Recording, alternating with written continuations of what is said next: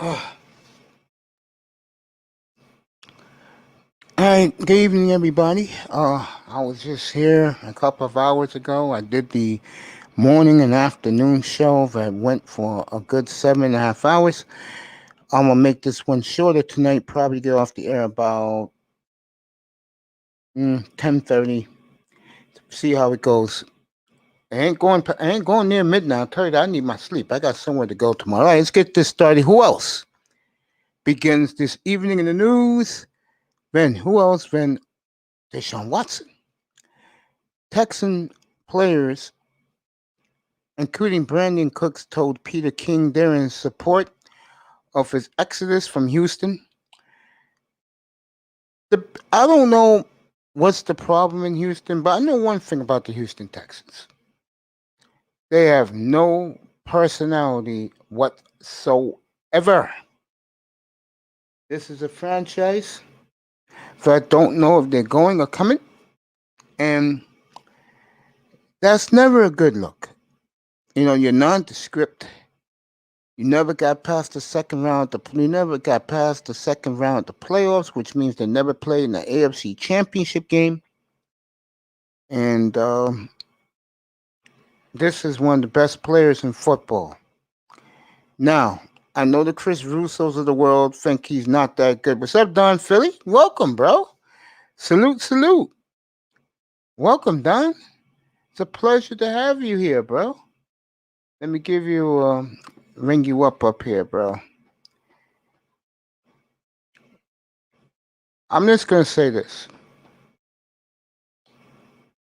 I think the more and more the days go by, the more and more the weeks go by, Deshaun Watson will be out of Houston.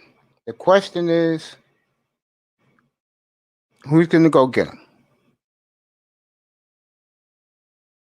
Will it be the Dolphins? Will it be the Carolina Panthers, who to me is the favorite to get him?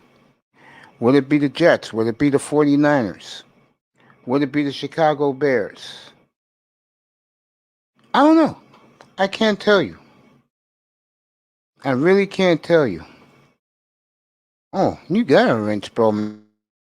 I don't know. You've been here for a few weeks. You don't have a wrench?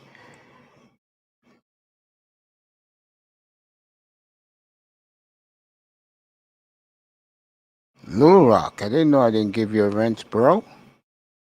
It's your wrench. Congrats. Playing peekaboo with this great man, which is me, of course. Back to Watson. Uh, I think he's out of Houston now. Now that Peter King broke it, confirmed it, the question is where and what do you give up to get him?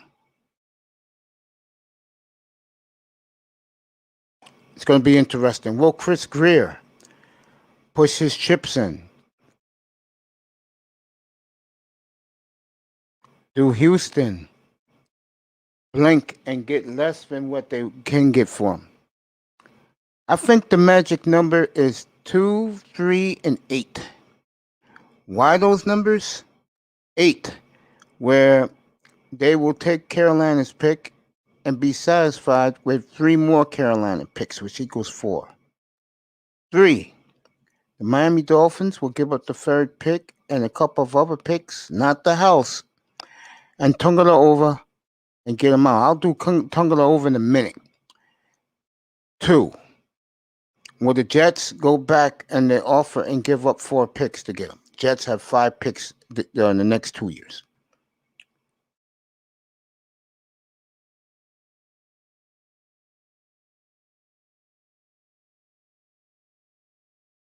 Do I think the Texans will be forced to sell their team? No, because no one cares about the Houston Texans, Manzano.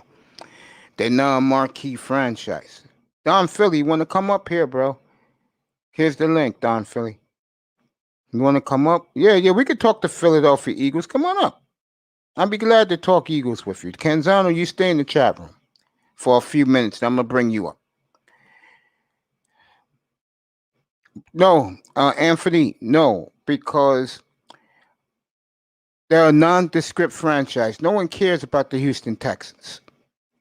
They're not, let's say, the Patriots, the Cowboys, the Steelers, the football giants, the Bears. Those are the Packers. Those are the teams that the NFL will care about. I hope the beautiful Simone Love is on her way home. Shout out to Mahogany Roots and MJ, who forgets who her Macy is. Of course, Sheila E., my beautiful girl Melody. She's on another platform right now reviewing movies. And of course, the beautiful Celeste, Brenda W. Trying to think of other sisters.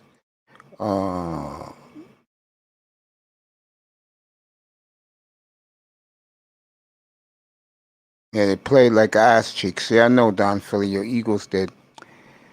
Who else? Pretty Ice T. The notorious BAP. Bap. Come say hello to your boy sometime. I've been dying to talk to you.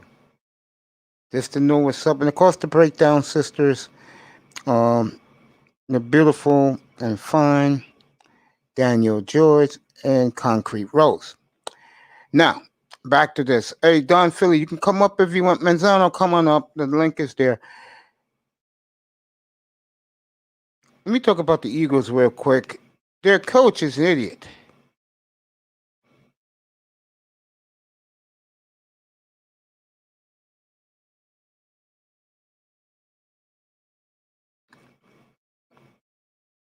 No, that young man loves on his daddy's team. He likes being around other billionaires. He's loving the life, man. The Texans are not a marquee franchise. And as far as the Lions go, I think they will turn it around Detroit. Don Philly, come on up, bro. Get up here, man. See, but back to Watson. Yeah, now that Peter King has confirmed it, he's out of there. The question is for how much and for who? All you sisters out there tonight, all you brothers out there tonight on the road coming home from work, I hope you all get home safely. Kiss your kids when you get home. And I'm going to leave the rest alone.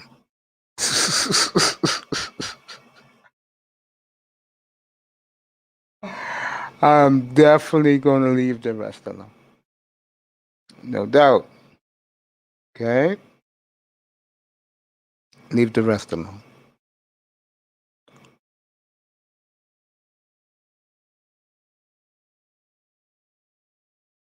Yeah. Oh, boy. Let me see what's going on else in football tonight. Don Philly, like I said, come on up, bro.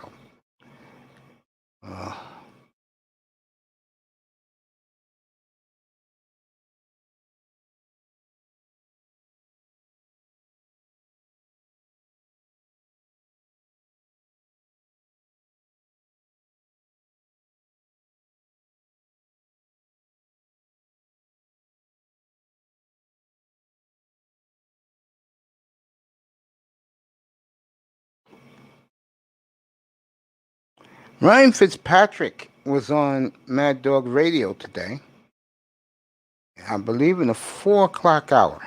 And he talked about Tua Tagovailoa, who I'm going to kill next. And he basically said that next year is the most important career in Tua's career. He said that you have to see a quantum leap jump from year 1 to year 2. And he basically said he don't know what's going to happen. I'll tell you what's going to happen. I believe Tagovailoa, wherever he goes, he could be in Miami, he could be Frisco, he won't be in Houston because Nick Tesario's already gave it out. He doesn't really like him too much. I could see a freeway trade where Miami gets Watson, Houston gets Jimmy G, and Frisco gets Tua. I could see that. But getting back to uh, Ryan Fitzpatrick, he wants to play again. He don't know where. He believes that he's had a hell of a run, and you can't blame him if he wants to play again. You can't. My top favorite for Watson is Miami, Vegas, and San Francisco. Don't forget the Jets. And don't forget Carolina, because to me right now, Carolina is the leader in the clubhouse. Carolina is definitely Manzano, the leader in the clubhouse. Let me take this. I'll be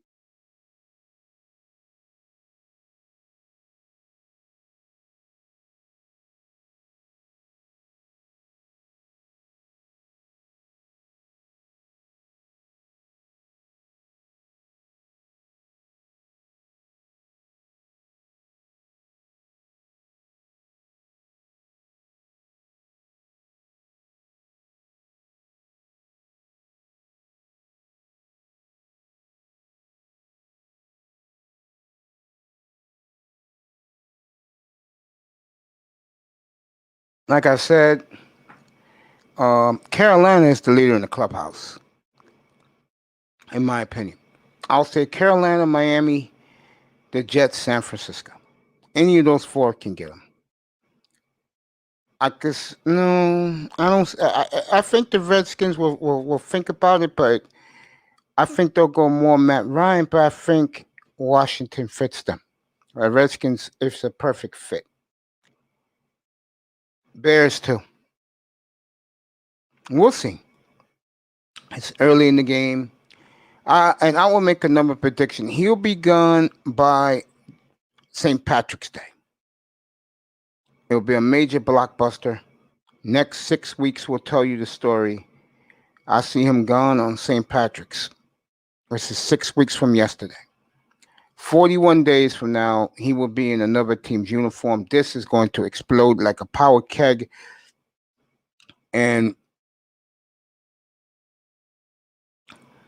I just think the Texans showed their true colors. Once they trade Watson, I will destroy the Texan organization from top to bottom. The fans are behind Watson getting out. That's a beautiful sign. So, look for that to happen. Tua Tagovailoa. I really haven't spoken about him all week. He whined and I wouldn't say cried, but he was baffled, flustered, and why the Dolphin organization wanted him out.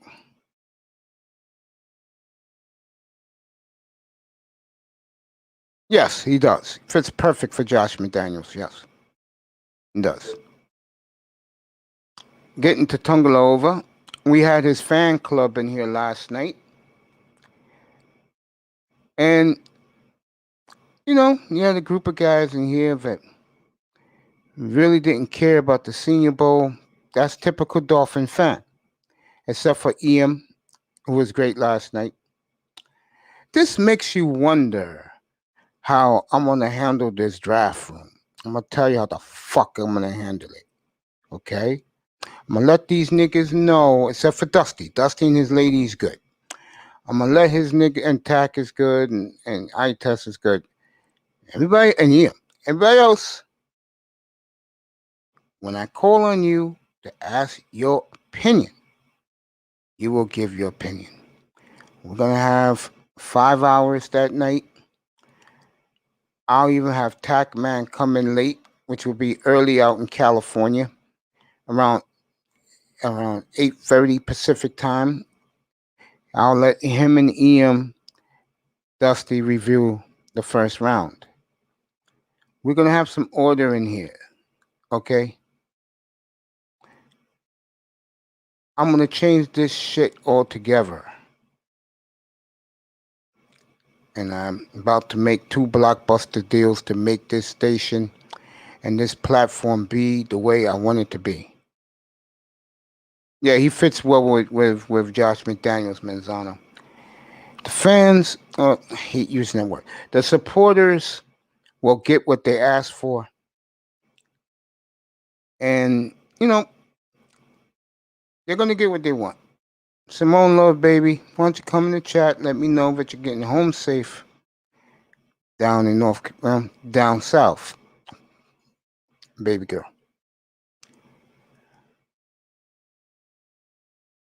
Watson's going to be fascinating, gang. And the question is, who's going to blink or who's going to give the Texans what they want?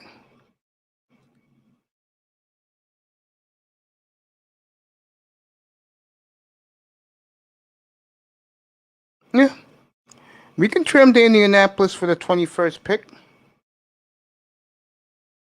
I think they will take that. Yeah. But we have to get Watson first. Manzano. I think the Dolphins are good either way.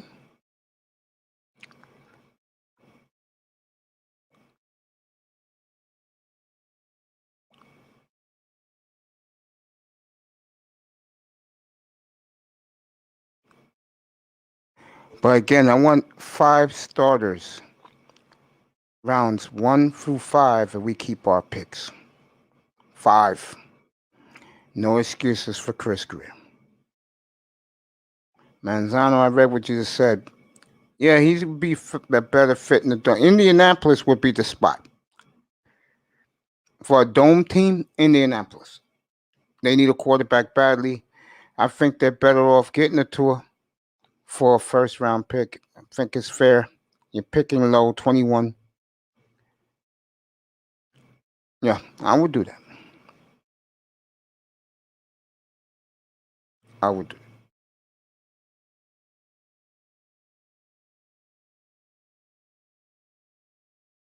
What's up, Darkness? Little Rock. Get up here, bro. Yeah. So Watson on his way out. The Montreal Canadiens. Oh my God, they're rocking these not baby blue. I'm gonna say the blue uniforms. Oh my God, look at the Montreal Canadiens. They're playing Ottawa tonight. Look at those uniforms. Canadians who are flying. It would be like in another sport, the Montreal Canadiens are the Green Bay Packers, the New York Yankees. Oh my God, do they look good in those new blue uniforms? I always wondered, was Montreal ever going to have a blue jersey? They have it tonight, folks. Hurricanes. Let me give you the card tonight. Let me give you the card. Let me give you the card. Give you the card right now.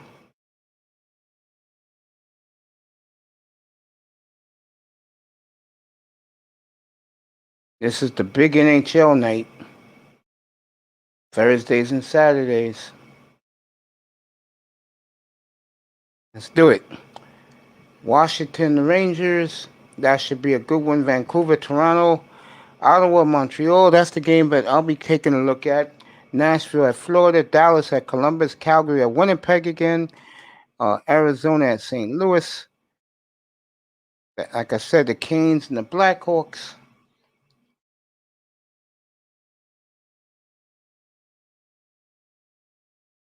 That's your hockey schedule tonight.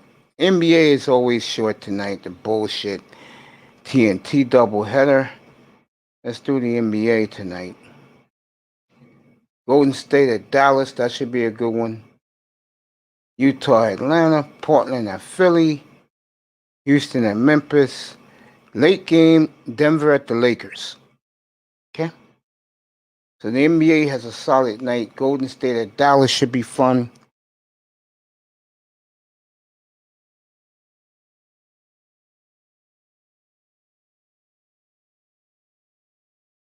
Toronto Maple Leafs. Tonight they're getting ready. Buffalo at the Islanders tonight. Very good slate of games.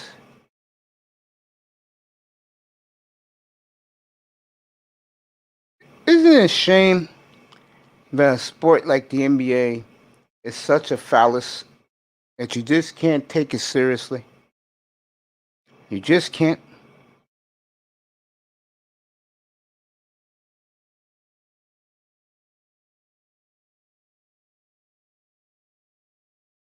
Boy, these guys are really pumping this Super Bowl game. When you got me not giving a damn about this game, that should tell you a lot. Because I really don't.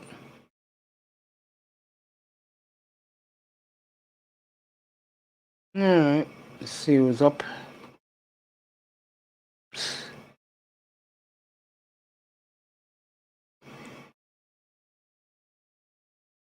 What's up with the Islanders?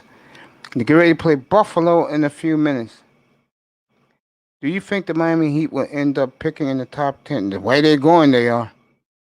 Yeah, the Montreal Canadiens got the most Stanley Cups ever. They are, some people saying they are the Yankees. Yeah, they are.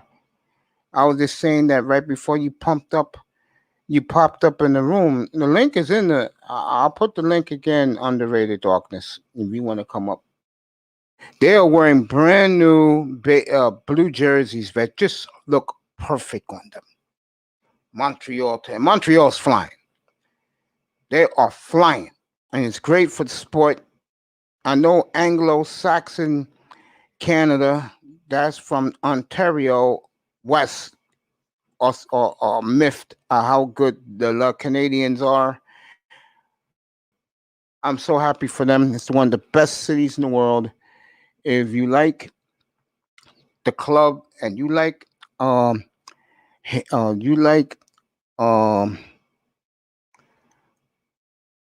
Caribbean French speaking women, Montreal's the place to be. Oh man, I love Montreal. Yeah, not a problem. Not a problem, Darkness. Canzano, you can come up too. Little Rock, you never you want to come up. Yeah, you're welcome, Little Rock. Yeah. Montreal looks sharp. Well, I'm going to tell you guys right now, I love those Montreal blue jerseys. The best New Jersey out is the all-red Las Vegas Golden Knights. I saw the preview of that bad boy, and that jersey looks sweet. But Montreal looks sweet also. The teams with the most Stanley Cups in the NHL, the Montreal, Ottawa, Boston, Chicago. No, it's Montreal, Toronto, not Ottawa, Toronto, Detroit, Chicago, Boston, New York Islanders. Not the Rangers, New York Islanders. Hurricanes are having a monster year too. Look at those Hurricanes. Wow, Dallas 5-1. That division is stacked. I didn't know so many teams had one loss. Wow. That's a stacked division. Whatever that division is, it is stacked. Wow. Good for them. What's up, bro? Yo, what's going on, brother Mace? I'm good, man. I'm good. I'm just chilling, getting ready for Friday tomorrow. Expect a big show tomorrow night because I'm going to probably go to like 2, 3 in the morning. Ooh. Start about 8:30 tomorrow night. Friday nights always start late because I want to rest all day. And then pop up and do the whole night, I was gonna say to you, my friend, how are you? You pumped up for the you pumped up that the Jets may take Devontae Smith or Zach Wilson Jamar or Chase. trade to pay? No. No, you're not interested. Devontae. Yeah, I'll divide Devontae, but Zach. I guess we have the sweepstakes, of the song. What up, hustlers? What's up, bro? What up? Bill about the possibility of getting rid of Sam Darnold, maybe to the 49ers, the Redskins. You're going to get a number one out of it. What do you think about that? That'll give you 3 number ones in this draft. For who? A number 1 pick. Sam Darnold's not all that, man. He's not all that, bro. Yeah. He's on the market, though. Yeah. Don't have people telling you. Don't listen what the sportscasters. They don't know they told. Sam Darnold is on the market. I know I Yes, said he he. is, but I said just now to you that they'll get a number one pick out of it. Would you be happy with that? Yeah, I can't. No, I'm not saying you, but it was. But I'm saying it was other people in the past that told me, "Oh, they ain't gonna do nothing. Set it down." I said, "No, he's on the market." Yeah, he's on the block. Yeah. See, I'm underrated. This is. I'm wondering if you agree with this. Do you, as a Jets fan, do you fairly evaluate Darnold with the? Can you fairly honestly evaluate Darnold with the horrible coaching he's had and the with the non-talent he had around him since he got into the league? Look, Pete, I know what you want to talk about. I'll get to that next. Yeah, go ahead on the radio one. What you think about the question he asked you? this is what I meant. Okay, Mm-hmm. Mm-hmm. and I'm saying like this: that if you can get Deshaun Wilson, a top Deshaun Watson. five, a top five, Oh, Zach Wilson. Yeah. Zach Wilson, Yeah. are you going to pass that up and you going to give Sam Donald another year that could be thrown away? Then after that, you messing the salary cap up. Then you're playing catch up. Man, listen, I'm originally from New York, man. I'm all about winning. That's why I asked you that question. I'm all winning, man. Yo, you know what I'm saying? Jets been bad for a long time, dog. The only good years that we had, I mean, really, the Jets had. Let's be honest. I mean, Herb Edwards did a marvelous job, but even before then, well, the New York Sack has changed. That's like late '70s, early '80s. God damn underrated one. You talking about the Richard Todd game against the Dolphins Richard at Shea Todd, Stadium. right. God With Shea damn, Stadium, bro. the old Shea Stadium, the Yeah. wind. I'm Yeah, talking I about remember that. talking about the factory. Did you smell that all that smoke stink stuff? Yeah. Woods Yeah, Po- man. Woods Jets Point, better get Queens. used to continuing Don't losing. don't worry, Pete. I know you're going to talk about. As I started my show with it tonight, you're going to get what you want. That's coming up. Yeah, go ahead on the radio one. Keep talking, brother. I'm going back then. No, want to win now. Forget all that. He I'm wants tired to of win. babysitting. I want to win right now. Do what you gotta do. If you cannot get Deshaun Watson, bring somebody in there, put some weapons, and let's win now. We got the coach, Woody. Spend that money, man. Stop being cheap. Stop. You see what the Mets is doing. You know what he wants to. I Woody What he know hasn't been that's the cheap, thing. bro. By the way, because you're a Met fan, just to let you know, it's between the Mets and the Dodgers for Trevor Bauer. He's going to make his decision late tonight. Oh, that's a Oh, breaker. yeah. Just to let you know.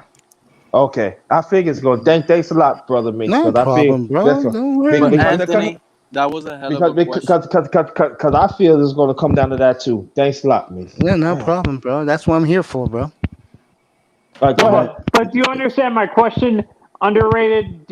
As a Jets fan, can you really fairly evaluate his career with the Jets with the horrible coaching he's had, and the mediocre talent he's had? He had no weapons Yo, Shyt, come up, bro. The link is right there. Yeah, and I stuff like that. understand that. Yeah, I understand that. Okay, I get it. You know how they had no weapons and he had a bad coach. I get that.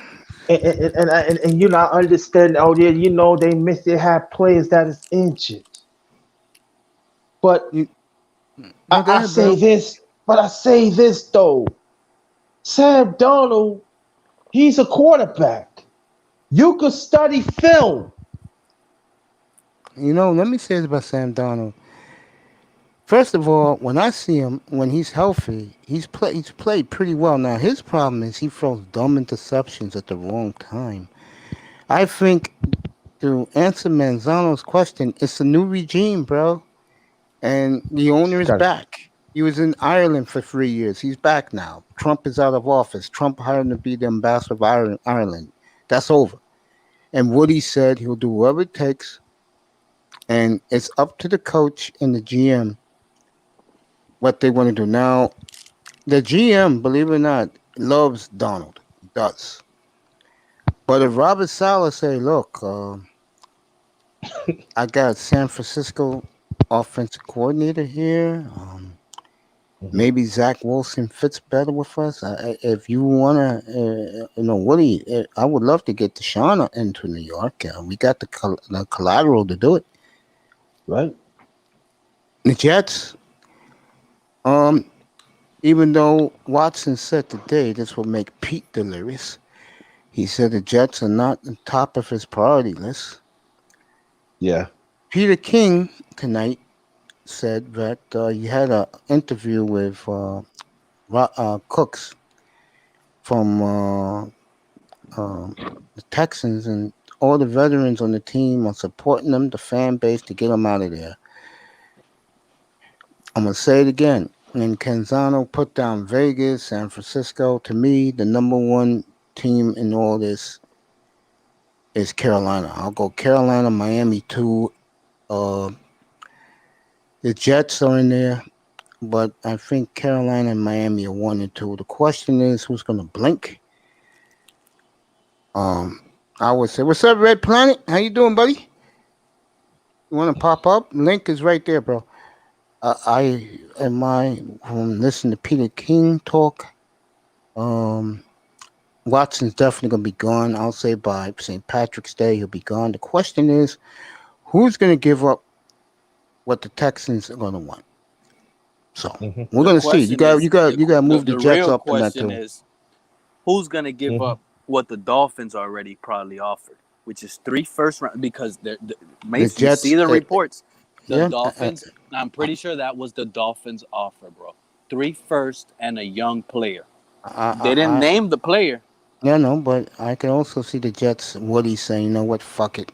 We got plenty of money under the cap. Let's give them the 4 picks.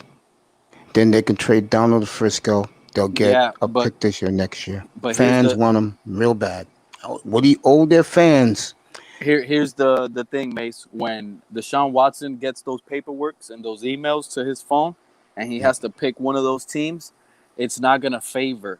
It's gonna be his choice. He's gonna pick the team, and it's not gonna matter right now, what teams offer. Pete, I'm gonna tell you right now, and don't forget what I'm about to tell you. If he ends up with the Jets, think about the NFL front office. I'm gonna leave it at that. Yep. I'm gonna leave it at that.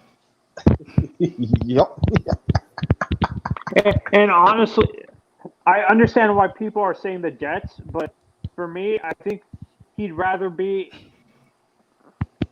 to a team who's fairly ready to. I think he wants that, but I just get the feeling that Woody and Goodell will talk, and they'll say, think about June in New York. The weather's hot, it's sticky, 90 degrees, and you see these baby mamas rocking Watson jerseys tied around their navel.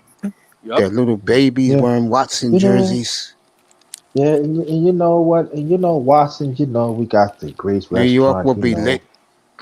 Actually, you get free tickets of Broadway plays. You had the keys and everything. He'll be the biggest star to hit this town since Derek Jeter. You can say the same thing about Miami. You can say the whole jersey thing. You can say that about Miami. I don't think so. Manzano, Pete will be doing it. There'll be some people doing it. But and I know, down there going to be people still wanting tour, which is, to me, whatever. You telling me, Pete, the whole fan base would jump on Watson? Yeah, down here in Miami, everybody will jump on Watson. Listen to it. It will be crazy because this type of caliber, think about it, Mace. What has the fan base every draft wanted? A Dan Marino clone. Watson's not a Dan Marino clone. When you look at his numbers, take away the rushing yards, when you look at his passing numbers, they almost identical to what Dan Marino was putting up. There has been no quarterback that has put up those type of Watson numbers Pete, here. I'm not saying they can't get them. No, what I'm saying is the hype of Watson that you think the Miami won't buy him in. They will quickly forget about Tua over here and be happy, just like the Cardinals quickly forgot about Josh Rosen and was happy with Kyler Murray. And this is an even different scenario. This is a proven player coming to Miami, bro. This will be totally different. The atmosphere here will automatically feel like we're winning championships with Watson. Darkness. Your honest opinion. Yes. Where you think Watson's gonna end up? New York, San Francisco, Miami, Carolina, Oh, do Chicago. you want to put the Jets? Do you want to put the I Jets? don't care. You Include? anywhere where you think he thinks he's gonna end up? You know what, Mace? You was reading my mind. Just say no lie. About 2 hours ago, I was thinking about people. You know, Zach Wilson. and I'm telling you this, and I know people gonna hate when I say this. And brother Mace, you know what I'm talking about. When New York wants, and I'm talking about in sports, Mm-hmm. when New York wants something, They get it. they get it. They don't care how you're gonna do it. I'll give you case in point. Look at the Yankee. Look at the Yankee team. I'm talking about back in the '90s.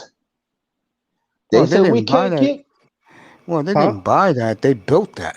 Farm Yeah, kids. they broke. That's what I'm saying. That's what I'm saying. They said we gonna get it. People say, oh, there you go. I said, you watch and see. I'm just saying this. Mm-hmm. I believe in due time, maybe Jess might be the dark horse right now, but I believe the new regime is coming in.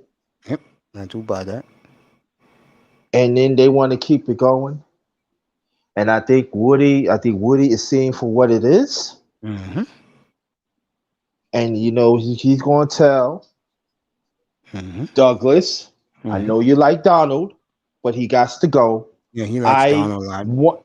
He liked Donald a lot. Yes, he do. Yeah. That was his pick. Yeah, Joe Douglas.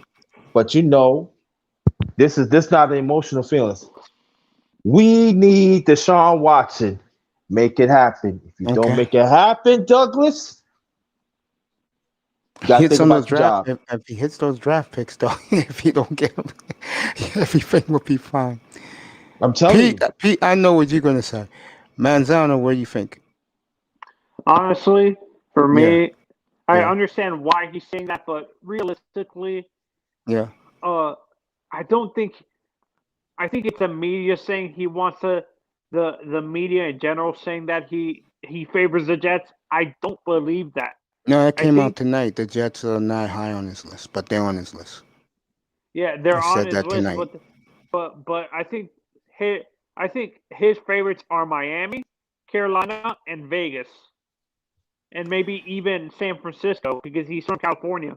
Yeah, and Nick Cesario was the one who did draft Jimmy G 7 years ago. I could see San Francisco too. Yeah. I'm going to make Pete very happy right now. Or maybe Atlanta. How about Atlanta? No. I'm going to make no. I'm going to make Atlanta, Pete. They want multiple picks. I'm not being biased. I'm gonna go with the Dolphins also. And I think the reason why is, first of all, I think Miami's gonna play possum with them. And Miami will trade probably to a team like Washington or Indianapolis, somewhere down there, get another number one. And I could see the Dolphins not giving up 2 number ones. Houston will get their pick back. I see the Dolphins giving up a 1, probably a 2 and a 4, and probably a 2 or a 1 next year. And I think the Dolphins will be fine. I think I'm this. I don't know why I feel this way, but I think the Jets. I think the Jets are going to come real close, though. I do. But I would say this: if we cannot get Deshaun Watson, you better go for Zach Wilson. Oh yeah, they will, and they get rid of Sam Darnold. You better. If y'all can get Deshaun Wilson, Zach Wilson. To me, that's a consolation prize. Yeah. This Jets fan base is gonna get so mad when they hear Penei Sewell at number 2. I don't see it, bro. So mad. Woody ain't going for no lineman. Oh, wait and see, buddy. Woody ain't going for no lineman. Lineman, no, he's not. Nope. Devontae Smith will be Devontae Smith, Jamar Chase. One of those two is going to be a Jet if they don't trade for Watson. Mm-hmm. Or Zach Wilson. It'll be one of those 3. Or the Jets will trade down. So you don't think they would draft? Justin Fields doesn't fit that offense that they might be running. No, No. I gotta get Jet Central up here next week. If I get him underrated, come up for that show or for that taping. Okay. If I get Okay. Jet Central up here, I gotta talk to him because as scary as this may sound, he even got the fucking Dolphins mapped out, and I agree what he says about the Dolphins. Yeah. Yeah, I me and agree. him, You know what? me and him have Yeah. the same wavelength with the Dolphins. I agree with him. But I'm trying to get him but up there I next week. yeah, but I'm gonna say about Woody Johnson. If anybody know how Woody Johnson went, he never take alignment of the first You draft. got you Of yeah, the you first. got yeah, you guys talk about it. Uh, Woody's throwing the fans a bone in New York. It could be anything, but it will be an offensive player. It won't be no lineman. It will Jet not be fans will alignment. not go for that. He never drafted no lines. I Never. think Mason's Not an In the not first not undercover Jet round? fan. never first one. For years the Jets never drafted no lineman no first round. They never did. It's always offensive players. Not no lineman. No. For years, it's If always been if defensive he do it linemen. right now, It's you always know how been defensive linemen for the Jets, bro. Year after I year. understand. Yeah, but I understand it. But we talking about right now. I'm talking about right now. Man, they better No, not pick no lineman. I understand where you're saying, I agree with you.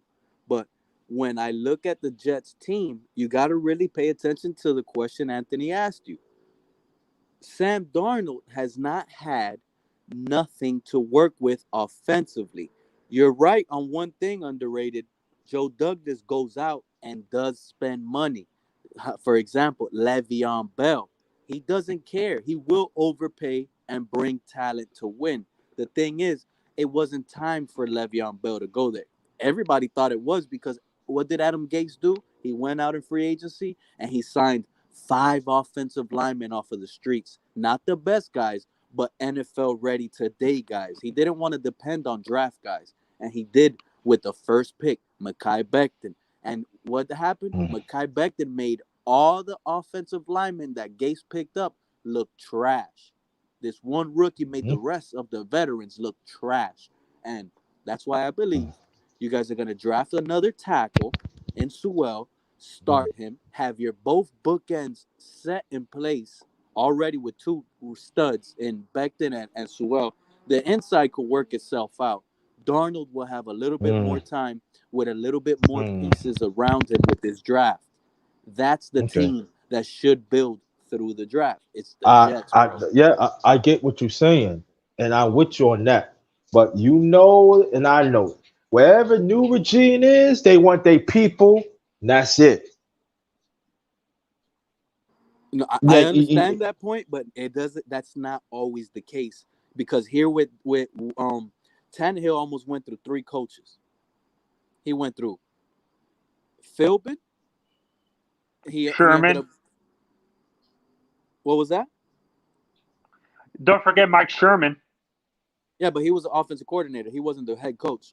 of course, right, He exactly. went through Philbin and Gase, and I think it was one more. Oh no, Dan that Campbell. was the Dan interim. Campbell. Yeah, Dan Campbell. Dan Take care, Campbell right. was the interim coach, and he has no say so at that point in the season. So Oh, he was the interim coach, right? Yeah, there's so no say so in it that. was no say so at that point.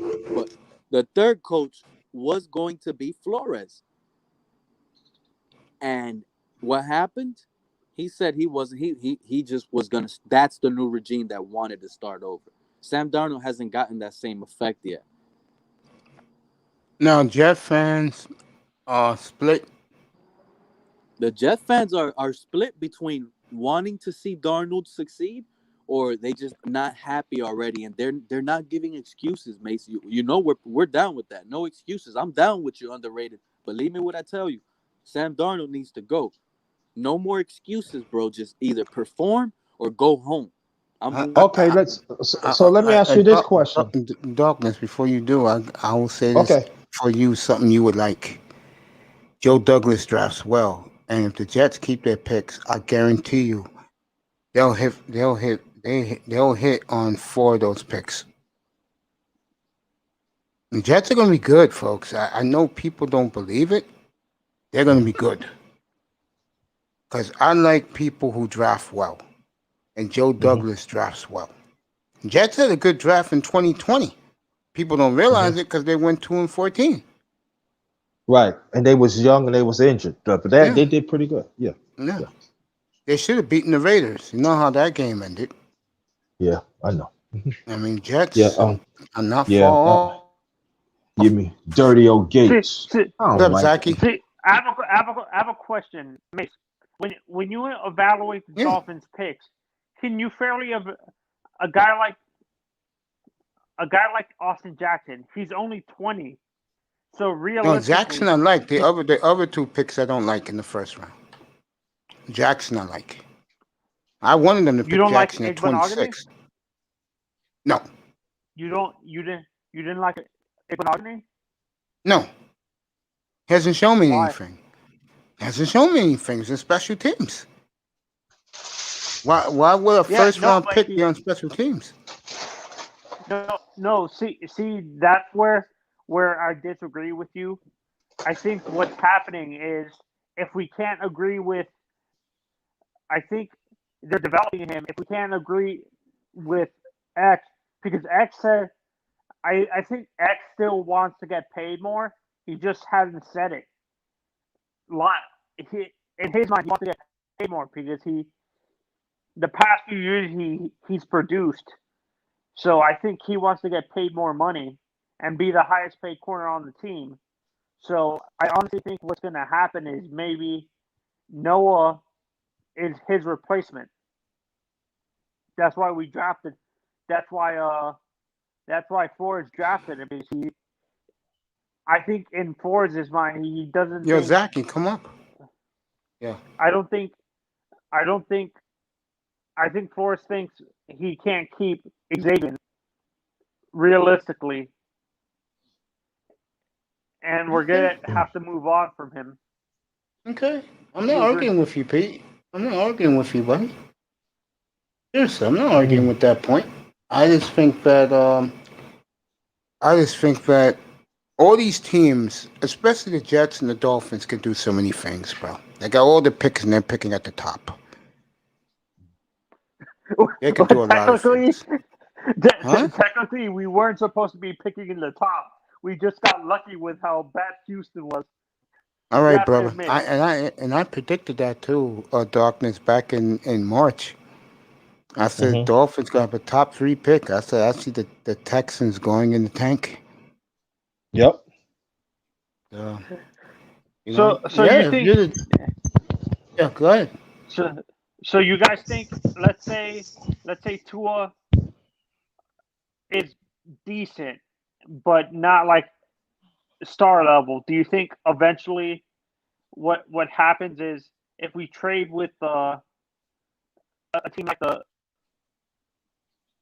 Panthers down with the Panthers? Would you like to trade him right now for Derek Carr? Watson? Derek Carr is on the block. You want to trade him straight up for Derek Carr? I think I thought what's his name said he wasn't. Didn't John Gruden say when Tua was coming out he would never pick him? I thought Gruden. I didn't hear that. I didn't hear him say that. Wow, really? So if that's the case, then that's off the board. Would you like to trade Tua for the Bears for the 20th pick? I would trade. Honestly, the team would fit perfect. I don't think he can handle that wind during the winter in Chicago. Would you like to trade him to San Francisco for the 12th pick? I would trade him to the Colts because Frank Reich's offense fits really good. Oh wait, did you say if Andrew Luck comes back, he goes straight to the Colts? That's another rumor I'll get to in a little while. See, underrated one where I gotta go for. Right. This story. How about trading him? How about trading Tua to Atlanta? No. They want to get rid of Matt Ryan and bring in Justin Fields. No, Yeah. the reason why I'm saying Now I feel don't Justin Fields would fit Atlanta. Yes, I agree. no, but I what I'm saying totally agree. honestly, I feel bad for a guy like Tua because people Oh are God. doubting his arm because I think his arm he lofts the ball. He doesn't have that straight deep ball where it's like cuts through the wind directly. He lofts it up where it takes a long time to come down. Is that what you saw when you saw his deep balls out of Alabama, where it stayed up Yes, for a long time, where the Yeah. the ball the the and DB I had think enough time to also, react. the Tua bashing is because what he said when he came out and said that the NFL is a lot easier than I thought. He shouldn't have said Yeah. that. Should have kept that to himself. Yep, he shouldn't have said that. And, and honestly, Yeah. with the whole Tua thing, he admit Hmm. I agree that was a stupid thing to say, but he's admitting he didn't have a good season and he can No, Tua's improve. a good kid. The problem is, Manzano, I keep telling you, the fan base thought this guy was going to throw 40 touchdowns and 4,000 yards like he did in Alabama. That's why they're mad at him, bro. It has nothing to do with his character. The fans want Dolphin fans care about the quarterback more than they do winning. Honestly, That's that's how why pathetic the Dolphin fan base is. that's why I honestly was banging. I understand.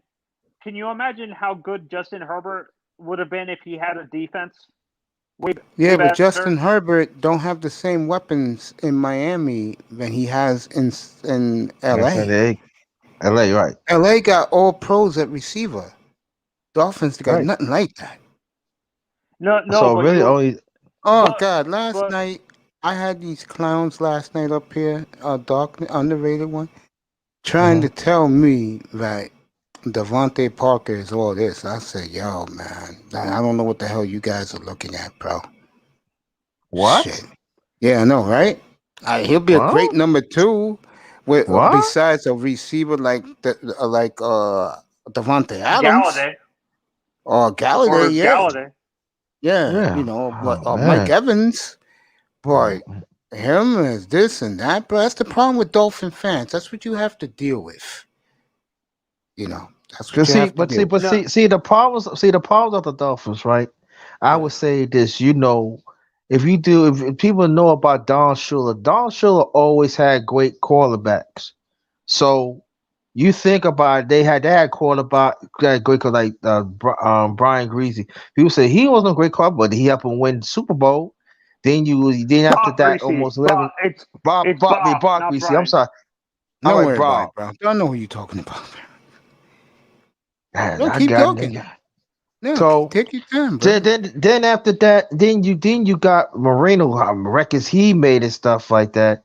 So the sad thing about it, y'all Dolphin quarterbacks, y'all had great quarterbacks.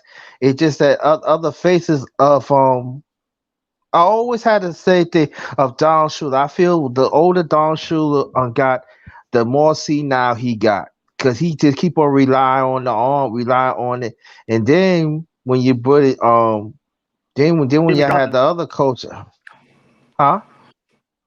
Jimmy Johnson. Then you had Jimmy Johnson. He wants to run the ball. Then Dan Marino ain't trying to hear that. Excuse me. They usually want to build a defense and stuff. And then the Dolphins, I don't know what the people don't. They ran him out, and so now you're at right now. Who knows? Y'all in good shape get to Sean Watson. Pretty See, I think interesting. honestly, there's some drafts, Mace. I'm not sure if you agree with this that we passed. I understand why at the time we chose Jake Long, but we passed on Matt Ryan. They didn't even give him an Who else interview. was Joe Flacco, who Parcells wanted, but the Ravens.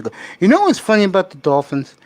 Every guy, I know the Ravens organization, they like to bully the Dolphins because they look at the Dolphins as soft.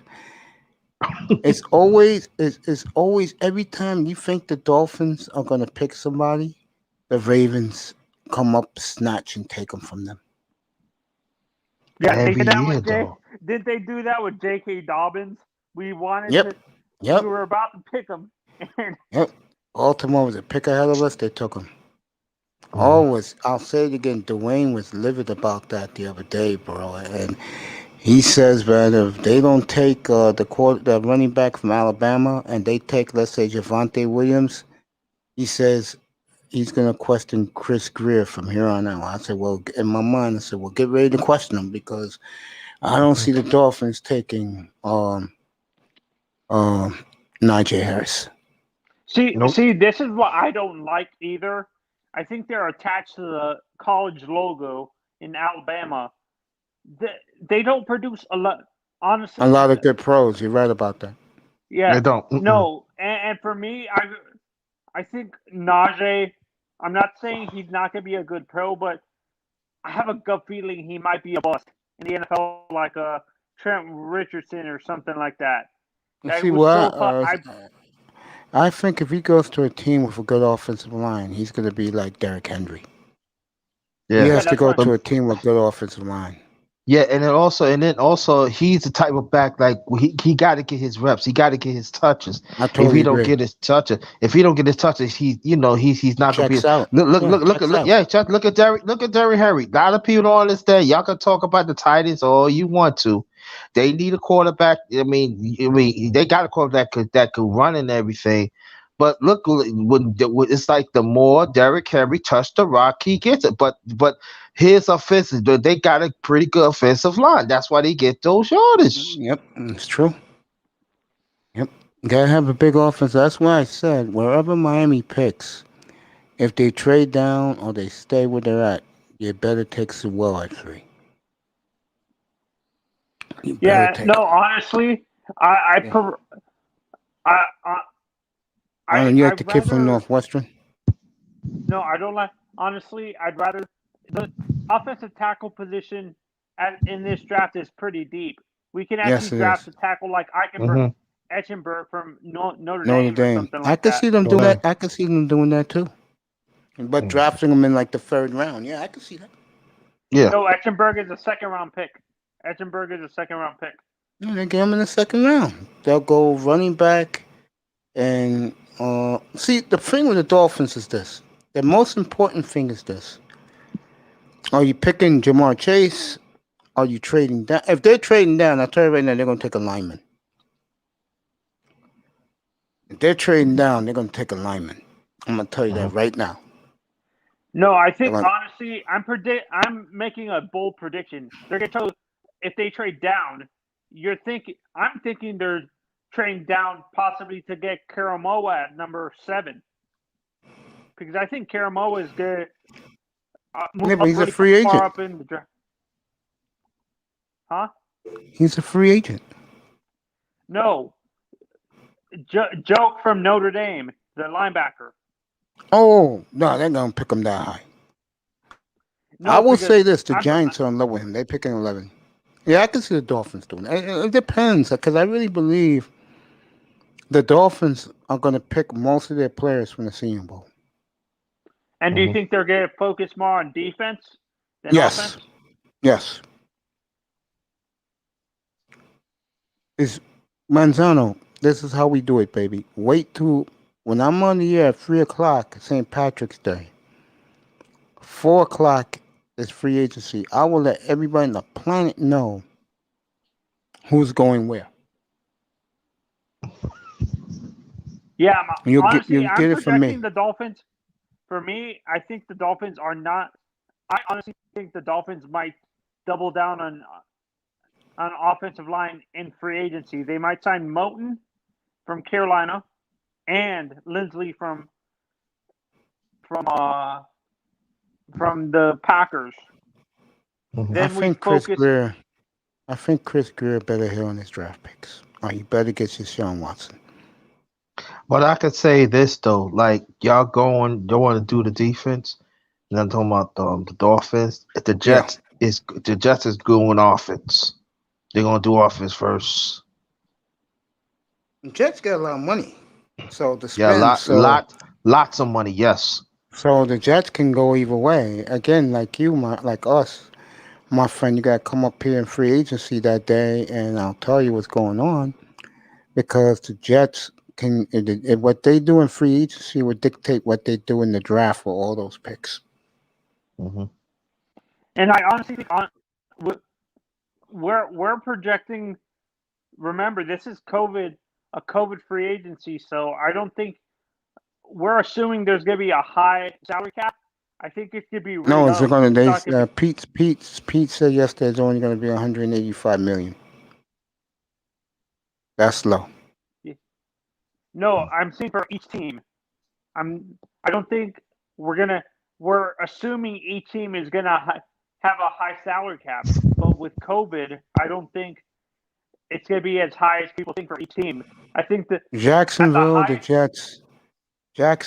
Jets, and New England got the most money. But that's before. Honestly, I don't think the NFL has certified. They certified the total salary cap overall, but I don't think they certified it for each team. Well, Pete broke yesterday. It's 185 million for each team. They don't do it by different teams. The whole league, it's 185 million per team. Yep. And it could be 10 million. It could be 10 million less. That's the projection of the highest, though, Mace. 185 is right now where they're probably dead set at. Yeah. Oh, so even the teams that are in salary cap are going to have 185 million? Yep, the whole league. Pete? Yeah, everybody. Yeah. Everybody's the That same. makes no sense. Everybody got 105. Yeah. Why does it make no sense? Why? Wasn't it at 190 last year, like this previous year? I thought it was over 200 last year. I can't remember. I believe it was 190, like maybe last year or a year before. It's gone down now. But what I'm trying to say is how that's total salary cap for every team. But I thought each team has a certain amount of money they have to spend. Is what I'm saying. No, yeah, you're right, Anthony. But and it goes under that salary cap number, which is let's say 185. They have to stay in between that 185, and right. that's where you're at. When the new league year begins, everybody will have more money. Right. When contracts expire. No, but so you think the teams that are in salary cap hell are going to be under the salary cap by the time free agency starts? I think they're going to have to make some they're going to be in salary cap hell, yes. Because if they were already in salary cap hell now and it was higher, for example, I think last year was at 190, but Mason, he believes it's over 200, and he could be right. I just don't clearly remember what it was clearly set at. And if it goes lower... it was 225. You see? Look at that. So we're talking from 225 now to 185. It's a big difference. That's a $35 million drop right there. That's a whole player. That's a huge... That's Eric Flowers himself. 3-year, $30 million. And you know how the Dolphins been doing it? They've been front-loading the contracts. I don't know. Every team doesn't perform the way the Dolphins have it. So I have to go by my Dolphins that I know most. So the Dolphins lately with Greer and the way he's been doing these deals, I got to give it up to him. He's front-loading them and letting the players get paid so they perform. But the back end of their contract is basically, it's not really that much. And it has a lot of incentives, and it's yes, you're absolutely right, and it has a lot of base incentives in it. If you perform at this amount, for example, you get even more. I think that's the best way to go, but you can't treat every player like that because not every player is the same. Some are real elite compared to others, and all they have to do is open up their mouth, and another team comes calling and offering more money. The perfect example is your Jets. Underrated with Jamal Adams. They refused to pay him a whole bunch of money, and then he demanded a trade. Did you hate that you guys refused to pay him a whole bunch of money? Well, he wanted to go anyway because he didn't get along with Adam Gates. But to ask the question, they should have gave him money, but he was going anyway. they were shopping around him already. So No, he was there before. That's what I'm saying. He was there before Adam Gase, though. I thought he got that's what drafted I'm the year saying. before. But he was going right. I understand what you're saying, but he wasn't to go anyway because the Jets was losing. So and then with Adam Gates, that was like extra, and that was extra fire. Like I ain't trying to deal with this shit, That's the straw that broke the camel's back, is what you're saying. The Gase thing. Huh? It's Say that again? it's a straw that broke the camel's back with the whole Gase situation, is what you're saying. Oh, definitely. Yes, exactly. Because he didn't they didn't because Gates was really the plan that the Jets won. They was really trying to I forgot the other coach they trying to get, but they didn't fail. And then I noticed that when the Jets hired Gates, I said, nah, it's not a No, they good fit. wanted. I think I heard from my friends who are Jets fans, like originally from New York and stuff, and they said they originally wanted Bill Cowher, and Bill Cowher didn't want to come to the franchise. He actually said he didn't want to come because of how poorly run the front office was and stuff like that before they hired Joe Douglas. That's what happened. And I think after they fired Eric Mangini, they went looking for Bill Cowher, and Bill Cowher said, "No, if you don't fire your current GM and replace one, I'm not coming." And I understand why Bill Cowher said that. Why do you want to be coaching a poor? No matter how good the coach is, if the front office doesn't care about drafting the right players, what's the point of being there? Don't you agree? And yeah, I agree. Underrated. Yeah, I agree. I mean, And you there? Yeah, I'm here. I'm listening. I'm trying to find a way how to disagree with it, but I mean, it makes total sense exactly what you said. The only thing is, I could only say is it goes back to what I just finished saying literally a couple minutes ago. The elite players will not be scared to open up their mouths. And the thing is, we have to really look at the NFL like a business, because when they set a plan, they have to do that plan. Now, there is circumstances like, we can't sit here and say, a team won't go off the plan and try to get a Watson. Those definitely. circumstances, those rarely happen. You got to usually stick with what you have. So right now, the Dolphins brass, or the Jets, they have a decision to make. They really do. Not because maybe their plan sucks, it's because this new plan that came out of nowhere can just elevate the team years ahead of the schedule, like years ahead. The ultimate goal is to have a quarterback you feel that can keep you in the game no matter what. When your defense goes to sleep and they don't wake up in the game, you still have a chance because this guy, it will put up points for your squad. And also, as me, Bridget, originally from New York, New York want to come with a bang. And I would say this though too. I think the Jets fans too, and I think that the question that we need to ask that. Do we want Deshaun Johnson because of course he's a top 5 quarterback, or again we gonna get another? Because I'm saying Sam Darnold is on the market. They can say whatever they want, and even if he's going to be on the market, I mean, if he's not going to be on the market, trust and believe he is going to be short leased.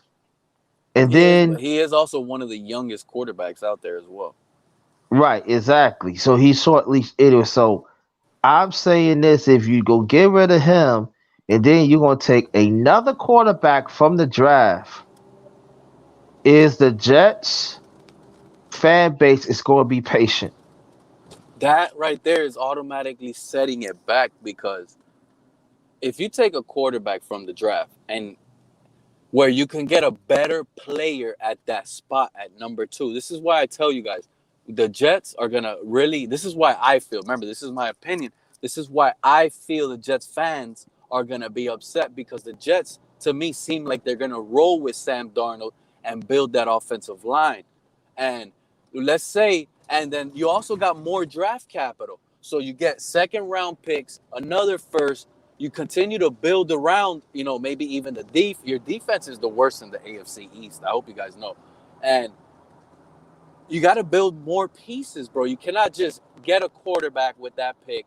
And if it gives you almost identical same play, maybe let's say Zach Wilson is a tad bit better. Okay, but he's still, like Anthony pointed out earlier, the weapons are really lacking in New York. So now you're setting it back even more to at a still where you got to coach this young quarterback up. You got to coach up these other young players. And I know you can say that happens every year, but in the Jets process, it looks like if you guys get a better offensive line, maybe in a year or two from now, you can move away from Sam Darnold and be able to plug in another quarterback that can just do the same with those type of weapons. But right now, it's like either Watson for you guys or Sam Darnold and keep building, in my opinion. But I would say this though. Last year the Jets did draft well, you know, and I'm talking about the wide receiver system. They were just hurt. You know, they didn't really have no time. Jamison Crowder was really the number one targeted guy on you guys, and he was also hurt. But when you That's really think about it, Jamison Crowder shouldn't be your number one target guy, bro. He's only the slot receiver. That guy is rarely on two receiver sets. It was Brashad Perryman and this other dude, Denzel Mims, who should really get the most targets out of you guys. That's, you guys are moving on from Brashad Perryman, I do believe. So that you guys need to figure out better and no running game at all. Right, that's what I'm saying. But see, this is what I'm saying that I think to a certain extent they gotta blow it up. But I'm saying that we do have pieces. They just gotta use it right. And I'm just saying that if Sam Donald is going to be there, I will say this wholeheartedly. Yeah, we need running game and all that. You better put pieces around him. You better, and then at the same time, if you'll do that, make sure you got a strong defense. I could see the Jets being the team that trades out from 2, the same exact trade that Mace predicted for the Dolphins at 3. Instead of it being the Dolphins, picture it being the same exact trade. Instead of the Carolina going to 3, now Carolina moves up to 2. They take Zach Wilson. You guys get more draft capital for next year's draft as well. And then you guys can still take a top talent wide receiver because Brashad Perriman has been a third fiddle receiver everywhere he's gone. He cannot be a number one wide receiver. He can't. And he was you guys number 1 on the outside last season. He cannot handle that role. I'll say it like this, though. We're going to see. I like what you're saying. We'll see. I said, you can get. I say that you can get a pretty good running back, and there are some running backs going to be on free agency. We get somebody that could put in there, but I just say that I just want us just to be smart. I want to go with a bang. Don't get me wrong, but I'm just saying this that for a long time, the Jets has been losing. I hear you. And I know, and I know some of the fans is like, yeah, we want to hear strategically. I want this to do that. Listen, why don't we just say, damn it, get it right. Get it right. We got. I love. We got the coach. Get it right. Get it right. We got the coach. I love Solid. I love him, and I like his coaching staff that he put. I do. I really do. But we saying, look, get it right. I hear you. We don't want to go back and forth, go draft picks again. Then all of a sudden get it right. If that's the plan you're going to put, huh? As a Jets fan, do you think in general Jets fans are unrealistic on what they expect from the Jets? Like, I understand you guys have dealt with mediocre quarterbacks like us, like the Dolphins have the past few years. Do you think the Jets need to tone down their expectations for the team? You got a rebuilding team basically. So does the fan base for the Jets need to tone down their expectations a little bit Some of them in is not. general? Some of them is not. I'm being honest with you. When you deal with losing all the time, when you bring players, then you got players that want to be there. Then when I talked before Joe Douglas and them be there. When you go through frustration after frustration and frustration, when you got lousy coaches, they just want to get there, and then all of a sudden they get a good job, they get another job, and they end up doing better. You got to understand the fan base, and you see. I understand what you're saying. That New York. I'm saying like the Jet fans. I'm talking about the Jet fans in New York. If you talk to some of them, they are very knowledgeable. I ain't gonna put myself in it because I know stuff too, but they very knowledgeable, and they know they knows. And what they say, and I'm telling you what they say, get it right. We got the coach.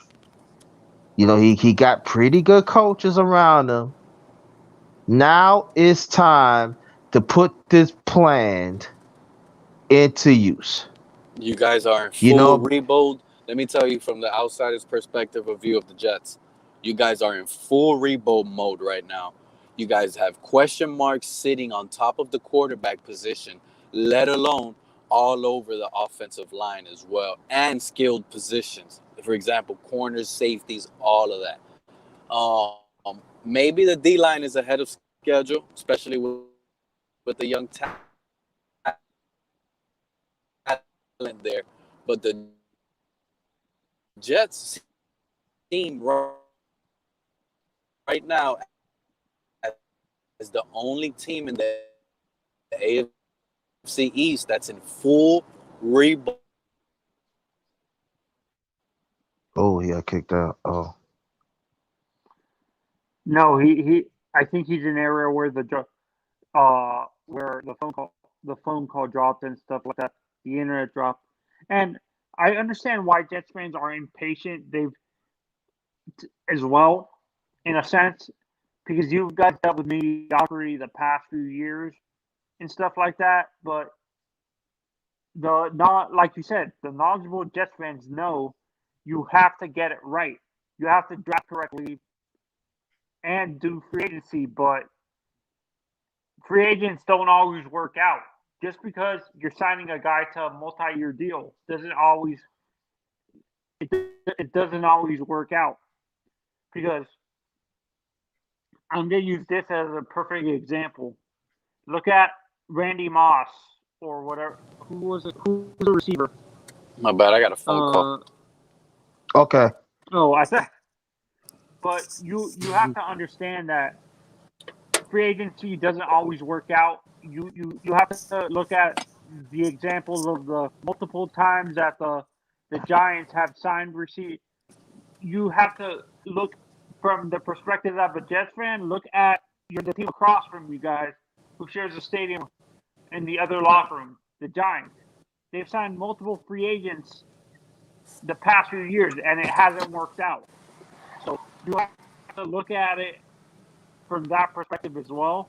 That Yeah. But I as a would say Jets this fan, though. No, I'm gonna say this.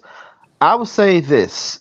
That I believe that the defense is going to be fixed little faster than the offense. So, and I believe that they're going to make some moves. It would not surprise me that even some players of San Francisco they are free agents, and then they love to play for Robert Scotty. You can see it and stuff like this. Don't be surprised. There's going to be some players from San Francisco going to come and come to the Jets and help out the defense. I I could would say see, I wouldn't that. be surprised. I could I see wouldn't you. be I could surprised see if the you guys Jets. sign. I No, wouldn't go be ahead, surprised Anthony. if you guys signed Justin Simmons, the safety. Wouldn't you? Never Would know. you?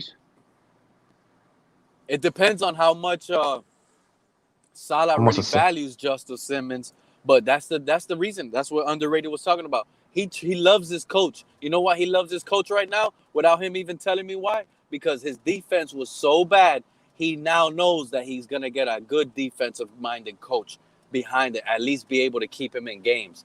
The Jets probably won't get blown out no more like they did last season, just because of Salah's aggressiveness on defense and how he knows how to coach up. You know, the best part of the Jets team will be the defensive line, and that's where he comes. His strength is. So, I mean, well, the Jets to me are gonna surprise them and kind of like blind you guys up a little bit, because I do believe you guys make one or two big splash names offensively in the free agency. For example, maybe get an Aaron Jones and Allen Robinson.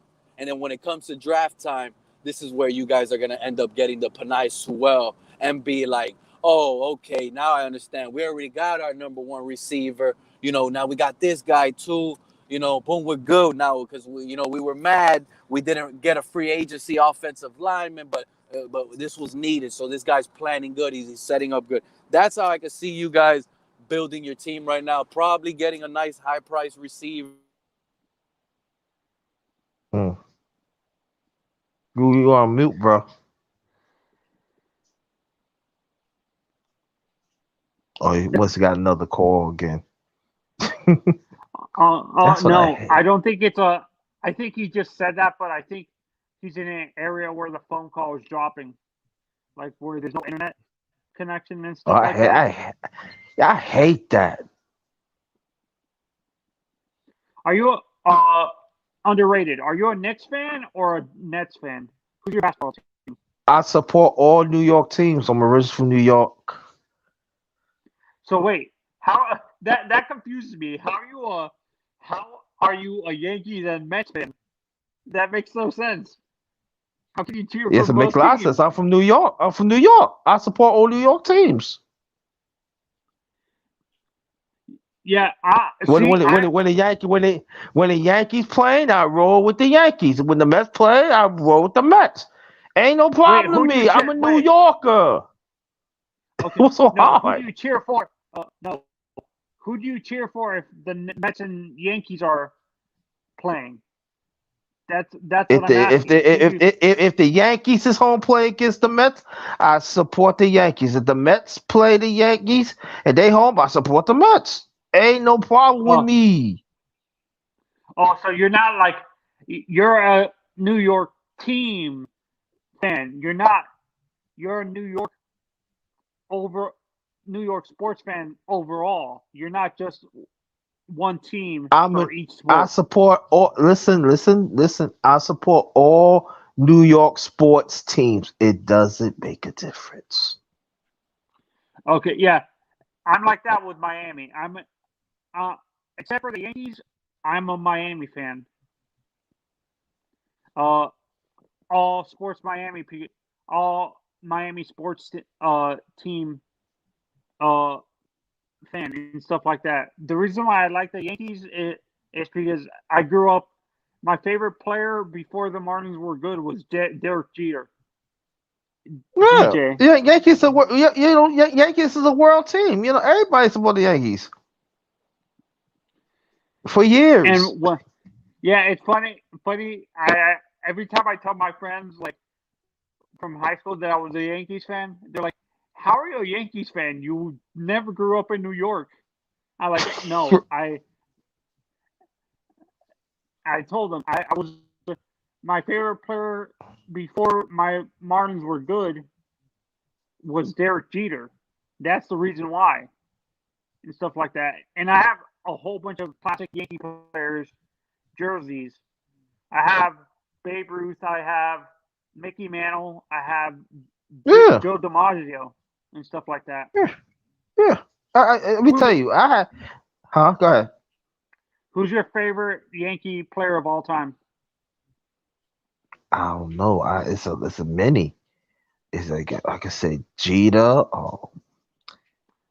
For like the classic players, like do you prefer when you look at the position players like Gehrig, Mantle, DiMaggio, and Ruth? Who do you prefer as a Yankees fan? Who would you have like to see like if you had a chance? I think they retired before you. How old are you? Underrated by chance. I'll be 55 in June. So were you old enough to see the the DiMaggio Mantle era, or where they No, I retired see by it the on time, TV. I see it on TV. but you didn't see him live. I see it on TV. I was around when the Yankees won back-to-back titles in the late '70s when they had Thurman and Oh, Luke when did get Thurman get pass it, away? huh? Was Thurman in 70? Did he pass away in 73? Thurman No, Munson? Thurman passed away '79 car plane crash. Oh, okay. He passed away with the when he played for the Tigers, not the Yankees, Yankees. Yankees. He played with the Yankees. Oh no, I thought he played for the Tigers too. Didn't he play for the Tigers? Thurman Munson. I believe Thurman must have played for the Tigers when that was earlier. Okay, but when he passed away, he was playing with the Yankees in the 70s. Yes, He was already yes, playing with the Yankees. Okay. yes. Honestly, it's kind of sad that two Hall of Fame players died fairly young, Yeah. and Munson and Roberto Clemente. But Clemente, yeah, man, he died. Also, the plane crash was carrying some food to an island in Honduras back in '72. He was in Yeah, his prime too. and honestly, I feel bad for like that's how I think the Martins are recovering now, but it took us a while after Jose Fernandez passed away in that boat crash and stuff like that. We're recovering Yeah, man. slowly, but Mm. Yeah, that's gonna he take a died little even time. younger. Yeah, Yeah, I told he. people, this. I said, I watch TV, and I'll tell you one thing: if you ever see Roberto Clemente play, y'all miss a treat. This man had crazy golden gloves. Yo, he played right hand. He had a gun. He could steal bases. He could hit. He could hit with power. He could hit. He could hit For average. average and everything. And he was like in the prime of his time.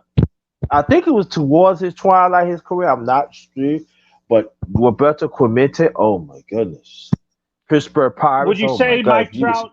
Would you say Mike Trout is the closest thing to Clemente in today's game? no, Mike Trout. no, no.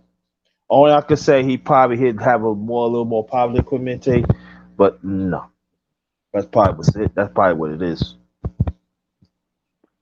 Oh, so there's no player that you can see in baseball now that has that same.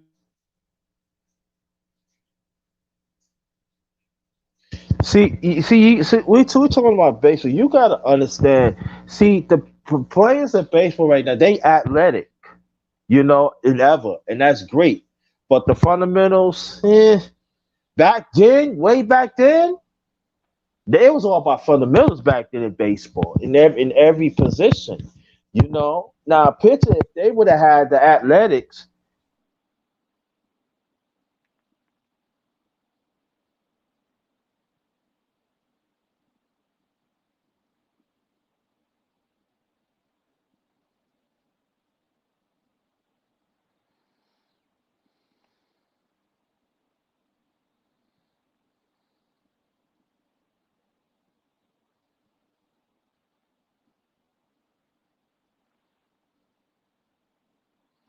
Hello, hello. Anybody there?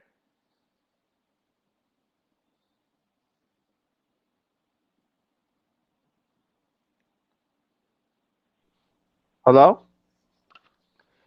you, I guess you muted yourself by mistake in the middle. What were you Yeah, saying? yeah. Like I'm saying, like I was saying this, Do the you think players this right now. generation is more focused on flashy plays? Is that what you're saying? Huh?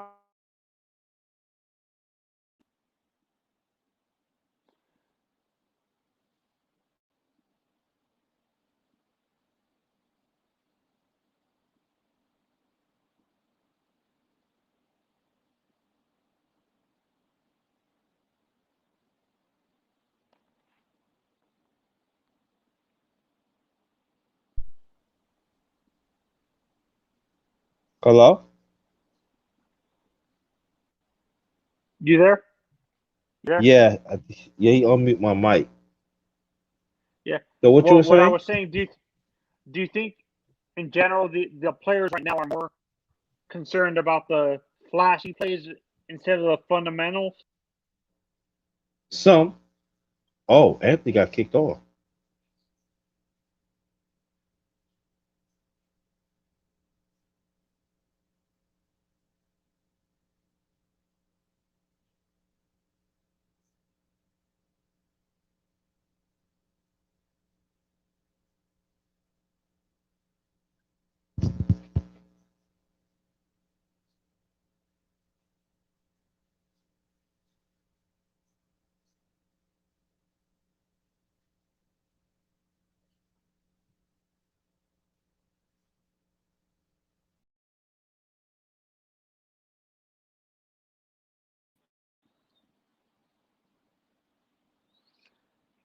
You're on mute.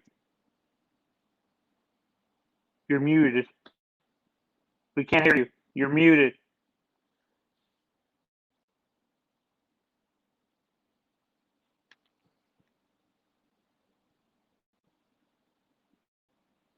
Thank you. That's my bad. And I'm going to say it again. Should I change my platform up a little bit nicer? Yes, 1, 2, no. You too, Mr. Miami. Yes, 1, 2, no. No, your platform is perfect how it is, Mace. No, it's not. Because when I try to talk, I get talked over. And that's Oh, not right. I don't know how to read lips. I'm back now. Stop the comedy, girl. Yes, 1, 2, no. Should I change the platform? Manzano says no. I should leave it like it is. Mr. Miami, you too. 1 no, yes, 2 no. Change the platform a little bit. Reason why I say that is I have to ring in everybody in here, and you Dolphin fans like to talk over one another. That's going to change once the graphics come and the intro comes. It was Shirley says yes, change the platform. You want to come up? Come up, baby. Oh, man.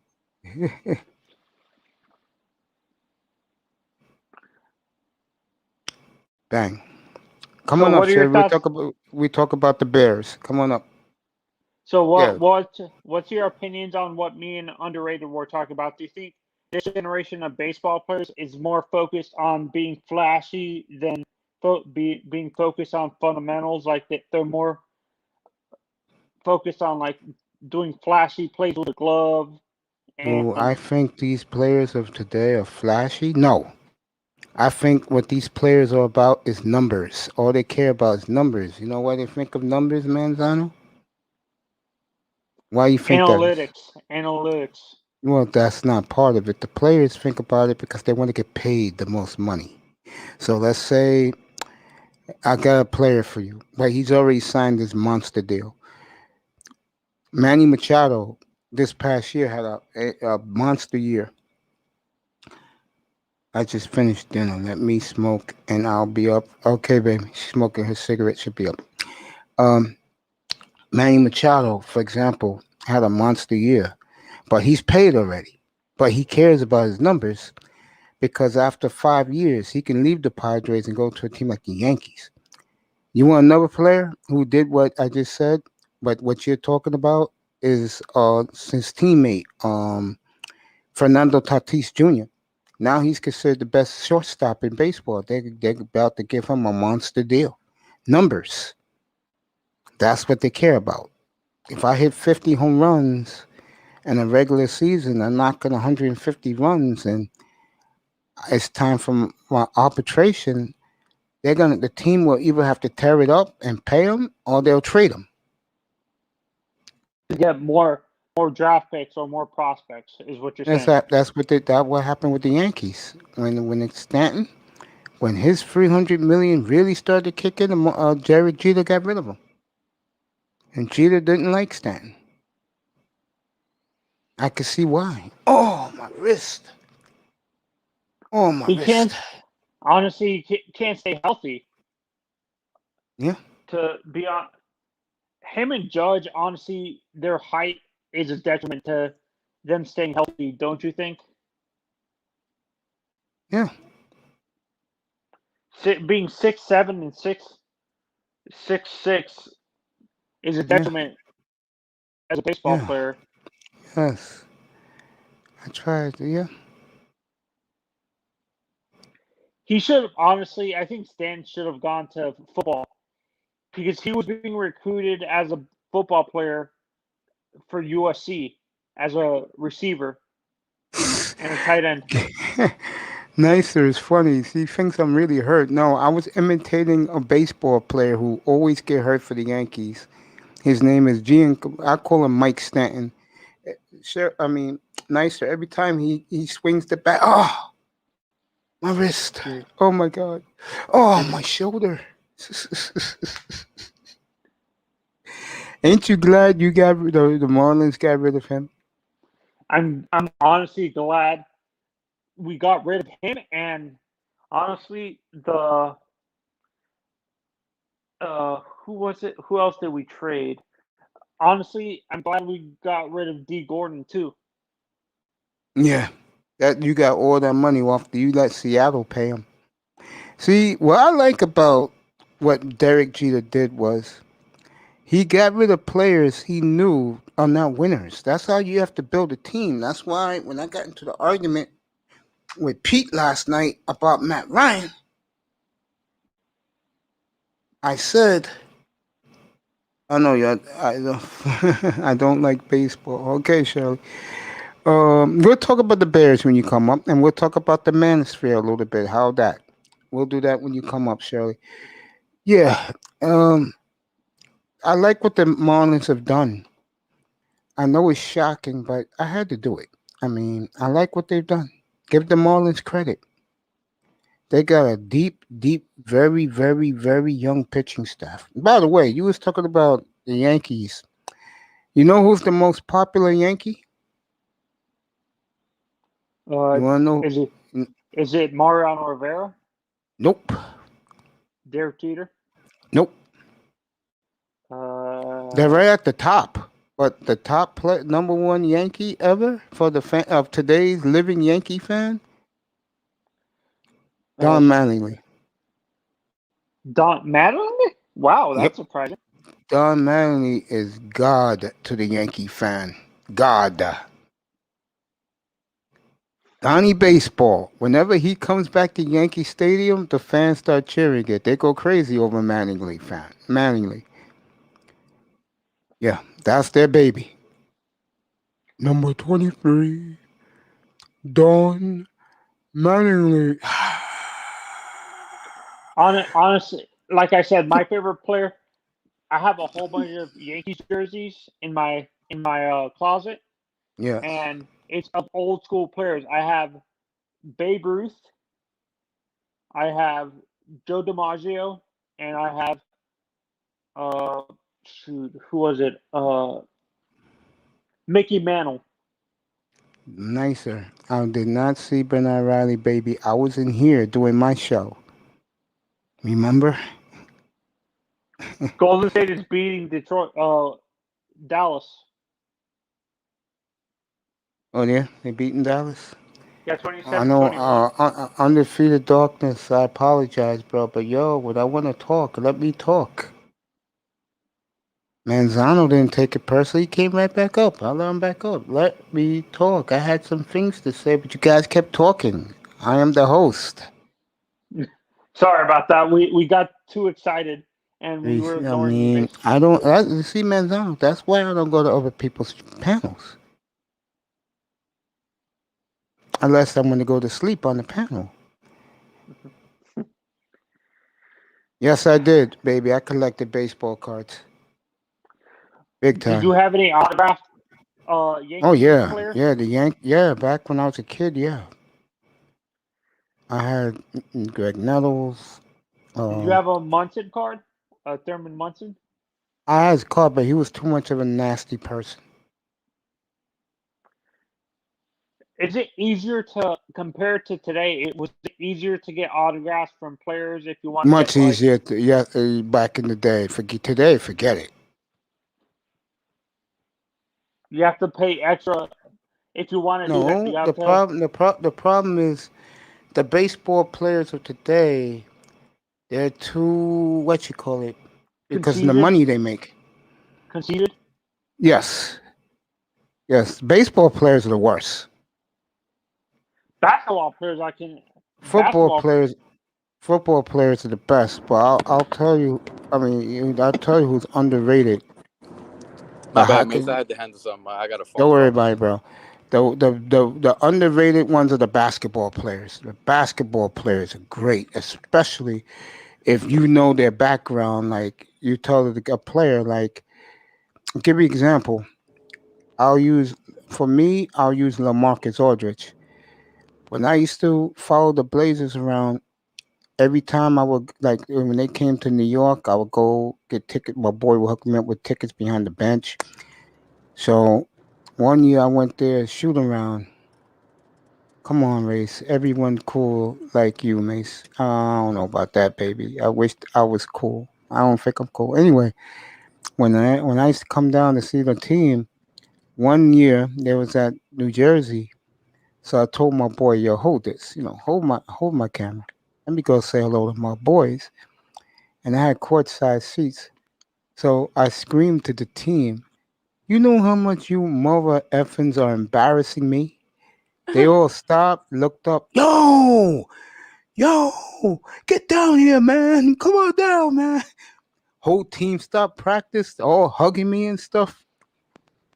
And I looked at LaMarcus Aldridge. I said, "Yeah, I know, bro. I know." What was my? Oh yeah, Wade Phillips. Yo, man, let me do the country western sound. 'Cause he's from Texas. Is they ever gonna get rid of this coach? Yeah, I don't know, man. They should have fired Wade a long time ago. You know how the announcers taped the opening? Hmm. I put my arms around the two Blazer announcers. They stopped the tape and gave me a hug. Yeah, bro. Yeah, Travis so Outlaw that's was what I'm shooting. saying. That's And I what got I all the honestly. pictures too. I'll show the picture. I'll bring up the pictures one day. Let you guys see me with all the guys. It was great, man. Yeah, I it's told kind of crazy that I agree with you. I think the fans, the football, the athletes in general are more conceited than they were back then. the basketball players are better people than they get credit for. And the main reason why, I'm going to use the race card. A lot of those rich white guys, especially the younger white guys, like in their 20s, early 30s, they're so jealous of the NBA players because of the money they make. So they be talking real shit at the players, bro. You'd be amazed what they say to these players, man. That's sad. And when you go to the college, right? Race card, I'll do one better. And when these guys, like, they go back to their school to go to a basketball game, to a reunion, they get the shit there too because no one talks to them because they got all the money those college graduates wish they had, bro. You'd be amazed how much Brad and Chad get the love from the women who are corporate women behind closed doors, bro. Because they look at them as heroes because those guys, even though they make their $350,000, they got their beautiful homes, they got their cars and shit. They have to go to work 9 to 5 while they look at athletes as a bunch of dumb jocks that got lucky in life, which is especially the which basketball is an players. ignorant way to think. Honestly, that's an ignorant way to That's the white of man way of thinking. thinking, though. That's how they think about black and in baseball. They give the Latin player. They don't like them either because a lot of them choose not to speak English, and they're making all this money. But that's how the white man thinks because they have to go get up and go to work every day. That's why they And I try to be think that's buddy why. buddy with the players. Yeah, and honestly, I think that's why actually Hispanic, like really Hispanic people, don't like A Rod because he cowed down to these white fans and started speaking English and stuff like that. So I think that's another reason why, like, Hispanic, Sean Jones, what's up? Some Hispanic baseball fans don't like A-Rod because he cowed down to like the white fans and started speaking English instead of purely just speaking Spanish when he first got drafted. Yeah, I remember that. Yeah, basketball players surely are amazing in the community. I don't know. I mean, I don't see the Knicks players or the Brooklyn Nets were good until Durant came. NFL players are great. They're good guys because they can get cut at any time. Yeah, I think But yeah, that honestly, the Dolphins are the perfect franchise to use as an example. They care about their community. They they do do. Yeah, I give the fundraisers. Dolphins that. I give them that. But So yeah, do the Heat. The Marlins are like that too. The Marlins have a big, like, they care about the community around the stadium. yeah. You think that Pete, you there? Pete, He's yeah, muted. Pete dropped. Yeah, I'm Yeah, here. I'm Pete. here.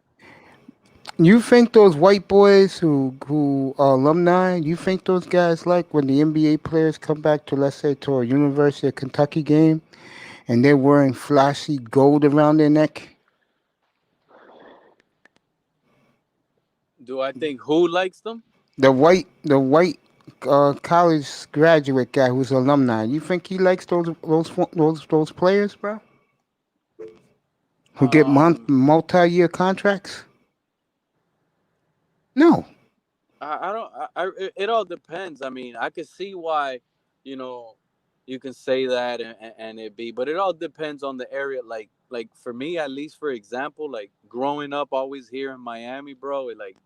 I already told you, Mace, the racism really isn't down here like that. I went to a middle school that nobody really knows, and there was a thing called Cracker Day. I told you about this, bro. Cracker Day on Fridays, bro. If you was a soft white boy, you was gonna either go to another school or you were gonna thug it out there and be a fighter and not be no pussy because that's just the way this environment we live in. It raises you to be an animal around here, and I don't know. I've never been elsewhere, nowhere to experience, you know, like other than business. I understand, but like another person hating on someone because they're black or because they're white or Spanish, like I personally haven't really dealt with like that type of racism, and I New think York is my own bad. friends will sit here and tell you who are black that they're close to me and grew up with. They'll tell you the same exact thing, bro, because it came out of their mouth. Like here, you don't get like treated racist. The only thing is you just feel like you might not get this type of job if you're black or if you're Spanish. That's just the only thing. Yeah, New York is bad, but nothing is as bad as Boston, bro. Yeah, and I think honestly the reason why Miami has a better, like, they're more integrated because a lot they have a big Jewish community, like you said. They have a huge Hispanic community. They have a lot of Haitians, Jamaicans, and uh and a lot of Caribbean people there, and then they have a lot of South Americans. So Yeah, there's a lot of everything here. It's there's a lot of blacks, there's a lot of whites, there's a lot of Spanish. There's just a lot of everything, and you don't really get that racism like that, like how I see it on other states, Other bro. How these cities, yeah. people are getting shot, like that, bro. And it, it sucks. It's happening. actually, I disagree, Pete. I'm I'm on the West Coast. You get a lot of like being judged here on the West Coast of Florida, like in Sarasota, Sarasota, Tampa, Braden, like Fort Myers and stuff like Braden. that. Mm. Yeah. Yeah, the only time I've ever been out of here is for business trips and meetings and stuff like that. And the same goes for like, when I have to go to California, I don't go over there like a vacation or anything. I literally just get out the LAX airport, go here, go there, do what I got to do, and boom, come back home. It's never Seattle like, is bad for a guy like me. It's bad. And even to those places, I've never even really, to me, when I've been to Cali, it's like more Mexican. Like there's a lot of Mexicans over there, and they don't treat like I didn't see them treat me in no different way. I mean, I'm Spanish, so I blended right in, I guess. But Yeah, you blended in. you feel me? But It's like if at you the came here, you will blend in perfectly. I got a lot of family that lives up in New York, by the way. Yeah, you They're will all blend spread in it out perfect. in New Jersey. And matter of fact, mostly all my family lives in New York and in New Jersey. So you're the outsider because you live Yeah, in my South mom was the Florida. only one that came down here and lived down here. Yeah, out of all her brothers and sisters, she's the only one down here. Black Day, Wait, Haitian Day. What Pete, I day have a is that? question. Pete, I have a Right? question. You say you're Cuban, right? You're Cuban, Yeah, correct? Is there a big Cuban community in New Jersey and New York? Is Yes, there a in New big Jersey it's big. In New Jersey, is there a big Cuban community in New York? not in Is New there a lot York, of but Cuban? New Jersey. New Jersey is big, Yeah, huge. that's weird. It's funny. We make fun. I'm Dominican and Cuban, so we make fun of the people who are Dominican that live up north in the cold weather when they Yeah, the grew up in like Dominicans are big in New York. all my cousins are Dominican Cuban. Yeah, just like you. See, Manzano. Yep, all of my yeah. cousins in New Do you York, make fun mostly of all of them? them.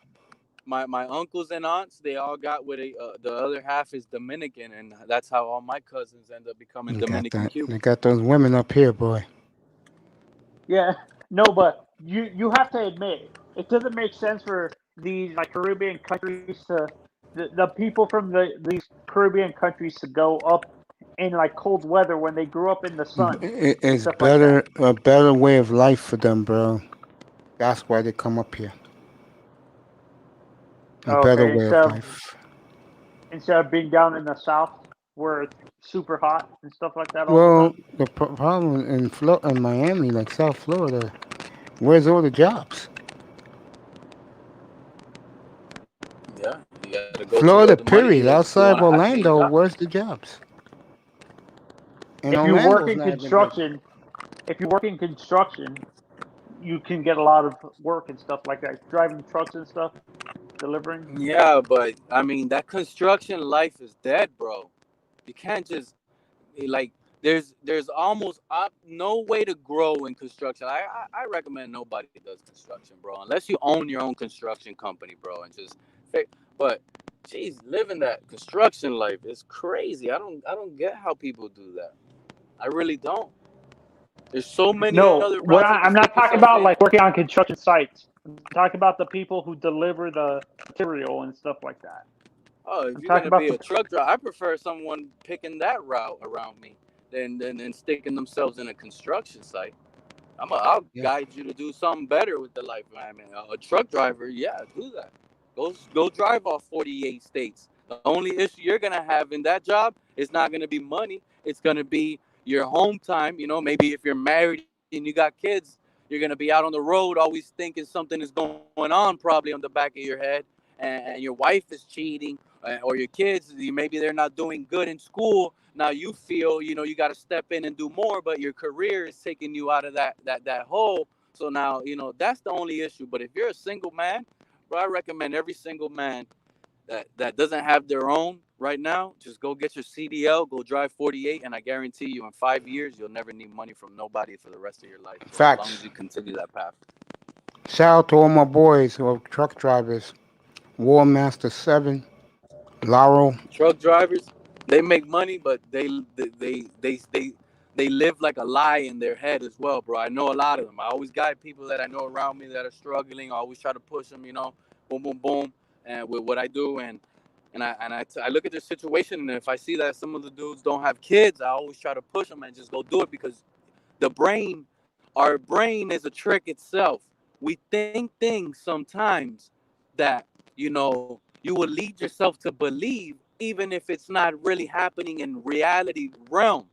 But the brain it plays its own game, and there's really sometimes there's nothing you can do. You can sit here, man. I just don't want to even really talk about that because it just goes a long way. It'll be a topic where I can talk for hours. But again, um, like I said, it's just it's a game, man. The brain is a game that you got to try to at least take control of, and and and and just get it to your peak, man. Get everybody's brain needs to get to their peak, and not let it confuse you to ideas that you think are actually really happening. That's pretty much what I'm trying to say. Anything that you think doesn't mean that that is really happening.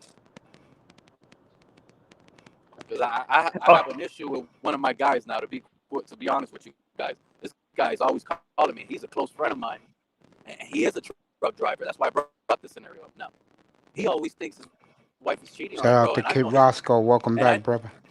And I know his wife, since elementary school, bro. This girl she's a great person. She doesn't even seem like that type of person. And I always try to tell her that, bro. I know her all my life, bro. Like, even we only really separated after you guys got together, and she's never really showed you that she's doing that. So why would you think that? You get what I'm saying? If she never showed it to you, you never found her with a text message of another guy. You never saw her laying down. Why would you call me and tell me these things? These things bother me, and I just don't like to hear it. So then that's when I tell people, your brain is playing games on yourself, bro.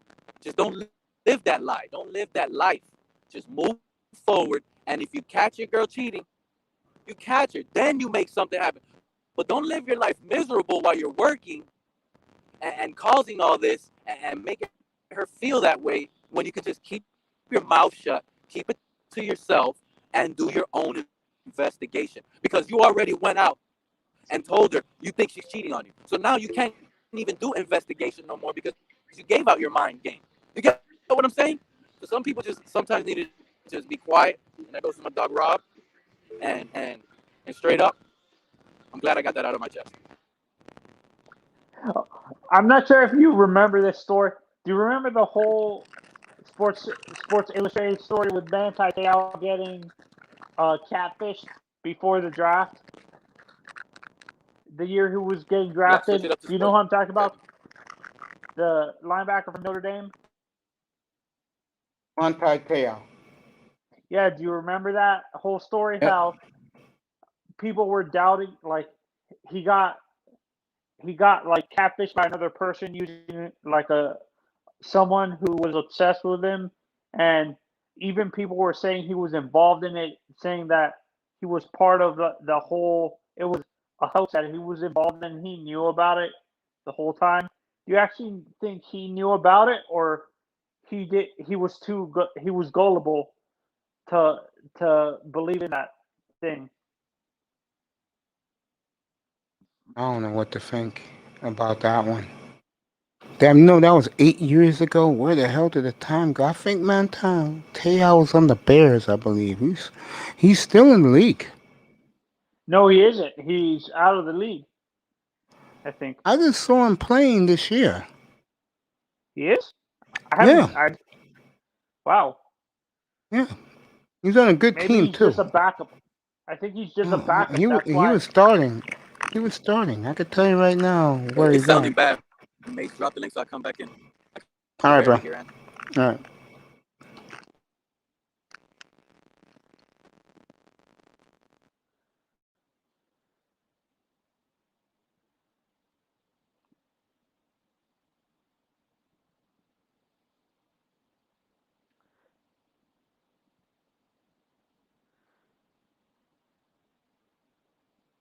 Yeah, I knew he was in the league. They talk about his catfish. Let me see his wife.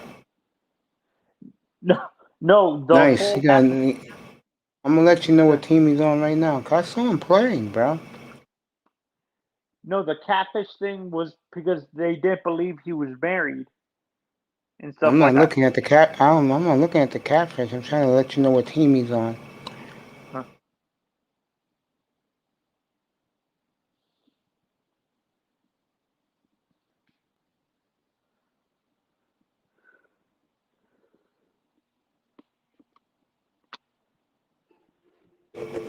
Let you know where he's at right now.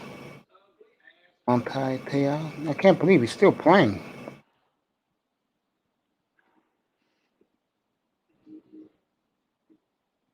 Yeah, I don't know when he was drafted, huh? I think it was like 2008 or 2000, Oh, 19, like 2000. he was in the 2013 draft. I knew it was back then. Monte Teo right now is playing for he's on the Saints. I knew I saw him in the playoff game. He's on the Saints. Yeah, he's starting for the Saints. I knew I saw him in the playoff game. Oh, okay. Well, I didn't know that. I want to Hey, invite Mace, you do to you my think group so you can join us sometime. I'll be proud to. Yeah, go ahead, drop the link. I'll be proud to, Kid Roscoe. Thank you so much. I'm honored. so? Mace, do you think, in general, when it comes to steroids, baseball is the sport that has more problems with it? You don't think Baseball, basketball or football? baseball is ruined, man, because of steroids. Manzano, it's ruined. No, that's what I'm saying. Do you think, in general, do you think baseball is the only? You don't see it with football a lot No, no, or basketball. no, no. But Because and baseball is ruined because of it. do you actually think Roger Clemens was taking steroids, or do you Of think course he was. They so? all You were. think he actually lied? You think he Of actually course he lied? lied. Uh, Of course. You know what's scary? If they don't make it next year, and I don't think they will, him and Bonds, they won't be eligible again to the year 2037. yeah, and honestly, I feel bad for the uh, players that played in that era with them. Like other outfielders like Bernie Williams and stuff like that, and like Andrew Jones, that they're getting lumped into that, and people are assuming they took steroids as well. Of course. They think everybody took it. Shirley, how you doing, girl? Hey, I'm doing good, Mace. How you doing? I'm good. You know, DJ Kuda and I gave you a shout out last night at the great job you're doing. Oh, thank you. You're doing a tremendous job, girl. Every time I look up, you're putting out free videos about mental health. Thank you. I'm Oh, trying. I'm trying to. yeah, you're welcome. Meet Anthony and Manzano. This is Hello, little Anthony. Shirley. Oh, hi Shirley. Hi, Yes, nice Oh, to meet you. she's a big Shirley, Chicago I have a Bears question. Do you fan. think it's hard for, like, in general, with sports athletes or athletes in general, to admit that they have mental health problems because they're portrayed as tough guys on on TV and stuff like that, Oh, or absolutely. Yeah, I think it's a huge difficulty for men in general to admit that they have mental health problems, but then somebody who's got that kind of media platform, who's under the microscope, so to speak, to admit that they have mental health problems, because there's going to be a barrage of, oh, he's just crying, he needs to get over it, and things like that, because we don't take men's mental health seriously as a society. So yeah, I think it's very difficult for a man and to come forward, especially an athlete.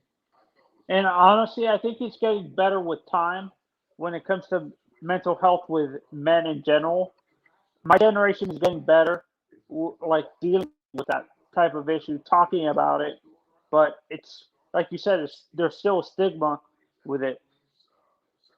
Yeah, absolutely. There's a huge stigma that the men are supposed to bury their feelings and, not cry and be strong for the family. And that's why you see so many men falling over from a heart attack at, 55 to 65, because they've been pushing back all of those emotions their entire lives. And it has a ripple effect. Or committing suicide. There's a lot of a Yes, bit a lot of suicides. suicide too, and that's another thing. You see that a lot with military, like people in the military as well, like who come back from like from fighting from Iraq and stuff, or Afghanistan, or in general, they refuse to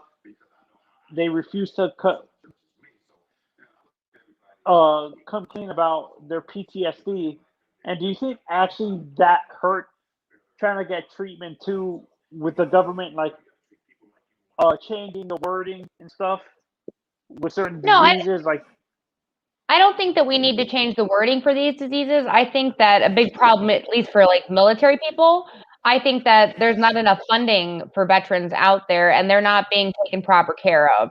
And it's not something that they have all. I think that coming back from war or something like that, they should have like a mandatory year or two of therapy and not like, going to like a psychiatrist, maybe, but just a regular therapist just to talk about things so they can settle back into life regularly because they take them off the plane, they throw them back into society and say, there you go, have at it.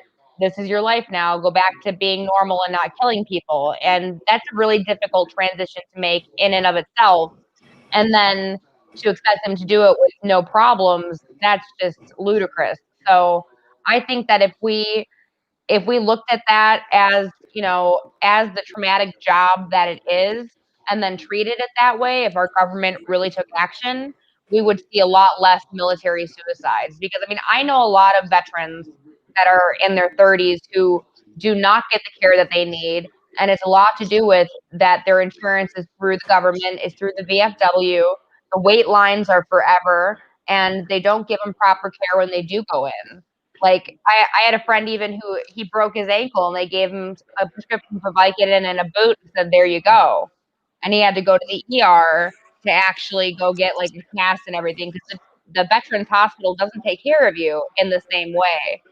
So I think that if we made that effort, like as a government, to take better care of the veterans and address those issues that they're going to have, because they are all going to have PTSD when they come back, if we give them the counseling they need right off the bat, I think you'll see those suicide numbers start to drop over the next few decades.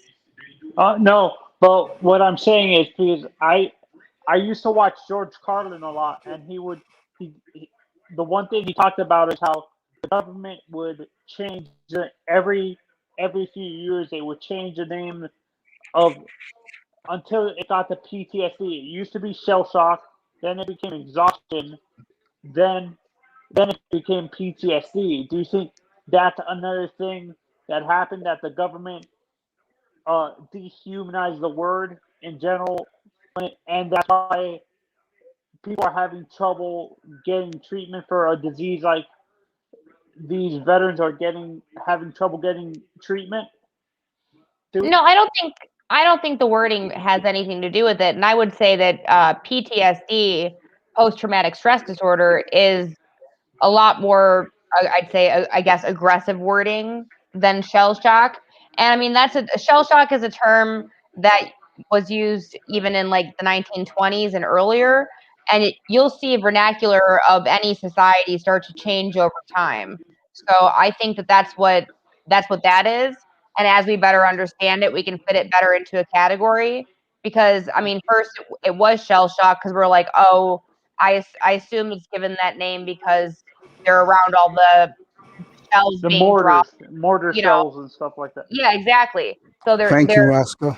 shocked and traumatized by that. So that's the best term they have for it. But now we know that a lot more goes into what they're feeling when they come back, which is why it's got a broader name of post-traumatic stress disorder, because it's not just shell shock. It's not just, that you had to go out there and be, for all intents and purposes, a murderer for 3 or 4 years, and how do you reconcile that coming back to society where, human life has different value.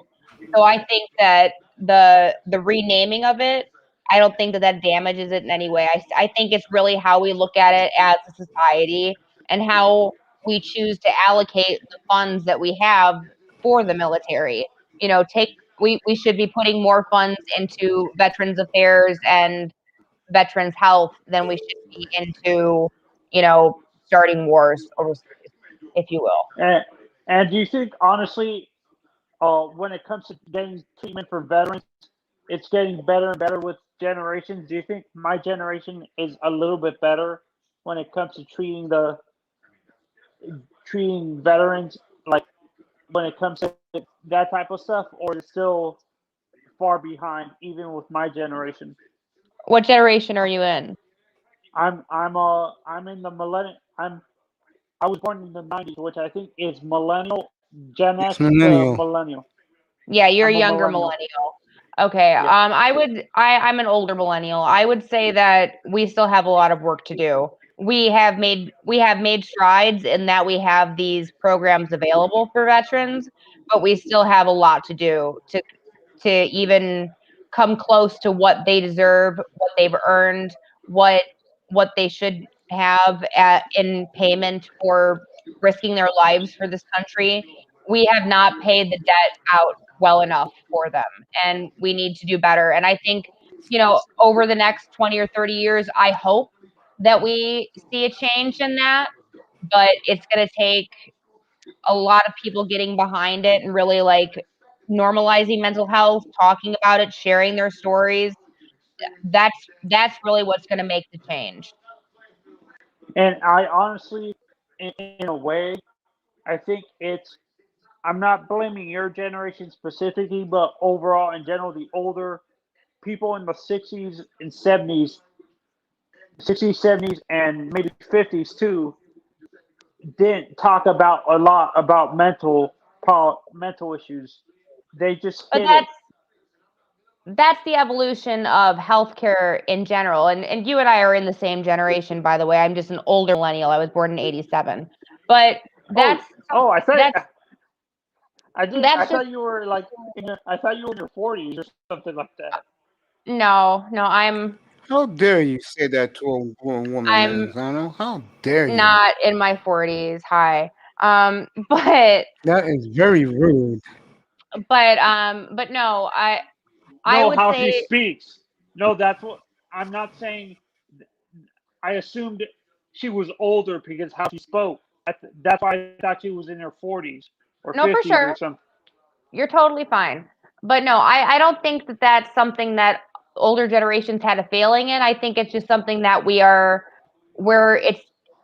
coming to understand it. Because I mean, if you go back like 100 years and the role of men and women, it's completely different than the roles of men and women now. And if you think about how we talk about, like, I mean, back then, men aren't even going to talk about women's issues in general. Like, I watch a lot of period pieces, okay? And when they go back and talk about medical issues for anybody, they don't want to talk about it. It's something that's very private between you and your doctor and no one else. They don't want to bring out the discussion. And it's something that as society progresses, we feel more and more comfortable talking about it. And that's what's, I think, helped us make strides in mental health and identify different conditions. But I would not put a failing on older generations for not having done that, because they're part of what got us to this point. Mhm. Yeah, Yeah. and what you're talking about now is another perfect example is when they used to have these Hit those uh like and share buttons, everybody. Subscribe. I'm not sure if you ever watched like these old like these where they go investigate these haunted places, and one of them like are these like old convalescent homes or like these old mental hospitals, and they Hmm. used to throw in what they used to do is they would throw in families and then Come up, bro. criminals in the same area. Like they would throw back. I forgot what they called these homes. It wasn't mental hospitals. It was called something else, like the poorhouses. Do you know what I'm talking about? These poorhouses, stuff like that. Yes. Yeah, they would throw like criminals and people with mental problems, and of course they would throw people who had diseases that they didn't know about, like a person who was really tall, like who had gigantism or whatever it was called. They would throw them in these poorhouses because they didn't know how to deal Okay, with them Zaki. and stuff like that. Do you think that is getting better now? Yeah. And do you think it's with that type of stuff is getting better too, where they're not resorting to doing stuff like that, where they're throwing diseases into these poorhouses Well, or I think mental hospitals? I think that they've put a different label on that. We still have poor houses. They just call them halfway houses. And that's the same concept. You have people who are on probation, or sometimes people who are just down on their luck that live in these halfway houses until they're able to move into something more permanent, or you even have subsidized housing, Section 8 housing. So we still have that where you put together people that maybe have mental health issues. Some of them are just poor, some of them are criminals, some of them are reformed criminals. And that's something that we're still doing as a society, and I'd say definitely needs to change. Do you think that's a bad thing to do, to mix wrong I think groups? that I will well, do I it next think time, to Kid Roscoe. Trust me, I'll do it next time, bro. Yeah, I keep think talking, that Shay. put people that are going through difficulties together as if all their difficulties are the same is just unwise in general, because someone who's coming out of a life of crime and trying to reform themselves versus a family who's down on their luck, they're going through completely different sets of obstacles, and you shouldn't put the same band-aid on that situation.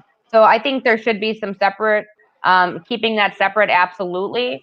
Um, but I would love to see us get to a point where we don't have poorhouses, where we don't have that because we have no need for it.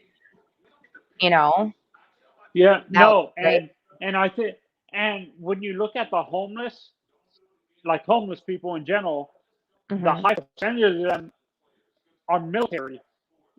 Like homeless, it's a lot of veterans that become homeless, which is a sad thing too. A lot of veterans Yeah, become homeless and stuff. Don't you agree? yeah. There's a high percentage of homeless people are veterans There are that a lot come of back homeless from. veterans and a lot of homeless people who have mental illness. And And Gino, why don't you got a very good rapport with the beautiful little Miss Shirley. Why don't you subscribe to our channel? What's the name of your channel, Little Shirley? Shirley. I'll drop it in the back chat for you. Yeah, she'll drop a link in the back chat. Subscribe. Good stuff. What you talking about right now? Go ahead, Yeah. keep talking. Oh, okay. Yeah. Yeah. And I kind of feel bad for these veterans that are coming. Like you said, the veterans. I think it's the government defunding the like certain administrations that are starting to defund these. Take they defund the certain areas to fund like stupid in incandescent things like trying to build a border wall or something that's not that's useless and stuff like that, instead of funding the veterans affairs and stuff like that, or funding for mental health. That's Yeah. Well, I mean, I think we see that across our government, where quite often the programs that need to be funded and the things that should have money thrown behind them are often left by the wayside, like veterans programs, like mental health reach out programs. They're just not, education is another example. Those are things that they seem not to have a high priority on, when it really should be the highest priority, because it would fix a lot of these endemic problems that we have as a society. But um, we're we're a victim of the military industrial complex. Our government is bent on being the strongest in the world, and we suffer for that. All of us, veterans, people with mental health issues, average everyday citizens, because and we do need to have a strong military presence. We do need to be, a force to be reckoned with, but they there's no reason why, for example, like your local town should have a tank, things like that. Those are unnecessary expenditures. So if they were putting less money towards those kinds of things, and putting more money towards mental health programs and veterans programs, we would see the benefits throughout society in the next decade or two tenfold. yeah, and there's still pro- I forgot what I was gonna say now. I'm sorry. And when it comes to police officers, there's still lack of training when it comes to dealing with EDPs too. Don't you agree as well? As a person who EDPs. deals with, yeah, emotionally disturbed people, like people with Uh, mental issues. Do you think there's still a lack of training when it comes to the police force in general? When it comes to dealing with that, still? I mean, yeah, absolutely. I think that there's a lack of training in the police force with dealing with people with mental disorders, but I think it's something that um, that either we're going to have to rethink how we police, or we're going to have to add new types of officers to the police force. Because, I mean, in reality, there's no way that somebody with an associate's degree is going to be capable of responding to somebody who is dealing with a schizophrenic episode. And we can't expect that person to respond properly.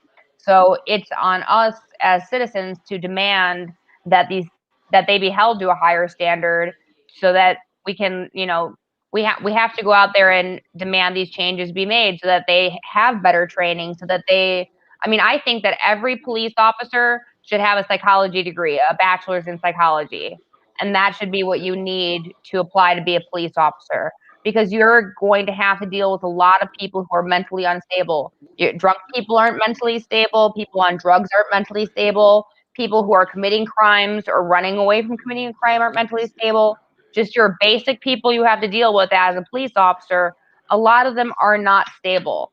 And then I think, too, that we're asking a lot of police officers that there's too much for them to do, that we need to go in and, I think defund the police is the wrong slogan, but I think we need to go in and reallocate police responsibilities and reallocate the money that's being sent to police forces, and maybe even create different departments, like I said, where you know, you have police that are specifically trained, like they came from working at a mental hospital, so they know how to restrain somebody, and those are the police that get sent out on a mental health call. Or you have to have one, there are two police that get sent out to every call, and one of them has to be trained in those practices.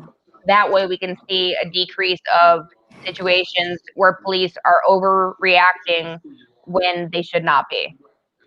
Yeah, and I agree with you in that sense, because I have a brother who's a police officer, so he deals with this type of stuff too, and he says it's hard to deal with it because a bachelor's is not enough to deal with these people Sean that have Jones, mental what's up, issues. bro?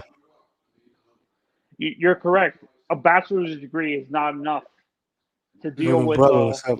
He has a criminology degree, and that I don't think that trains you to deal with an EDP person and stuff No, like that. absolutely not. No, it trains you on, what the laws are, which is very important that you know that as well, but it's not going to help you, like, for the on the job, like what the job actually is. The job is actually dealing with regular everyday citizens. You are going to have to enforce the laws, but the book that they have of laws that you can break is 2 or 3 inches thick, and probably the amount of laws that they end up going through on a day-to-day basis is probably like a 1/4 inch of that. So we're not, and there's a lot of laws that are on the book that they don't even do anything about, like spitting on the sidewalk is illegal, but you're never going to get a ticket for that, and only an asshole cop's going to give you a jaywalking ticket, but I think if they put more of the focus on, like I said, the associates isn't enough. I think that bachelor's in psychology or psychiatry would be huge to have going into being a police officer, because it would have you better prepared. And then maybe even put them through like some training scenarios where they have to deal with somebody who, is having an episode, a schizophrenic episode, and what do you do in the situation? And just like, I don't know, what do you call that? Role play it, you know? Yeah, They need to do more of that, so that when they are and so in those situations, they don't act out of fear, they act out of instinct. yeah, and down here in Florida, we do something called Baker acting.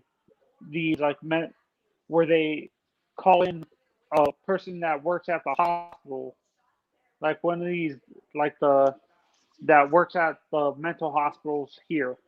So, do you think that's going to the extreme, going directly to a mental hospital, like calling one of these like Baker acting these people instead of dealing with them? Well, I think that if you're calling the mental hospital just to get the person out of your way because you don't want to deal with it, but you don't need to call the mental hospital, I think that's shirking your responsibilities and that's just being lazy. But if it's a person where you need that intervention, then absolutely, if that's a tool in their tool belt, that they should use it, of course. But they shouldn't be using it just to pass on the responsibility. Yeah, and honestly, like you said, our generation is getting better, but we can't blame the previous generations for not knowing how to deal with it because, like you said, back then they didn't really talk about this type of stuff, and they didn't have the internet to do the research. Yeah. Back in the day, if somebody had a mental illness, they said that they were touched and they kept them away from everyone. Even the doctor was like, "Oh, just like keep them in the corner, like you feed them, you clothe them, you wash them, but you keep them away from mainstream society and no one gets exposed to it. So no one ever sees it, no one ever learns to identify it, and they don't get used to it." So, it's a wonderful thing now that it's something mainstream where we are exposed to it, but we have such a long way to go before we understand it. And The even perfect another go, perfect no, go example is ahead. when people. Another perfect example is when the tuberculosis pandemic happened. People called it consumption because they thought people were being possessed by the devil and stuff like that. That's Hmm. another perfect example. People didn't know how to deal with tuberculosis, so they assumed it was people being like super religious people thought it was these people were being possessed by the devil and stuff like that, and they would just throw them in these halfway houses. I could see that because when you have tuberculosis, you're coughing up blood, and why else? And then they've never seen a disease before that makes you cough up blood. So, Yeah, it is racist. I could see that being an issue. And yes, Arizona is racist. My brother lives down there, and he's like, "Come move out here." I'm like, no, fuck you. I don't even like visiting down there. And that's not a dry heat. Fuck that. It's hot as fuck down there. It's stupid. I don't like it. No, But if you that's more in the rural areas. If you go into like Phoenix and stuff like that, like the metropolitan cities, is not that bad and stuff like I that. don't know. But I was in Phoenix in September a few years ago, and it was just I had to walk. He made me walk to the. I bought weed because it's legal there, and I wanted to ship it back, and he wouldn't drive me to the post office, so I had to walk to the post office so I could ship my Damn, weed you and your back. brothers like that, baby? Yeah, he is such a brat. Um, such a brat. So yeah, he made me walk to the post office, but it was so hot, and I came back just soaked with sweat, but I got my yeah, weed. it feels like honestly, I went to Vegas for Christmas, Oh, I'm and it going to feels like Vegas. yeah, yeah, yeah, and it feels like you're getting hit by constantly getting hit by a hair dryer Yeah, constantly. yeah. See, That's and what weekend days. Arizona feels like too. Yeah, Is that that's how it was for me. Yeah, but I'm going to Vegas at the end of the month for my birthday. I've never been before. I'm super excited. if are you a big gambler? No, I'm gonna check out Lake Mead and Hoover Dam. You can kayak up to Hoover Dam. There's an Indian reservation that's like an hour away, and then we're gonna go into the Mojave Desert for a day. So I'm gonna rent a car for like 2 days and be there for 5. So I recommend you go to the area. There's a portion of the Hoover Dam where you can be in both Arizona and Nevada at the same time. Nice. I'll have to check that out. Yeah, we went there when we were visiting for Christmas and stuff like that, and it was the coolest thing we never did. I didn't know that could happen. You can be in 2 states in one. Oh yeah.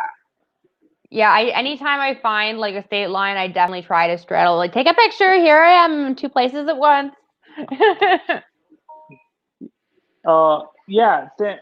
Like I said, honestly, it's like you said, it's still far behind, but we're catching up. We're getting better with dealing with this type of stuff, and we need to start reallocating money correctly instead of doing wasteful stuff like spending it on wars and stuff that we don't need and stuff like that.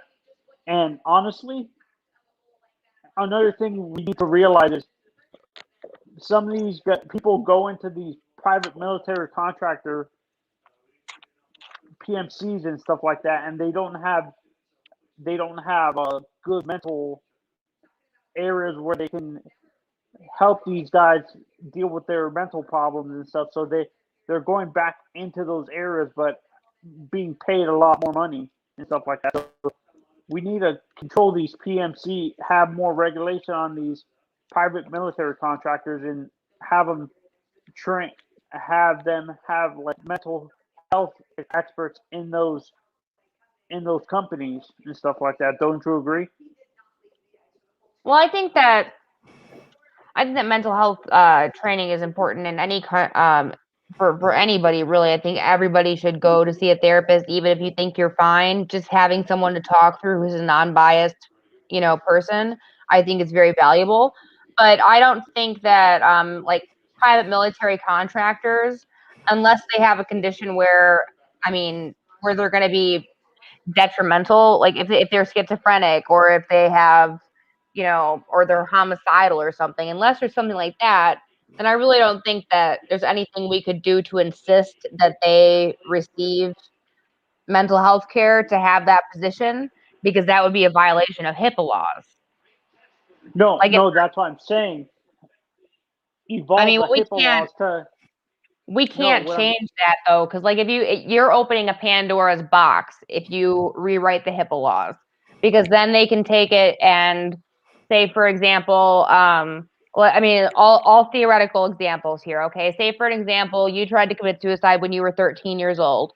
Now you're an adult. You live in a state where you're licensed to conceal carry. You have your gun. They changed the HIPAA laws. Now they're able to access that record from when you were 13. They say, oh, he's mentally unstable, and all of a sudden you don't have a gun license anymore, and they take your guns away. I mean, okay. Opening up HIPAA and like changing that at all is really dangerous. People have to have your medical records have to be private, if nothing else. No, that's what I'm honestly. That's what. Do you think? So you don't think adding background checks to check if these people have mental health issues before they own a gun? But you can't do that without changing the HIPAA laws. Okay, so you think that's never going to happen, though? No, that's not going to happen. Because you'd have to open up the HIPAA laws to where government agencies could look into your medical records in that way, and that is a Pandora's box. That's just the tip of the iceberg. It's going to be a serious issue after that, because they could say that oh well, you're not stable enough to own a gun, and you know what? While we're at it, you're probably not stable enough to be a parent, so we're going to take your kids and put them into DCFS custody.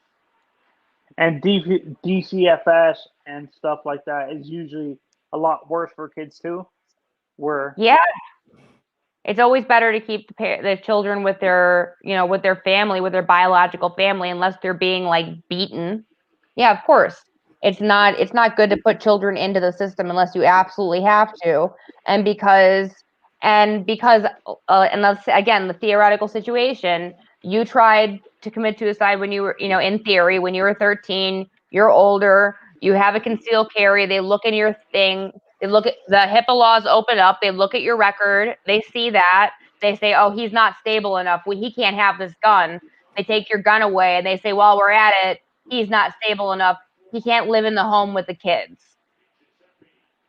No, So but what I'm talking about, you know how we've had but I'm telling you issues where it's going to go.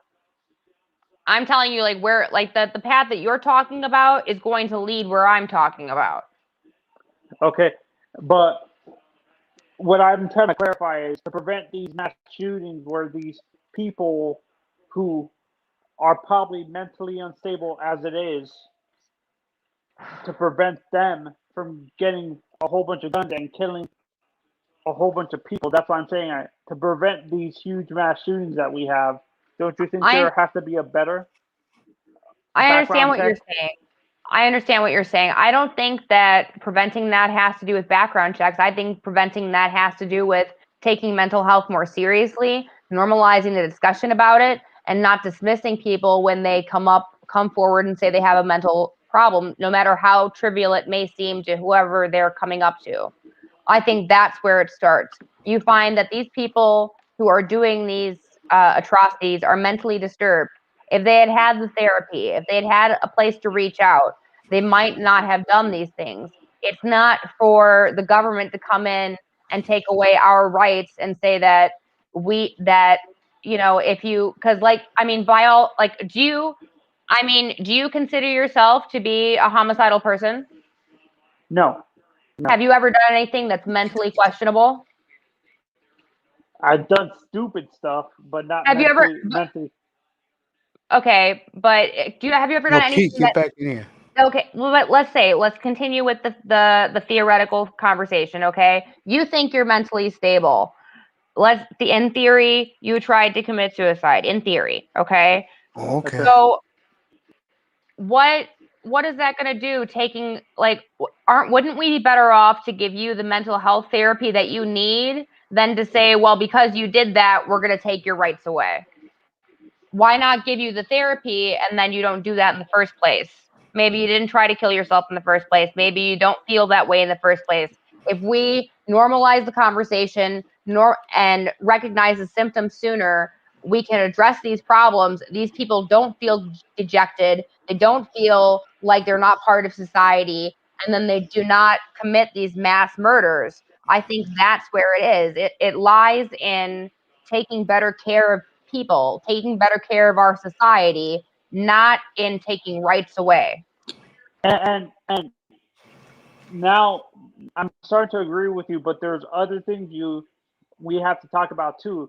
What if these people who are have these problems and they're getting guns and the doctors are prescribing them medication to help them with that, and these people are refusing to take them? Isn't there a law that the court has to force these people to take a medication and stuff like that? No, absolutely not. No. Was that back then? Was that earlier? No, because that's again, you're talking about a super slippery slope. So let's say we'll give a theoretical situation wherein the government's now allowed to tell me that I have to take a medication because my doctor says I need it. So my doctor says that I need this medication. Now that could end up leading to where they decide that you shouldn't have kids and they're going to give you a vasectomy. You have to think about where all of these things are going to go, because if you take away, it's like a Jenga game, right? Okay. Yeah. If we take away one right at the bottom, maybe the whole thing's not going to fall, but you keep taking more and more away, and the whole thing is going to crumble, and we're not going to have a democracy anymore. We're going to live in a communist state. We're going to live you can't have a situation wherein the courts can require you to take a medication. And then even if you did, how would they enforce that? No. The reason why I asked this question is because I watch some of these court shows on TV and stuff like that, and they say if these mental people that are in like these mental hospitals and they refuse to, or if they have mental issues and they were prescribed medication and they continue coming back into court for the same problem and they're refusing to take the medication. Isn't there laws that say that you have to take the medication if you're constantly coming into court for the same problem? No, there are no laws that state that. And I would further say that you don't know why the person is refusing to take the medication. It could be that the side effects of the medication are far worse than the person without the medication at all. And they are actually doing a service by not taking the medication. Every chemical affects everybody differently. So like where there's a pill for depression that's going to help me, it's not going to help you because you and I are chemically different. But the chemical pill itself is the same. Do you know what I'm saying? Yeah, and okay, that's another thing. That's another thing. I watch a lot of TV and stuff like that, and they advertise these medications for like mental problems and stuff like that. And one of the side effects is suicide. And I'm not thinking, if you're having to take medication to prevent you from committing suicide, why would that makes no sense? Why would one of the side effects be suicidal thoughts? Because chemicals affect everyone differently. So like I said, your brain chemistry is different than mine. So while it might be something that helps me, it could be something that exacerbates your condition. Like, for example, I'll just to share my own stuff. So I used to take a drug called Wellbutrin. And I know I have other friends who take it and they don't have any issues with it. I had horrible night terrors to the point where I could taste things in my dreams. I could smell things. I could feel things. I would wake up and feel like I had lived a day in a different life. It was horrible. The side effects from that medication were crazy for me because I'm chemically different from someone else who's taking it. Okay, so you're saying it's not that the side effects don't happen. It's not to everybody because we're all chemically different. So while one person might take that medication and it totally helps them out, another person will take the exact same pill and it will increase their suicidal thoughts. It will make it worse for them. And that's when you have to, that's when you go to your doctor and say, listen, this one's not working. Let's wean off of this and try something new. But that's a whole communication with your doctor that needs to happen. But that's why they put that in there in the commercials, is so that you're aware that if you are experiencing that side effect, it's bad, it's detrimental, and you need to address it with your doctor. But yeah, no, that's what I'm wondering. Do you think that's counterproductive or productive in a sense? Like, if you're taking the pill to prevent you from committing suicide, and one of the side effects is suicidal thoughts, don't you think that's counterproductive in a sense? What? What's going on? I would say that that's counterproductive. Like, that pill isn't going to work for you, but trying to find something isn't. Sorry. Shirley. Yeah. Kid Roscoe said, "Don't take Fecazine." Yeah. This is a good conversation. I was going to do a stream, but I had to jump in on this conversation because this actually hits pretty close to home. So actually, I'm somebody right now that is actually taking one of those medications. I'm actually taking Zoloft. So okay, yeah, I've been on that before. Yeah, so I can tell you what, the first week was hell. The first week freaking sucked. Oh yeah, the first couple weeks of any medication setting in are so difficult. Yeah, and so I'm just going to say this also from the background. I think also the big thing is the pharmaceutical industry, unfortunately, is so I'm in the military right now, and I'm going to say this, and I don't care if this gets me into trouble because this is just going to be straight facts. You know what I'm saying? And it's my personal opinion. The big pharma industry does not believe in holistic medicine. They believe in pharmaceuticals that kind of basically make you a functional person, right? Depression is something that can't be cured with a pill.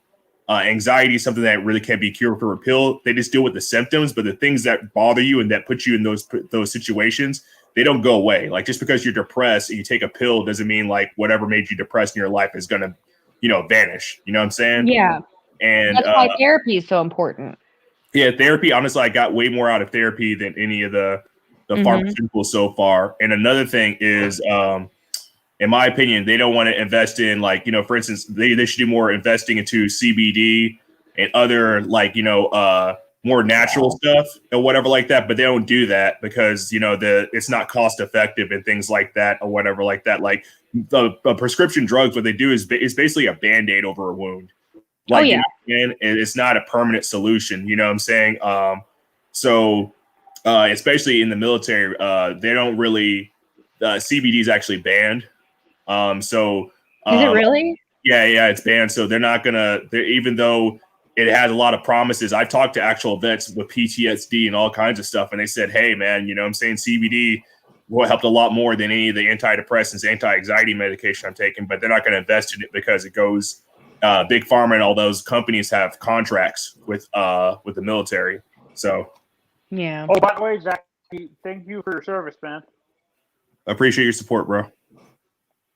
I have a family member who's in the military right now too, so I understand what you're dealing with and stuff like that.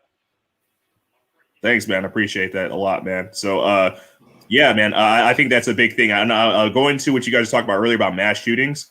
And this is a slippery slope, especially, in America, right? We have the Second Amendment and it means a lot to different people. You know what I mean? So that being said, I understand especially, man, like, I feel sorry for like people out there that obviously they can't defend themselves. And I feel like they definitely need to be put in a position where they shouldn't be armed, especially, a woman out freaking in the middle of the night out in some shady neighborhood. You already see what happened in New York with that guy and his friends. They jumped that woman and stuff like that. And there was one that happened recently where this guy groped this woman.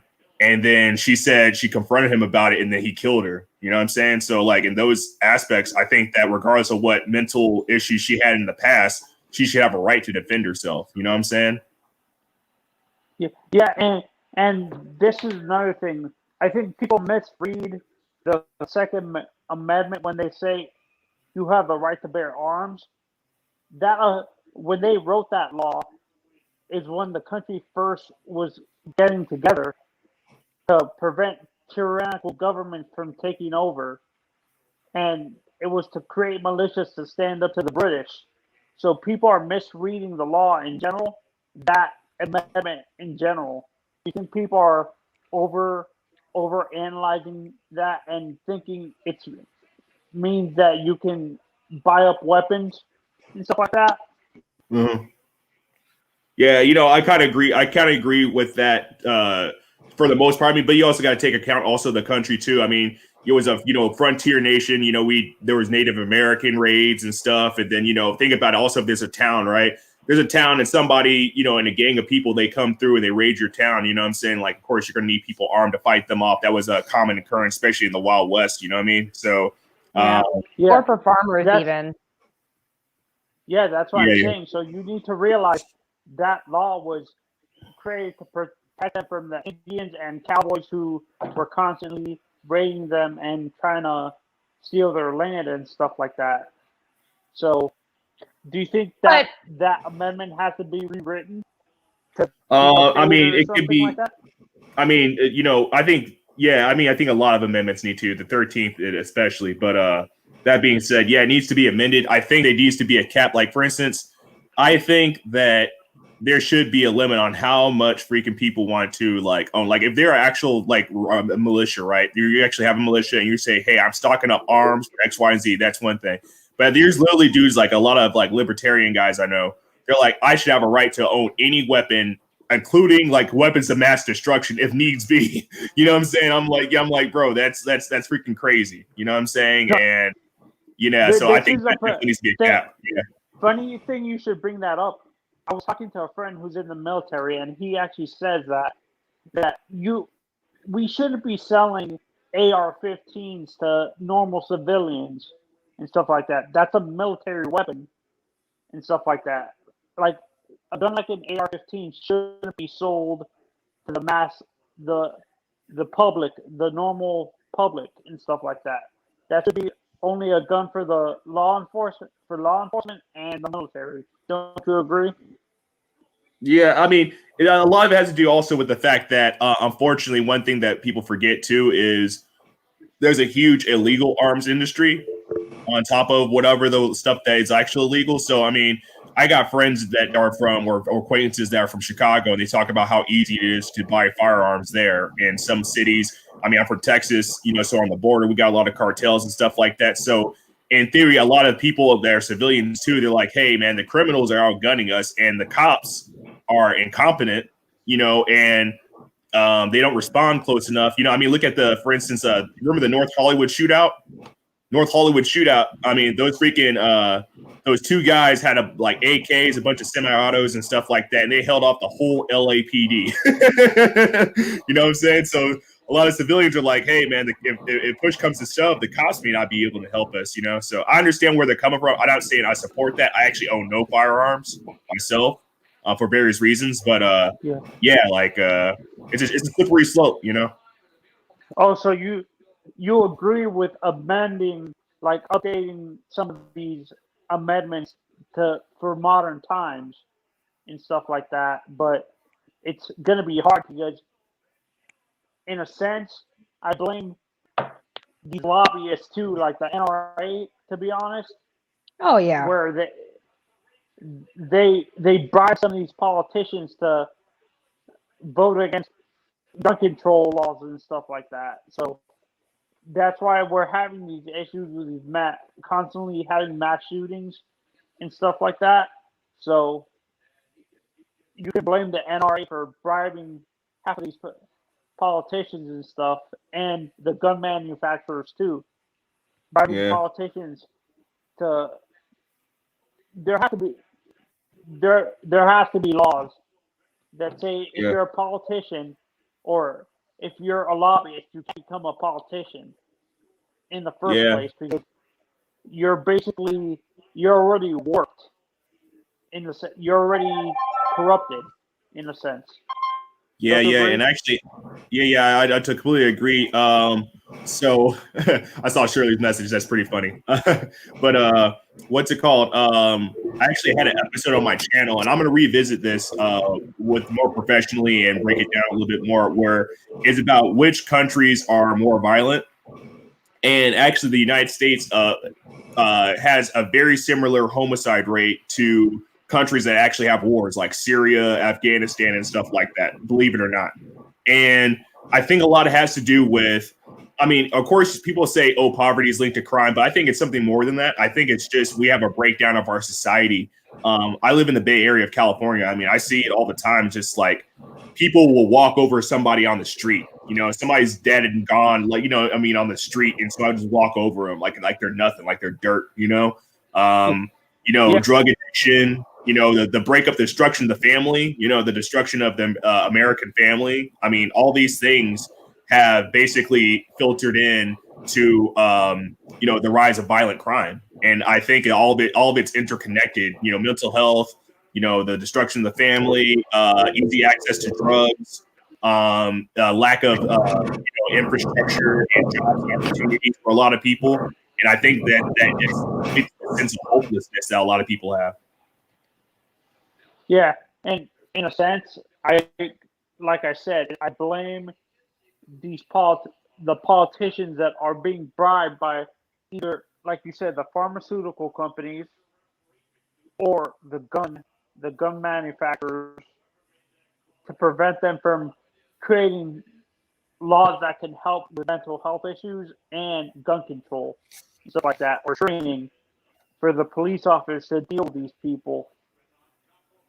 Yeah. I think there's a lack of community in general, bro. I mean, the way I like, if I talk to my parents, if somebody's got a lot of voice in the background. I don't think it's somebody's driving or something.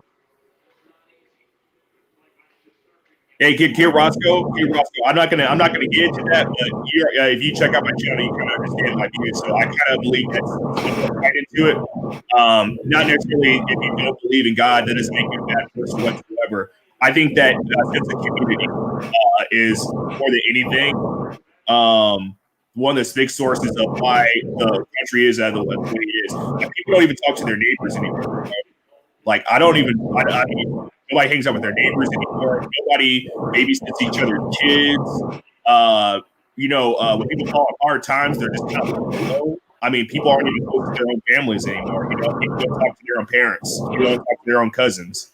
And we lack that. If you look at countries right there in poverty, there's countries out there where people are impoverished, but they got more of a sense of community. So like the violence there is more of a necessity thing, or maybe it's like intercultural or something like that. But we're more violent because we don't have and this is a question. I'm not sure if you agree. I'm not sure if you agree with this statement. Do you think it's more of a cultural thing too, like depending on how you grew up and stuff like that? Like because Hispanics tend to be really intermingled with their families and stuff like that. Their families are really close. Do you think it's a cultural thing too? That Yes. Yes. Without a doubt. I also say this also. You know, I do not. I never had a relationship with my family, so I'm like the lone wolf of my family. You know, me and my brothers didn't get along, and they passed away. Me and my cousins don't like each other at all. Yeah, I'm sorry to hear that, Mace. It is what it is. You know, I gotta live, man. I got time for friends and family, bro. I mean, you guys are more like my family, bro. Yeah, Bro, hey man, that really touches me, bro. I feel you. I appreciate you. Appreciate you too, homie. Good. Yeah, and honestly, do you think it's also a generational thing as well, Zachy, where most of the kids grew up with either parents, a single parent home and stuff like that as well? Yeah, and I'm gonna say this, yeah, and this is no disrespect to anybody that's a single parent, but especially a single mother. What I'm going to say, though, is this is my personal opinion, bro. And I think that our society has kind of forgotten this. I think that women cannot teach a young man how to be a man. And I don't care if that gets into people's skin, but a woman can never teach a man how to be a man, just like I can't teach a woman how to be a woman. That's just how it is, bro. And that's why you need balance between the genders. Even if, let's say, you're a same-sex couple, right? You're still going to need, like, at least extended family or something like that, or people around to kind of like balance that out.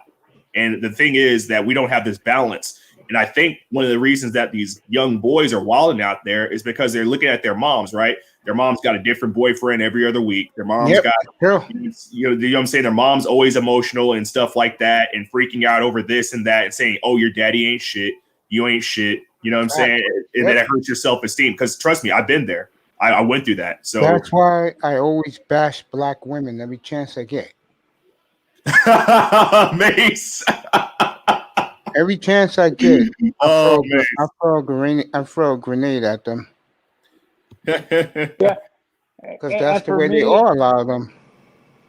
And another thing is, I think, in a way, actually, I have friends who grew up in single family homes, but they had uncles around their parents, their mother lived with their like uncles and grandfathers and stuff like that. So they had men around the house and stuff like that. Like, so they had uncles to teach them how to be men and stuff. So you can't really say a single mother can't, if you have, like you said, if you have uncles or something like that around all the time coming in and out of the house, they can teach you how to be a man and stuff like that.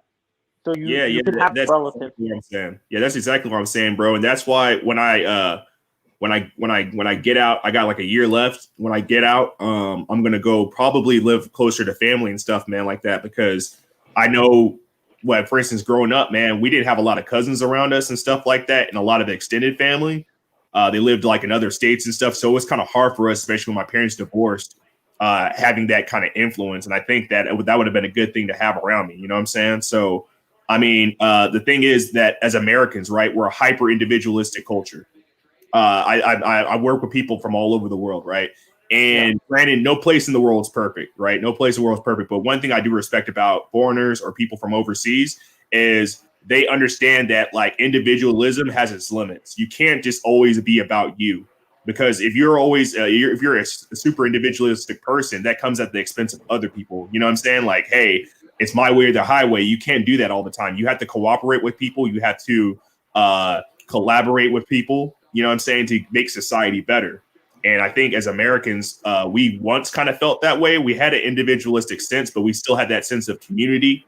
But now it's to the point where nobody gives a damn. Like, nobody has any shame. Nobody cares. Nobody has any sense of, doing it for the greater good. Everybody's out for the dollar. You know what I'm saying? Their ego. Yeah, and you can actually blame, like, in a sense, the politics can affect how people think too. Like, that's how, like, you think politics can warp people's minds thinking everybody's better and stuff? You're better than everybody else or something like that. Certain how. Yeah, I wholeheartedly agree. And I don't really think it's the politicians as much as I really blame the media, bro. And the mainstream media in general. I blame Fox News as well as CNN, as well as MSNBC, all of them. They're all in cahoots with polarizing people and dividing people as best as they can. They divide people more than religion. They divide people more than anything, right? Race, all that stuff. Because what they do is they capitalize on your fears and your insecurities, right? And they make somebody the enemy. You know what I'm saying? Like, it was, every election, it's the other side. They're the enemy. You know what I'm saying? Or it's the other race that's the enemy. Or it's some immigrant that's the enemy or something like that. And they beat you over the head with it so much that you end up believing it, and you dehumanize, the opposite side or different people that are different than you, right? And so when you dehumanize them, it's very easy to, do things that are, you would morally irrational. agree with. You know what I'm saying? I remember actually after 9/11, bro. It's ironic how life is, man. So I'm actually a Muslim now, but like back then when 9/11 first happened, I remember I hated Muslims, bro. There was a Muslim girl in my class, bro, and I regret this to this day, bro. We were kids, that doesn't excuse it. We were in middle school, but everybody called her Osama bin Laden's daughter, and she Which actually is not right. Yeah, dude, it's terrible because that's all we knew. Like, that's our parents were watching the news, and we watched the news, and that's what they said about those people. And she ended up, leaving the school. Her parents took her out because she got bullied so much, and I regret that to this day. And now I kind of look back on that as being a perfect example of how young people, especially like kids, are basically brainwashed by, the media, because if the parents are easily being brainwashed, how do you think the kids feel, Yeah, and honestly, that's why I don't watch CNN. I watch like the low. I don't watch the mainstream media. I watch people like the Young Turks or something like that, or people on YouTube, like these YouTube channels that talk about politics that are not the mainstream media, that are not corrupted by the each political party and stuff like that. So I don't watch, like, that's what I hate about the mainstream, like CNN and stuff like that, or they're so corrupted by they're more focused on making money instead of looking for the truth and stuff like that. Yeah, man, that's fair. And see, the thing is that there's, I heard the best thing is this old saying. It's there's three sides to every story. There's your side, the other person's side, and there's the truth, right? Yeah. And all too often, I think these days, especially, like, I don't have social media outside of YouTube anymore. But whenever I go onto, let's say, Twitter, because you don't have to have a Twitter account to kind of look what's trending. And I just look at what's trending, and then everybody's opinion is just, they're so easily molded into thinking one way. And it's like, even if you have a minor disagreement with somebody, these people, because I guess maybe they have a sense of they have the safety of their keyboard or something like that. You'll never see people just disrespect somebody that's a complete stranger just so terribly. I mean, dude, just some of the stuff they say is just disgusting. It's just like, you don't know this person at all, and you're calling them every name in the book. You're threatening their family. You're threatening their livelihood. You're talking about their kids. It's it's terrible. Do you remember after the Sandy Hook shooting how these people were, these like conspiracy theorists were spreading rumors saying the government hired actors to play these kids and stuff like that, and it was all an act to make money and try to take your guns away. Remember that? Yeah, I remember that. That's freaking that was terrible, bro. Yeah, there was like I think the last decade was really heavy with mass shootings. I mean, Las Vegas I think was the worst one. Las Vegas was just freaking terrible. No, I think the worst. I would say Sandy Hook was the worst because you killed there was a lot of little kids. Yeah. And stuff. Now the one in Connecticut was bad. That was horrible. And they killed all those 5-year-olds. Yeah. That was back in 2012. That was horrible. Yeah, man. That's just. Did the guy get arrested, or is he got shot? Or I forgot about that. I forgot about he killed himself. That punk. Yeah, that little bitch. Yeah, man. That's why I'm actually pro death penalty just because of that. Like a coward like that, man, does not deserve to have another breath of fresh air. I totally agree with that. What you just said. Do you remember? I'm not sure what state this was, but I think it was either Chicago or something like that, where a kid killed a whole bunch of people, but he got away with it because he had a whole bunch of money. What state was that? Was that like New York? Was that? Oh, wait. I think I got you. Actually, I think the kid was from my home state, or he was like somewhere around the border of New Mexico, Arizona. He was this rich kid. He had a drinking problem, and he went to a Walmart, and then he stole some booze. And then he got back into his car, and then he was driving drunk, and basically he tail-ended this car that was basically on the side of the road. People were repairing it, and he killed like 4 people. And then I'm not talking about that one. I'm talking about these QAnon people who go crazy, and I'm talking about the kid.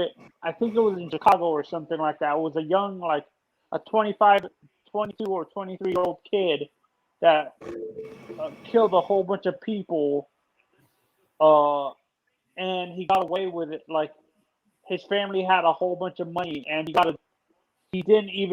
only got probation and stuff like that. No, actually, I don't really recall that one. Yeah. Or do you remember the church shooting in South Carolina? Yeah, that was terrible too, man. And a lot of those ones that happen at like religious places, for instance, like that church, and then there was the Christchurch one that happened in New Zealand. That was last year. Yeah, those situations are terrible because some of these, like those people were greeted with open arms. Like it wasn't like these people were kicked out of the church and then they got disgruntled. Like these people were like, open them. They're like, hey, come in. You know what I mean? How you doing today? You know what I mean? And they just decide to kill them. I mean, that's just disgusting, bro. No, and I forgot. How about the synagogue shootings in Philadelphia? That's another one too. Was that in New York or was that in Pennsylvania or in Pittsburgh? Pittsburgh. Yeah, that's another thing we have to. That I understand it's a slippery slope, but to prevent stuff like that, don't you think there has to be a limit on what type of weapons you should be selling to the public in general? Like these semi-automatic pistols or rifles should be sold to the public. That should only be for law enforcement and stuff like that. And they should, like you said, it's hard to control the illegal market and stuff like that, where people are selling it through straw buyers and stuff like that, where people can go into different states to buy guns.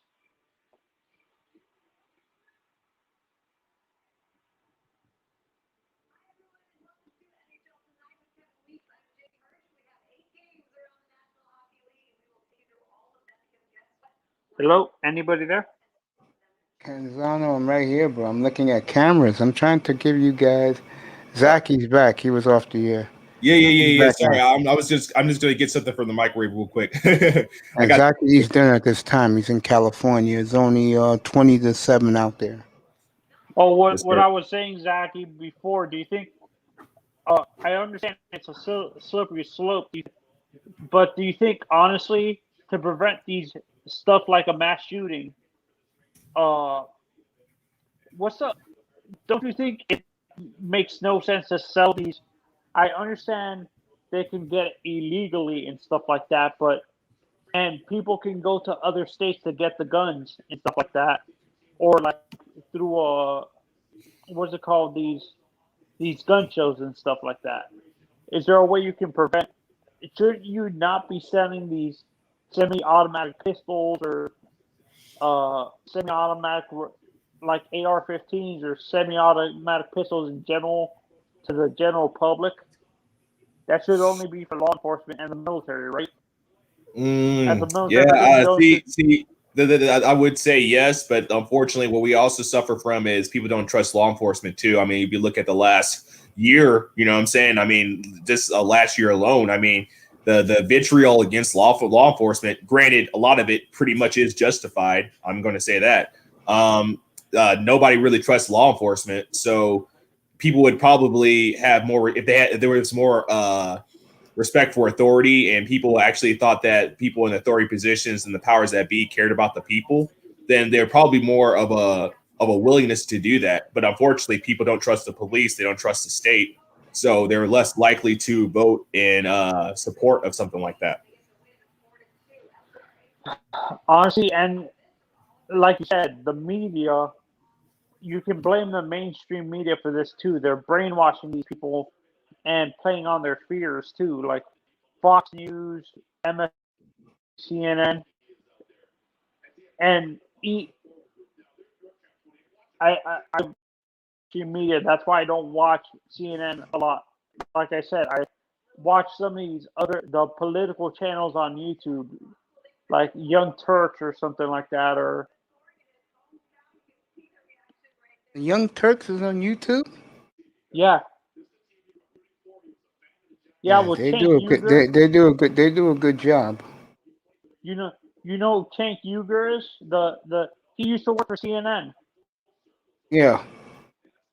Yeah, that's who I watch all the time, and I watch and I watch America and stuff like that. There you go, buddy. Yeah. I agree. Yeah, man, it's gonna be pretty interesting what this next decade is gonna hold, man. You know what I'm saying? I feel sorry for the kids, man, because dude, I growing up in the '90s was already hard enough. '90s and early 2000s, man. But you got so much stuff on the table now, man. I mean, dude, I feel like the kids are gonna have to grow up so fast, you know? Yeah, I think Kamala's gonna lay put her foot down. Yeah, I think honestly, in a sense, I'm actually hopeful for these generation of kids because they're more active when it comes to like because of the internet and stuff like that, where they actually can research and be more educated and stuff, and they can actually. That's why you see a lot of young kids advocating for climate change and stuff like that because they see the research and they see that cars are killing the planet and we're killing the planet and stuff. Yeah. But I gotta say this at the same time, though. Some of these kids are the most materialistic people on the face of the earth. You can't be anti-climate change and then get a new iPhone every year. You know, you can't be It's true. It won't be online for an iPhone. Facts. Yeah. You can't be anti-climate change and then want to get the newest gadget, every other season. You can't be anti-climate change and wait to get the newest Jordans. You can't be anti-climate change and support what exasperates climate change. You know what I'm saying? And a lot of it has to do with the lifestyles that we live. You know what I mean? And I think a lot of people, it's easier to say, oh, big business, politicians, you do this, you do that. But in my personal opinion, people don't want to take upon their personally what they do on their end to kind of prevent that. Like everybody, for the most part, wants to have nice things. You know what I'm saying? And unfortunately, each generation, I think, gets more materialistic. You know what I mean? And like the average kid, like the average kid has to have a laptop, a freaking nice cell phone, a tablet, freaking a car by the time they turn 16. You know what I'm saying? All this other stuff. It's like, you know, with all that piled up together, those are the expectations you have. Of course, you're contributing to the very thing that you complain about. Yeah, no, and I understand what you're saying, but you have to realize the cars are getting better when it comes to the cars are becoming more green. So these kids can buy the cars because they're more eco-friendly and stuff like that. They're using alternate fuels for the cars now, in a sense. So yeah, they can use the cars. We didn't have that when we were younger. The type of cars that you see now were in their infancy when we were kids and stuff like that. Me and you, and Shirley, and stuff like that. Even Mace, you guys had your cars were even worse when it came to gas mileage and stuff like that. You guys would have to constantly stop to fill up gas, right? No. With like the huge muscle cars and stuff like that. I thought those cars had horrible gas mileage in general, like the muscle cars, like the Mustangs or those huge cars. Yeah, they took a lot of gas. Yeah, gasoline. Yeah, back in the old days. Yeah, that's what I'm saying. Our generation is starting to get better when it comes to creating technologies for the cars that help tone down the amount of gas we're consuming in these cars. So, but like I said, when we started driving, Zachy, you and Shirley and myself started driving in high school, that type of technology was in its infancy when it came to like how the car companies looked at it and stuff like that. They didn't really care about that type of stuff until later on. Don't you agree? That's true. I agree. Zachy, what you eating tonight, bro? So chicken tikka masala. Okay. I'm gonna buy me an air fryer next week. Bro, you're gonna love it, bro. I mean, I know it's cold up there in New York, you know what I'm saying? Hell yeah, we had a snowstorm, 20 inches earlier this week. Wow, man, bro. It's just been raining over here in Cali, man. It's nothing that crazy, bro. But you're gonna love that air fryer, man. You get some wings, man. Oh boy. I'm gonna put some flour on it. Exactly. Since you're in the military, I'm wondering if you can answer this question. Can you speak like Pashto or any of the Arabic dialects and stuff like that? No, I wish I did. I speak Pidgin Arabic, enough to like offer my prayers because you have to offer your prayers in Arabic. But that's pretty much the gist of it. No, you can't speak full. I work with somebody. She's from Pakistan and she speaks 5 different languages. She speaks like freaking Arabic, Urdu, Hindi, Pashto. Yeah, dude, it's crazy. Yeah, that's why I'm kind of surprised the military, being that you're in the military. Did you fight in Afghanistan or in Iraq? No, fortunately I didn't. Yeah. So when you got in, the war was already pretty much winding down. Yeah, we've been winding down from Afghanistan for like the last couple of years. And what's it called in Iraq? We really haven't had a strong presence there since the end of the Obama administration. Like right near the tail end of that, we pulled out most of our combat troops. Now it's just mostly special forces and combat support. PMCs or private military contractors, right? Yeah, pretty much. Yeah. As a standard military person, do you guys hate these private PMC companies?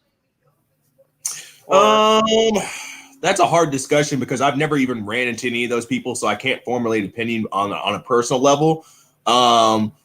Granted, but in general, there is some resentment because those guys did do a lot of things that kind of made the situation worse, like war crimes and stuff like that, and then basically they would target any Americans and things of that nature. Blackwater was one of the main ones that did a lot of that stuff, and they actually got decommissioned, I think, as a result of that.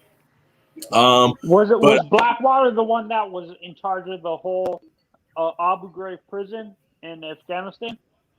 No. So Abu Ghraib is in Iraq. Blackwater were basically like bodyguards and private contractors that would protect dignitaries and stuff that came in, business people, and things like that.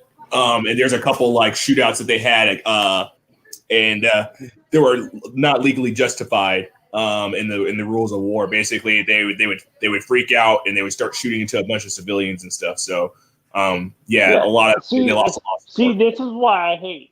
We have a lot of restrictions on the standard military, but we don't have regulations on these private military contractors and stuff like that. It's kind of unfair that we have more regulation of standard military, but when it comes to these private military contractors, because they're making money and they fund some of these politicians, they get away with a whole bunch of stuff. Yeah, I mean, one thing though, I'm gonna keep it a buck. I'm actually kind of jealous of those guys as far as how much they get paid. You make six figures starting up, like doing that job. Granted, it's a hella dangerous job. But you make six figures going into that point blank period.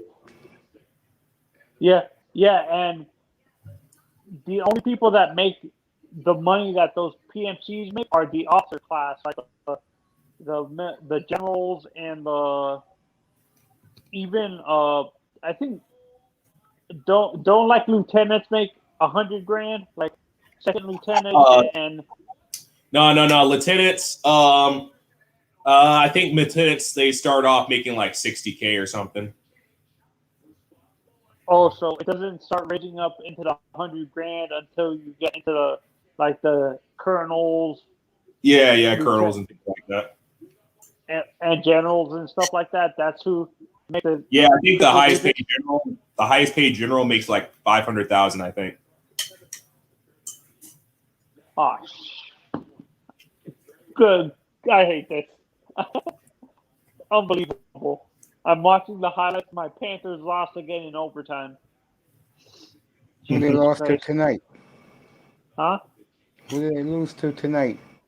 They lost to the Predators. They should have kept their old. They should have kept their old uniforms. With the panther in the front, that uniform was dope. No, they brought it back. They did? They got rid of that crap they had before this last year, that old looking uniform? Yeah, they have the one that had the Panthers in front of it now. They're wearing the red and the blue ones. Yeah. You remember those? Yeah, those shits were dope, bro. Zachy, what are your opinions on like alternate jerseys for like sports teams? Do you prefer the I love that, bro. I love them. Yeah, I love the alternate jerseys. Are you Hell kidding yeah. me? They should be like seasonal. They should have seasonal jerseys. Like during the winter, they wear one jersey. During the summer, they wear another one. That'd be fly. That shit nice. So you like the color jerseys that these teams do? I find that those are ugly and tacky. You should saw the Montreal Canadiens wore tonight. That shit was beautiful. I remember one of my favorite ones. My two favorite ones was the Orlando Magic's. Penny Hardaway, right? Yeah, the Penny Hardaway, and then they had also the Chicago Bulls when they wore the black and the red. Yeah, the pinstripe. Yeah. Yeah, that was sick. I got that in Dennis Rodman. Hey, that's what's up. Yeah. Do you like the Miami Vice jerseys for the Heat? Those pink ones? No, hell no. I haven't even seen those. Yeah. If you're saying you hate them, Mace, you know the ones I'm talking about, right? Yes, I hate those, man. That's what I'm saying. Do you like the color rush jerseys that these teams do for college and the pros? Like do you like the old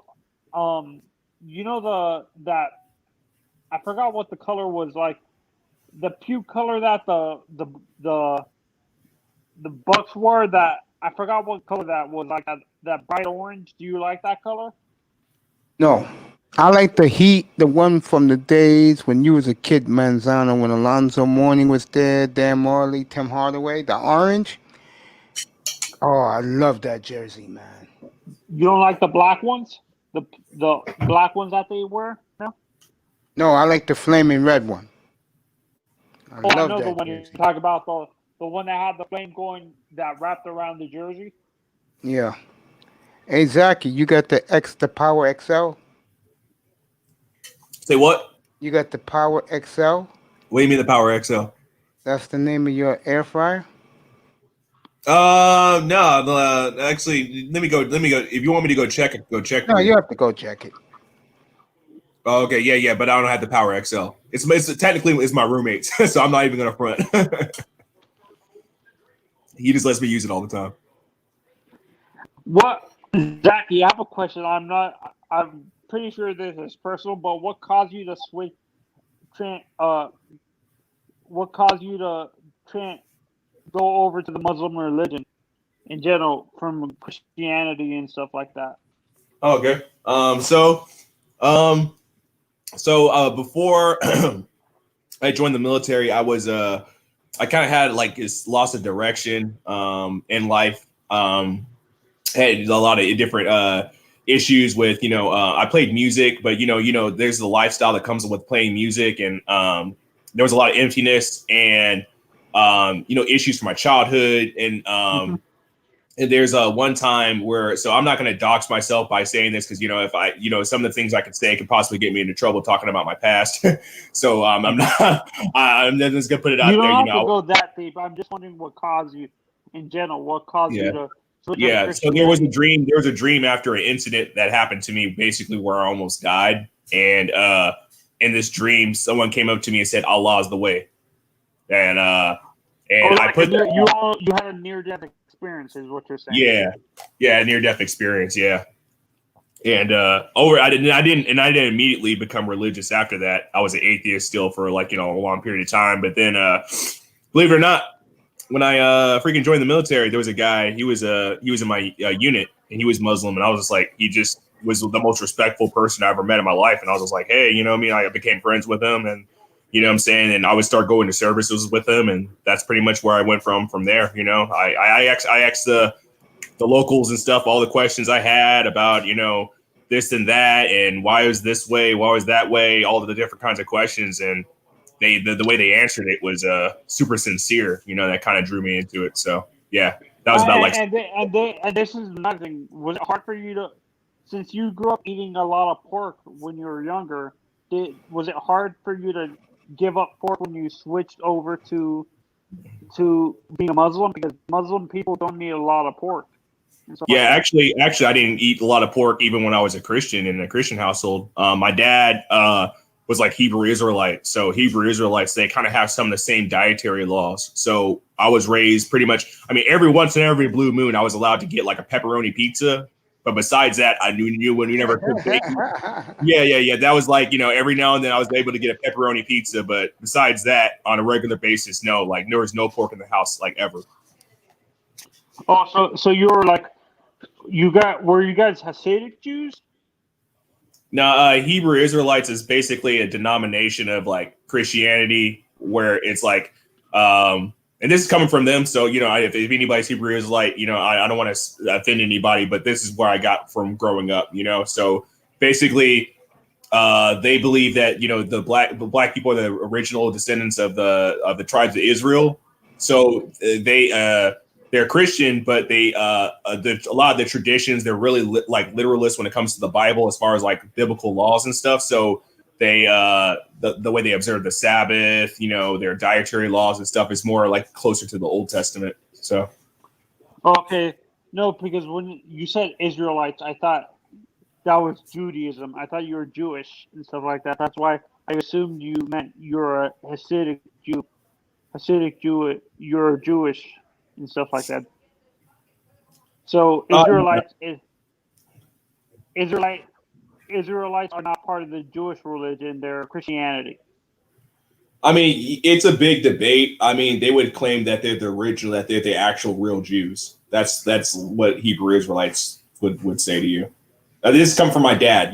This is what his terminology is. So they believe that the original tribes of Israel. So they accept Jesus as being, the Son of God and things like that. So that's where they really branch off from traditional Judaism. But besides that, I mean, as far as like how they perceive the Word of God and the Old Testament and stuff like that, it's very close to Judaism more than Christianity. Exactly. I'll take this. Everybody, 7:30 your time. Manzano, 10:30 your time. Shirley, 9:30 your time. Well, Shirley, you want to talk about mental health again? Shirley. Sorry, here I am. I said, you want to talk about mental health again? Yeah, I mean, like when I don't want to interrupt the flow of the conversation. No, go ahead. So. Okay. No, you're good. Hey, we can talk about this. Hey, Anthony, get on my channel and we can talk more about, if you want to talk about religious stuff or anything like that. Yeah, sign up to both, Manzano. You'll have a good time. Seriously. Sign up to both. Yeah, can you throw your thing in the back She chat? put hers. She put hers in the back chat. Yeah, I put mine in the back chat a little bit ago for you. Yeah, I put mine in the general chat. I'm gonna do it again. Okay. Yeah, no, can you put in the StreamYards chat? I don't have a wrench, so I can't put mine in the StreamYards chat. I could have sworn I gave you a wrench, girl. No, I don't have one. All right, oh my God, I could have sworn I gave you one.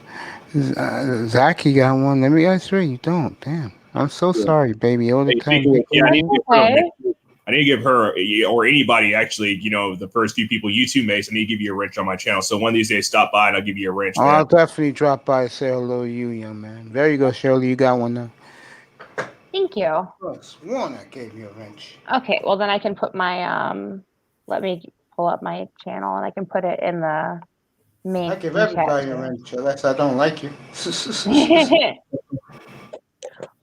Hey, Shirley. Yes.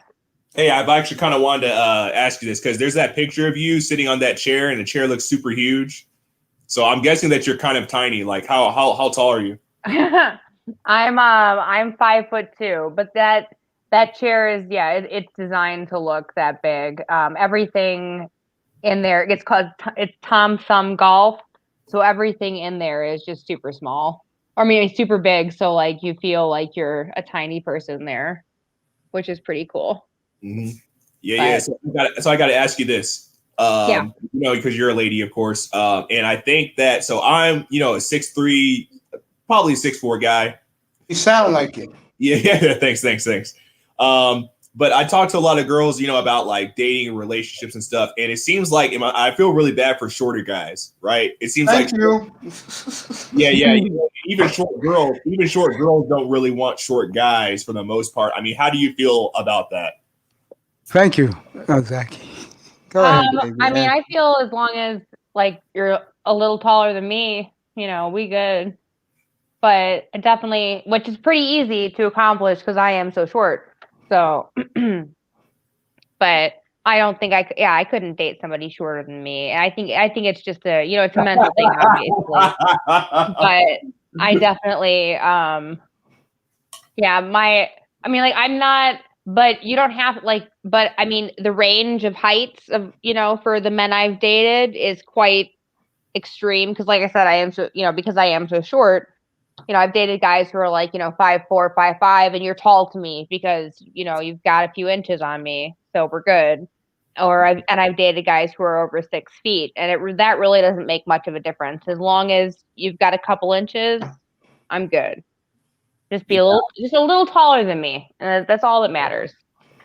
Yeah. And there's actually a dude. He's one of my peers, man, and he's a shorter dude. He's Filipino, so a lot of Filipinos are shorter people in general. Mm-hmm. And, hey, he definitely compensates by his confidence. I think he's definitely super. He got like confidence, and I guess he kind of like has like charisma, so that kind of makes up for that or whatever like that. But I can definitely tell there's probably girls that are taller than him that definitely probably still wouldn't give him time of the day. You know what I'm saying? Even with all of that stuff he's got going on, Well, I mean, it's just like you want somebody who's taller than you. I mean, I don't know. I mean, don't you want a girl who's shorter than you? So I've dated a few girls that are near my height, but not exactly. But how would you feel if players? she was like 2 inches taller?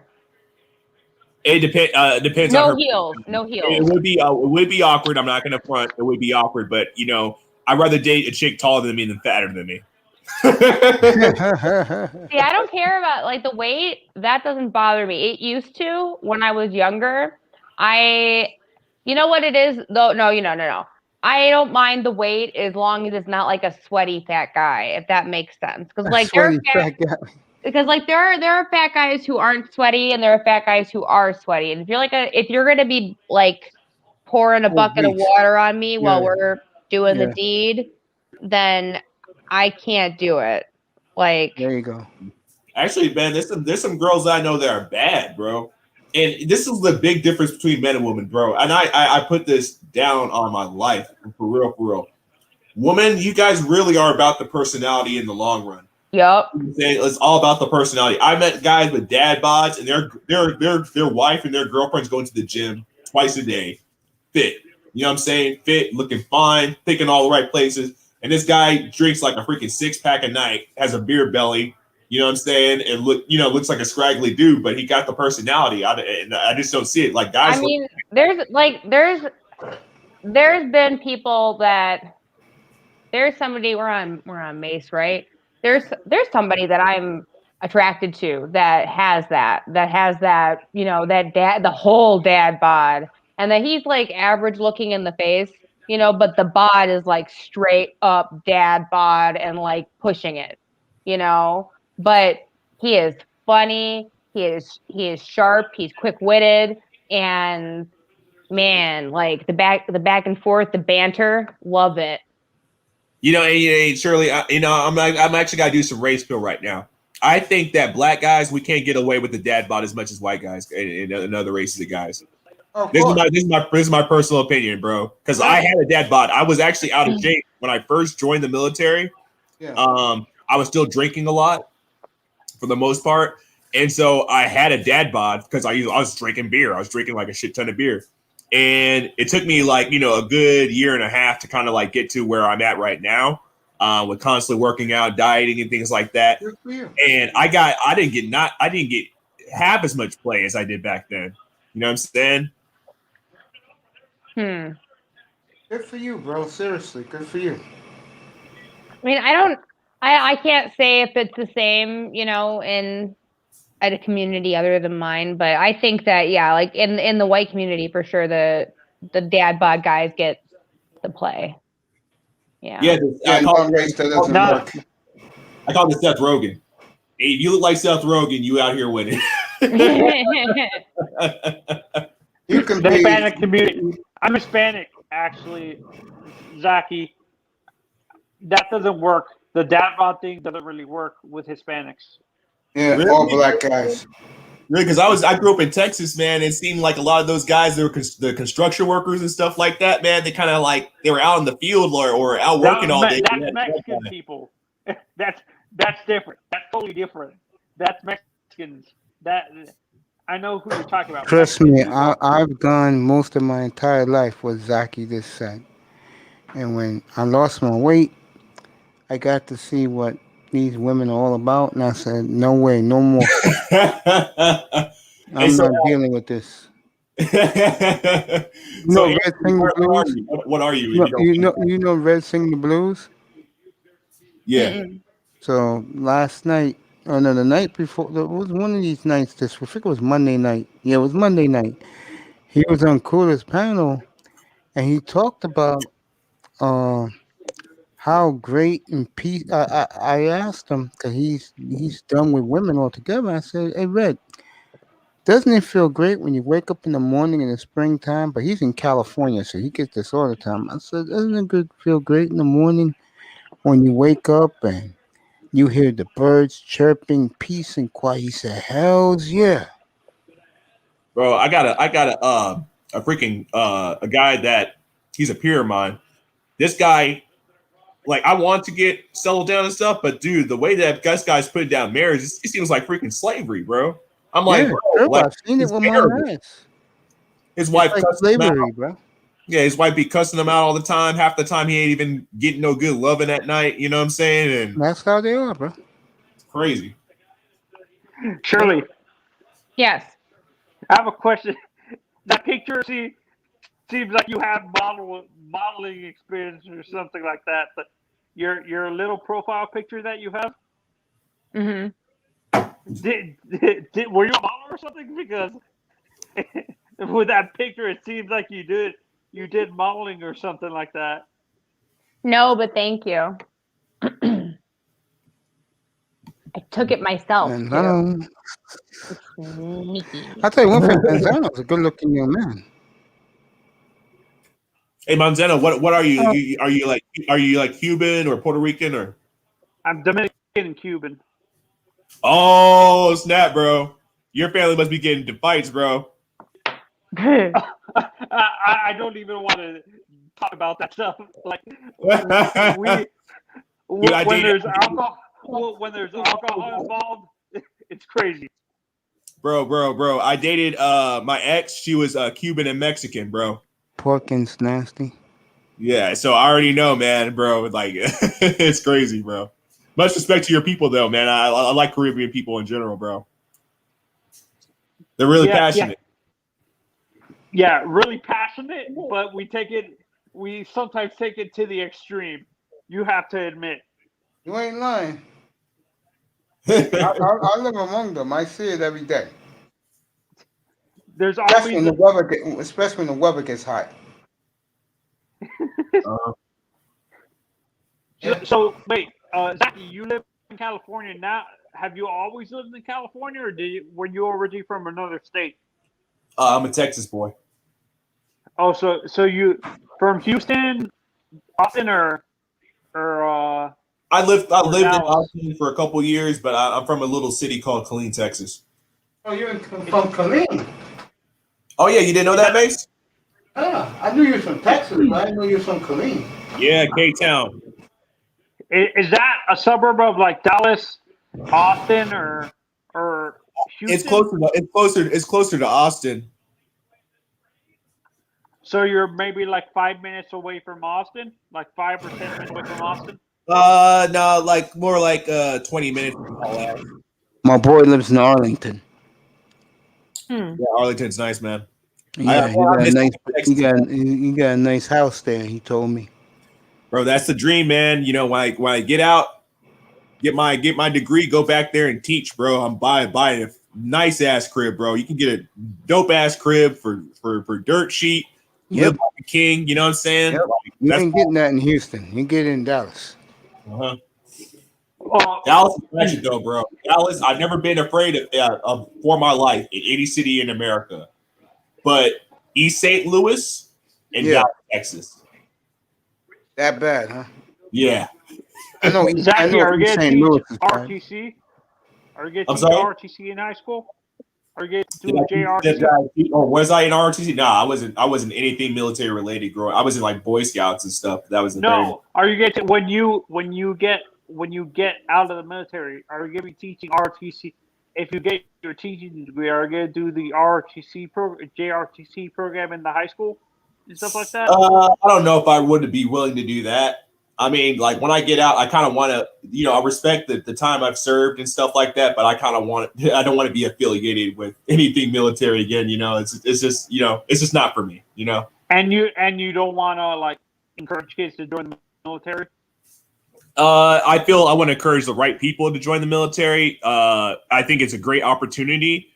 However, one thing that really hinders a lot of people when they join the military is a lot of people that join the military come from broken backgrounds, and people exactly. And I know it was the same thing for me, and I made a lot of mistakes since I've been in. Granted, it's never affected my career. You know what I'm saying? Alhamdulillah, thank God. You know what I'm saying? But there's a lot of kids, man. They don't have any direction, and sometimes it could be a blessing that they get that in the military. But at the same time, there's a lot of people, they get a good opportunity, they fuck it up. It's a last resort for a lot of minorities. A last resort. Yeah, exactly. And a lot of people get themselves into trouble or something stupid. You know, we got a high suicide rate. We got like all these other problems, and a lot of it has to do with you get a lot of broken people from broken backgrounds. and you place them in a new environment and they have to change their lifestyle overnight. Some people can do it, some people can't. Yep, it's true. Yeah, and honestly, that type of I respect the military and I understand why you guys do it, but honestly, it's crazy the stress you guys are under in general and stuff like that. Like, you have to be a special breed to deal with that type of stress. You have to agree. Yeah, and I think another thing that makes it so stressful is just not one of those things that you can just do and walk away from. Like if you have a regular job, right? You work at freaking Mickey D's. Honestly, working at fast food is stressful. People give fast food people crap all the time, but working those kinds of jobs, service industry, anything, I worked at bartending, all that stuff. That could be that's a very stressful job too. But the thing is, you hate your job, you can just walk out the door. With the military, you can't do that. And police officers too. You can't do that if you're a police officer either. You can't just walk out off your job. You can ask for your retirement and stuff like that, early retirement, but usually it's not a lot in general, right? If you really, ask I didn't for know early retirement, cops could literally just turn in their badge and be like, "Yo, I'm done." In the military, can you ask for early retirement before your service, like your regular? It wouldn't be service considered time an is up? experiment. It would be considered a separation, and you can only do that in the first 2 years. After that, you have to write out your term, basically, Oh, I always thought you could. So it's not like a regular, like police officers where you can just leave whenever you want. Like you can't just turn in with the military. No. You can't just like. Oh, okay. Yeah, because my friend is I have a friend who's he's a force recon sniper, and he's like, after this, I'm not gonna deal with anything with the military and stuff like that. And he's like, and I'm not even gonna. He wanted to join the police. He wanted to become a police officer after he left the military, and he's like, I don't want to deal with this type of stress when I leave. I want to be back in. I'd rather deal with the stress of a fast food in a hospitality industry job than dealing with people that I don't know yell at me constantly and stuff like that. Or dealing with stressful situations where you're being scrutinized all the time. Yeah. That's the thing, man. It's a hard thing to adjust to a lot of people. Yeah. That's why, I want to be a teacher, man. That's what I want to do when I get out, because it's something I'm passionate about, and it's something that I can definitely handle the stress of, kids cussing me out, at the very least. That's and parents yelling at you too. Miami, you 5'9", you tall. I'm 6'2". Man, no, you look in the picture looking at you. Yeah, honestly, I'm the tallest in my family, which I hate because I feel like when we first moved to where we're living now, the house we were living in, everything was built for people who were short, like were normal height, and I would constantly be bumping my head into like the chandelier and stuff like that because I was the tallest in my family when I was younger. I was like 5'11", 6 feet. My senior year of high school and stuff like that. Wow, man. Yeah. You know what? Being tall is a blessing and a curse, because it's cool. I mean, I guess in the dating realm and all that kind of stuff, and finding clothes and baby That's a misconception. That's a misconception. My height doesn't help me get dates. Well, I mean, I'm 5'7", by the way. You get noticed a lot more, but it does suck because people expect, like, for instance, man, like I like to think that I'm an extrovert. I actually really like being around people. I actually like vibing with people, talking with people and stuff. You know what I mean? And I used to like going to parties a lot and things of that nature, right? That being said, it's kind of like if you're tall, you're kind of expected to kind of be always outgoing. You know what I'm saying? And that gets, you know what I'm saying? Facts. That's facts.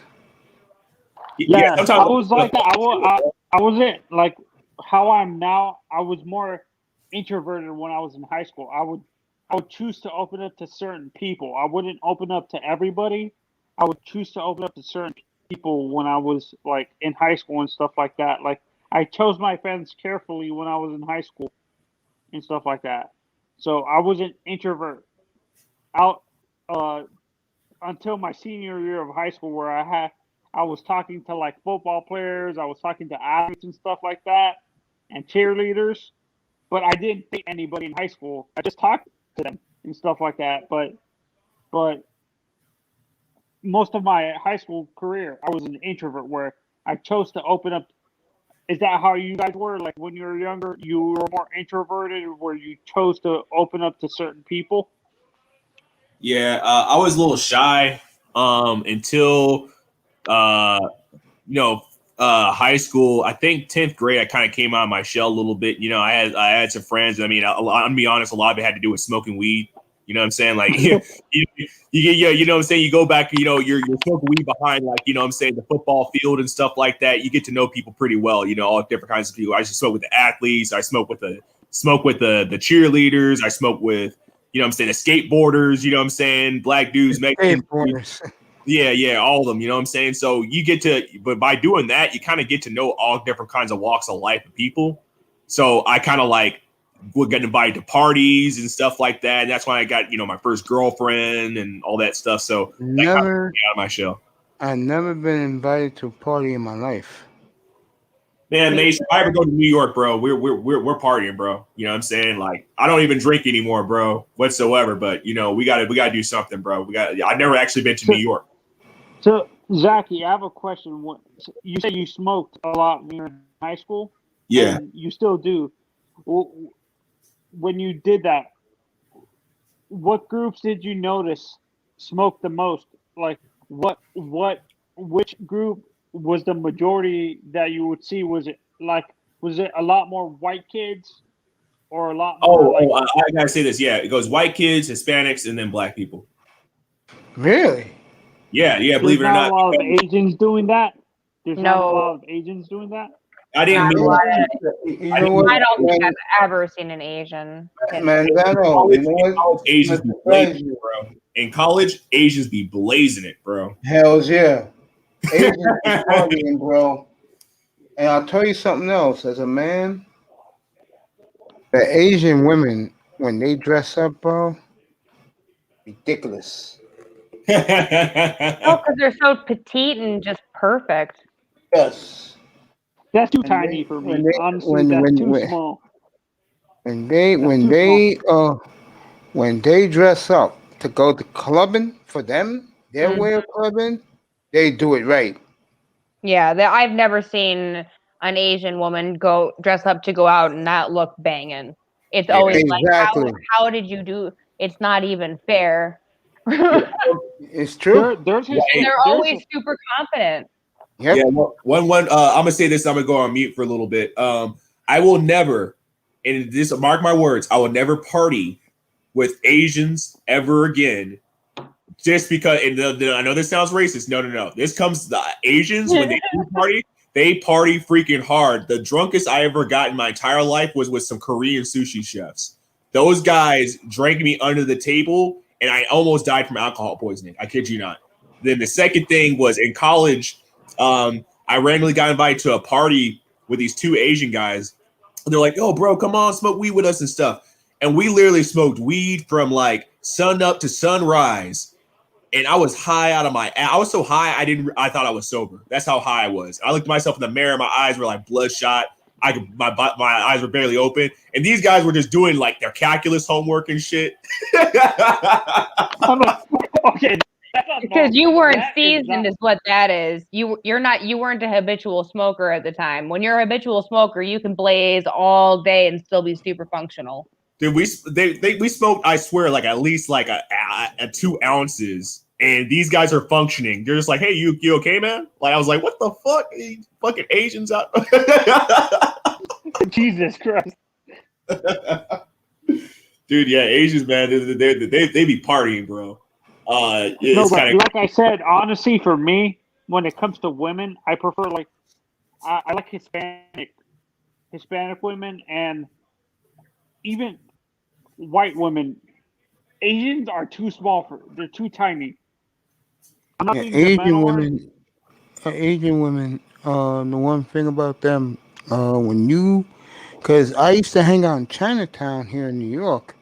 Because my boy, when we were young in our 20s and in our 30s, early 30s, he got married. His aunt owned the best restaurant in Chinatown. It was 3 stories tall, called the Lucky Dragon.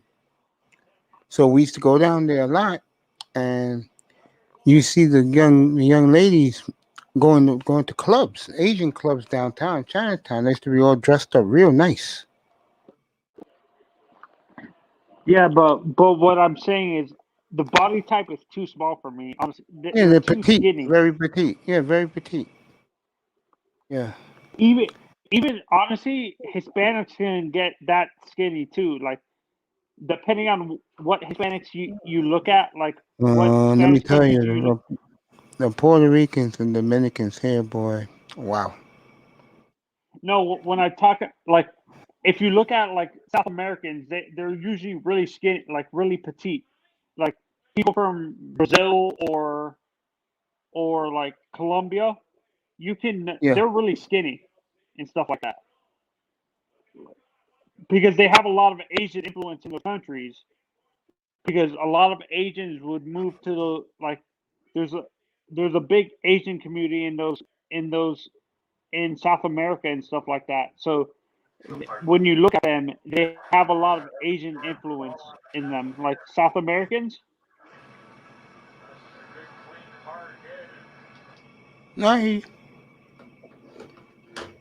man, no. Yeah, I'm here. I'm here. Yeah, keep talking. I hear you. Yeah, no, but like I said, when you look at like South Americans in general, depending on what countries they have a lot of Asians in those countries, and when you look at them, they're a mixture of Asian and Hispanic, and sometimes the women are really skinny. Have you noticed that? Like Yeah, of with course I do. with South American, specifically South American women. Yeah. Yeah. That's why, honestly, like I said, when I was younger, my my crush wasn't Angelina Jolie. I honestly, my favorite actress when I was younger was uh shoot, what was her name? Not Cameron Diaz. Selma Hayek. Hmm. I can see why. Understandable. So we Or got the Zach other 6'4" and Donald Penelope 6'2". Cruz. Mm-hmm. Miami's fatherland. Honestly, it's funny. It's rare. Like my family, Yeah. my in general, most of my family is like maybe on my dad's side of the family, they're 5'11", 5'11" to 5'9", the men. But if you go on my mom's side of the family, they're like they're like 6'1", 6'2", 6'3", maybe 6'4", and stuff like that. So That's on why my you're mom's side, tall. yeah, I get the tallness from my mom's side of the family because I think my grandmother said one of her brothers was super tall. Like my grandmother from my mom's side of the family said her brothers were really tall. Some of them were really tall and stuff like that. Hey, so sorry, I was gone for a little bit, but you're talking about your taste and stuff. See, Yeah. My preference has to be melanated, anything melanated, like what I'm saying, like Hispanic or Afro Caribbean, Afro Latina, depending where they're from. I know. Exactly. Yeah. Totally skipped. Especially East Do African. you like South American women? Like they look Of course, Asian. man. I think if you don't think South American women are beautiful, I think you're suspect.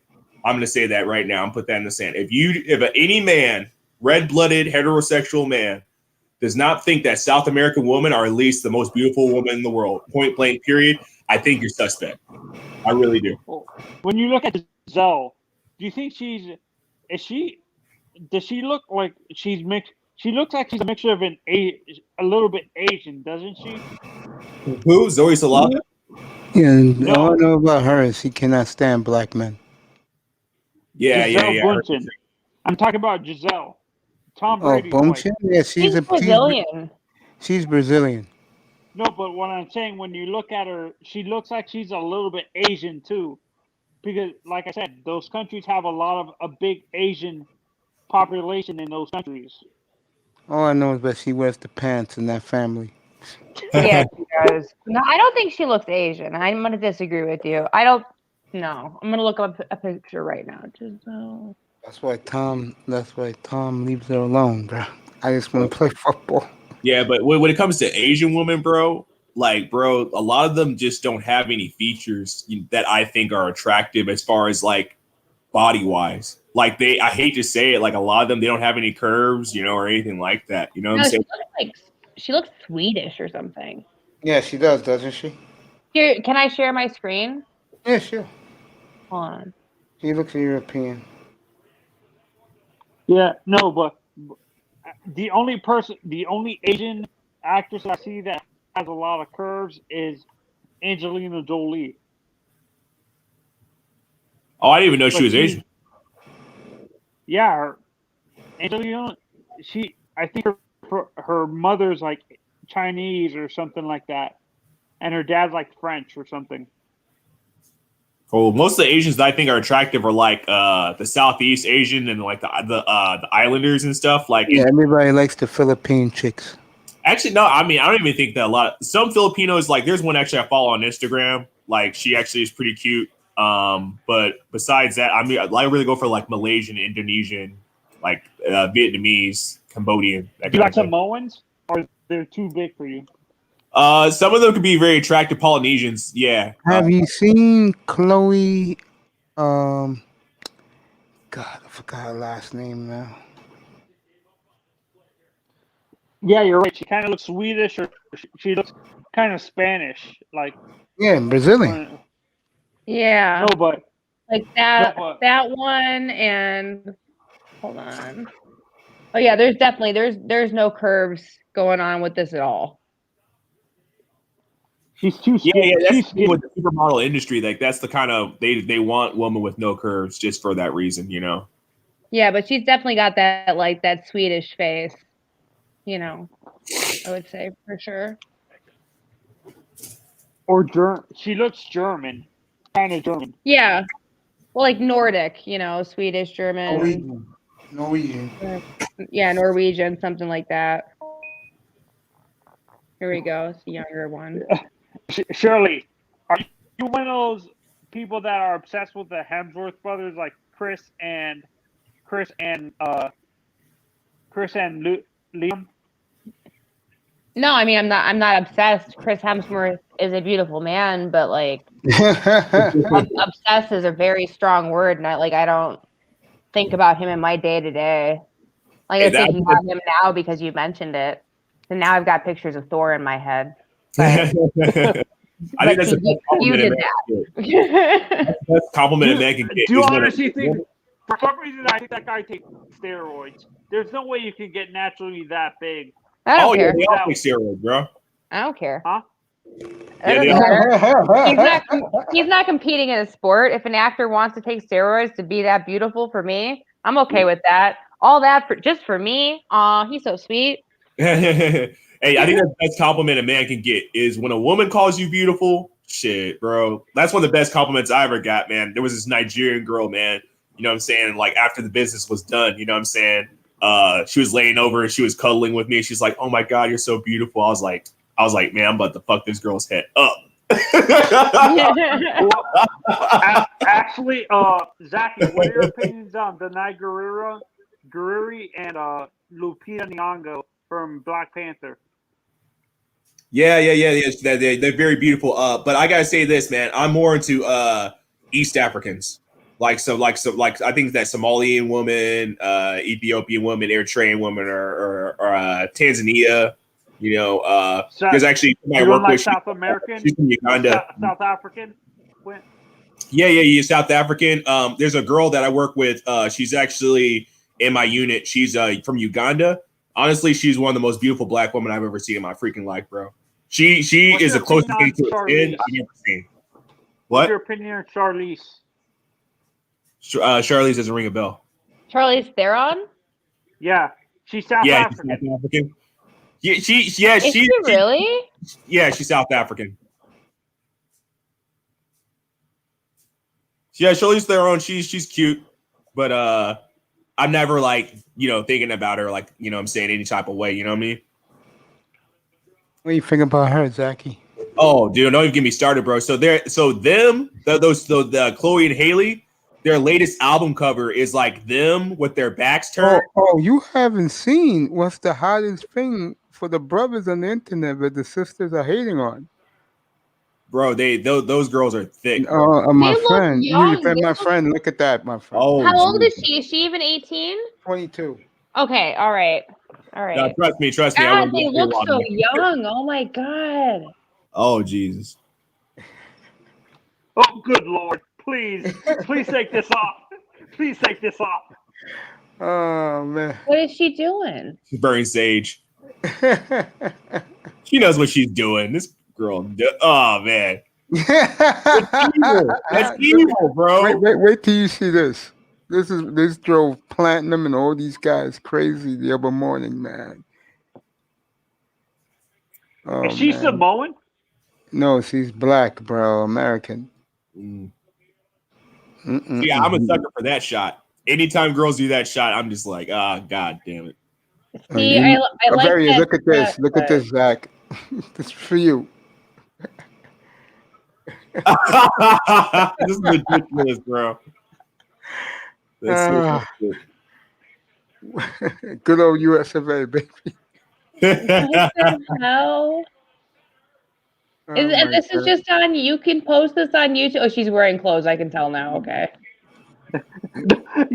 With just the silhouette, I thought she was naked or something like I thought she was naked too, but now you can tell she's got clothes on. She got clothes on, but me and Zach, what we're looking at. Stop! Let's no. I know where I'm looking at too. Still, Zach, what we're looking at. Bro, but I was just assessing it differently than you were. I know what I'm looking at. Bro, showing you what she can do. Isn't that terrific, Zach? Yeah, don't even. There's a video. There's a video that went viral early this last year. It was called it was like the WAP challenge, and basically all these girls were dancing it to WAP, right? And there were girls in uniform. There were girls in the Air Force. They were in uniform dancing to WAP, and they were doing that part where they're twerking on the floor. Oh man, they got kicked out for that shit, but dudes were losing. Oh hell yeah, they did. You can't do that. Don't worry, Shirley. I think it's disgusting also. I don't think it's disgusting. I'm just not surprised. Like you're gonna get kicked out of the military for doing that. Like it, especially if you're doing it in uniform. But that's a disgrace to the uniform. Hey, sure. I know back in the day, you probably like you and your girlfriends probably had like your song that was like you and your girls where you guys were twerking and doing all that crazy. Oh, not that kind of person. I'm a bookworm, super nerd, really quiet and shy when I was growing up. So no, whatever, bro. Like white girls in high school, y'all be wilding, bro. Not all of us. No, I became an an incel, and I used to just read early this decade. I used to read a lot, man. That's all. Yeah. Well, I'm a monk though now. I read a lot more when I was younger than I do now, but I try to read at least one book a month.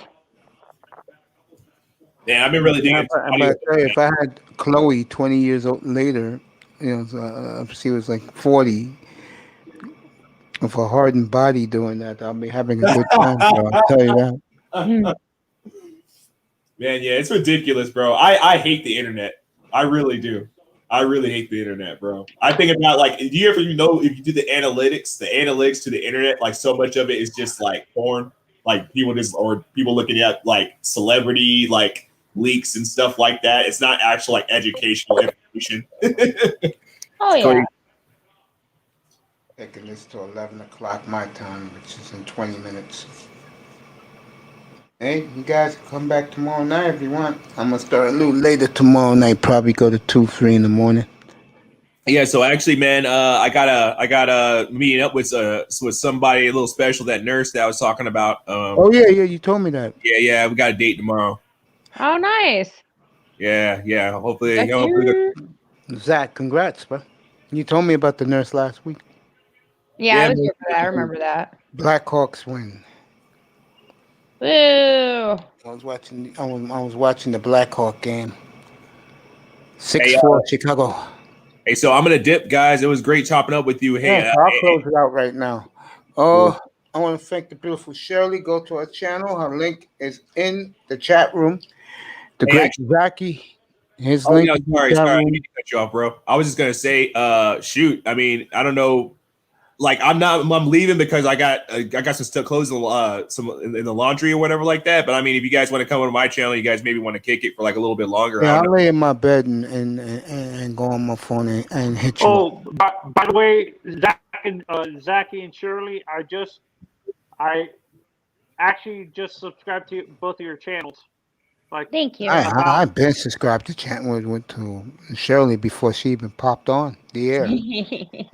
I was one of the very first to sign up on hers.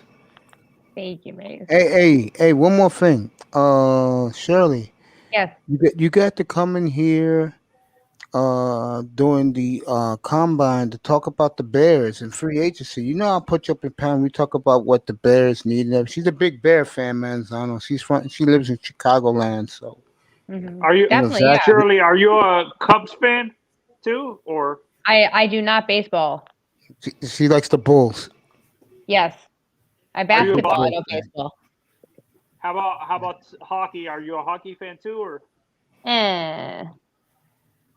That puck is so small. It moves so She fast. loves her Bears, bro. I remember I remember back in December, near the end of the season, when I played the press conference of the Bears GM and the coach throwing Trubisky under the bus. I killed those two. It was so funny in here. I killed both of them.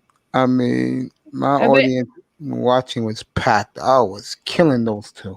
But did I not say that we were going to go to the playoffs and just flop that first game? And they played good against New Orleans. The problem was Mitch couldn't get in the end zone. That's where they let Mitch go. Yeah, but big time's up here telling me, Shirley, don't be so pessimistic. They might win, and look what happened. They lost in the first round. I knew they were going to do that. Would you want Matt Ryan? I would want anybody, Mace. Jesus, I want anybody. But I'd take Matt Ryan. I mean, I can see the Bears doing that. It's desperate times for the two Bears, the coach and the GM. They either have to go real far this year, coming up in 2021, or they're both gone. Mitch ain't there to blame no more. They're going to let Trubisky walk. Yeah, I heard that. Yeah, so, you know. I think it'll be better for both of them. Like, he needs to find somewhere where he fits in because it's not here. And he's not a bad quarterback. He just doesn't fit in here. Yeah. And, you know, I you know me, I cover everybody. So, you know, I got the Bears on my radar for you, sweetie. Every time you and the Roger Report, he's a big Bears fan too. Thank you. I appreciate that. Yeah, I got you, baby. You know that. You know that. I love you. You keep up your great work, and everybody subscribe to Shirley's channel. When she has a panel, boy, she gets some good guests from the Manosphere up there. Cooler last night gave you the ultimate compliment, baby girls. He said that you are definitely Manosphere. Oh, thank you. That was very nice of Cooler. Yeah. I really appreciate it. I wanted to listen, but I had to go to bed early because I had stuff to do today. But I'll definitely go back and check it out. I woke up at 3 o'clock this morning, listening to Cooler. Okay. Thank you. It was great. And if you go over, he said he'll be on tonight. I'll be sleeping. You know, when I wake up and see you on the panel, I'll be in the chair in dialysis. So 4:30 in the morning your time. Zaki, I will be over there as soon as I see your back signal, bro. I'll come up and just chill on the panel and probably fall asleep, bro, depending on how long you go. But I'll be listening, though. I appreciate you, man. Yeah, appreciate you too, man. Hey, man, you family. And your family with me too, young man. And go subscribe to this man's channel too if you like the finer things in life, like the fine wines and fine art. This man covers that in his channel. Right. Mr. Miami, I test dropped his clothing line. He sells on my line, I guess, like he said last week, and I wasn't kidding. There are a few women that watch my site now. I hope they're sleeping well. They're probably all watching Kevin Samuels right now. Mr. Miami, Sean Jones, the beautiful Shirley, I'm not going to call her that. Little Rock was here tonight. Kid Roscoe said a prayer for me. He lost his grandfather and his brother tragically. Oh. Of course, the great Zaki. I like to thank everybody in my chat room. Pete was here tonight. EM was here tonight. I will see. Oh, yeah, I'll do it. Don't worry, Mr. Miami. Just for you, bro. No partying, no clubbing, no drinking, no smoking, no recreational drugs. I'm going to respect Shirley tonight. Good night, everybody. I love you. I'll see you tomorrow night, everybody. Sleep well and enjoy DJ Cooler tonight. All right, Shirley left. I could say it. No partying, no clubbing, no drinking, no recreational drugs, no sex, no women. I will see you all tomorrow night, 7:15 Eastern Time. Good night from the Oasis, everybody. Be good. Thank you for the time. I love you. Good night, everybody.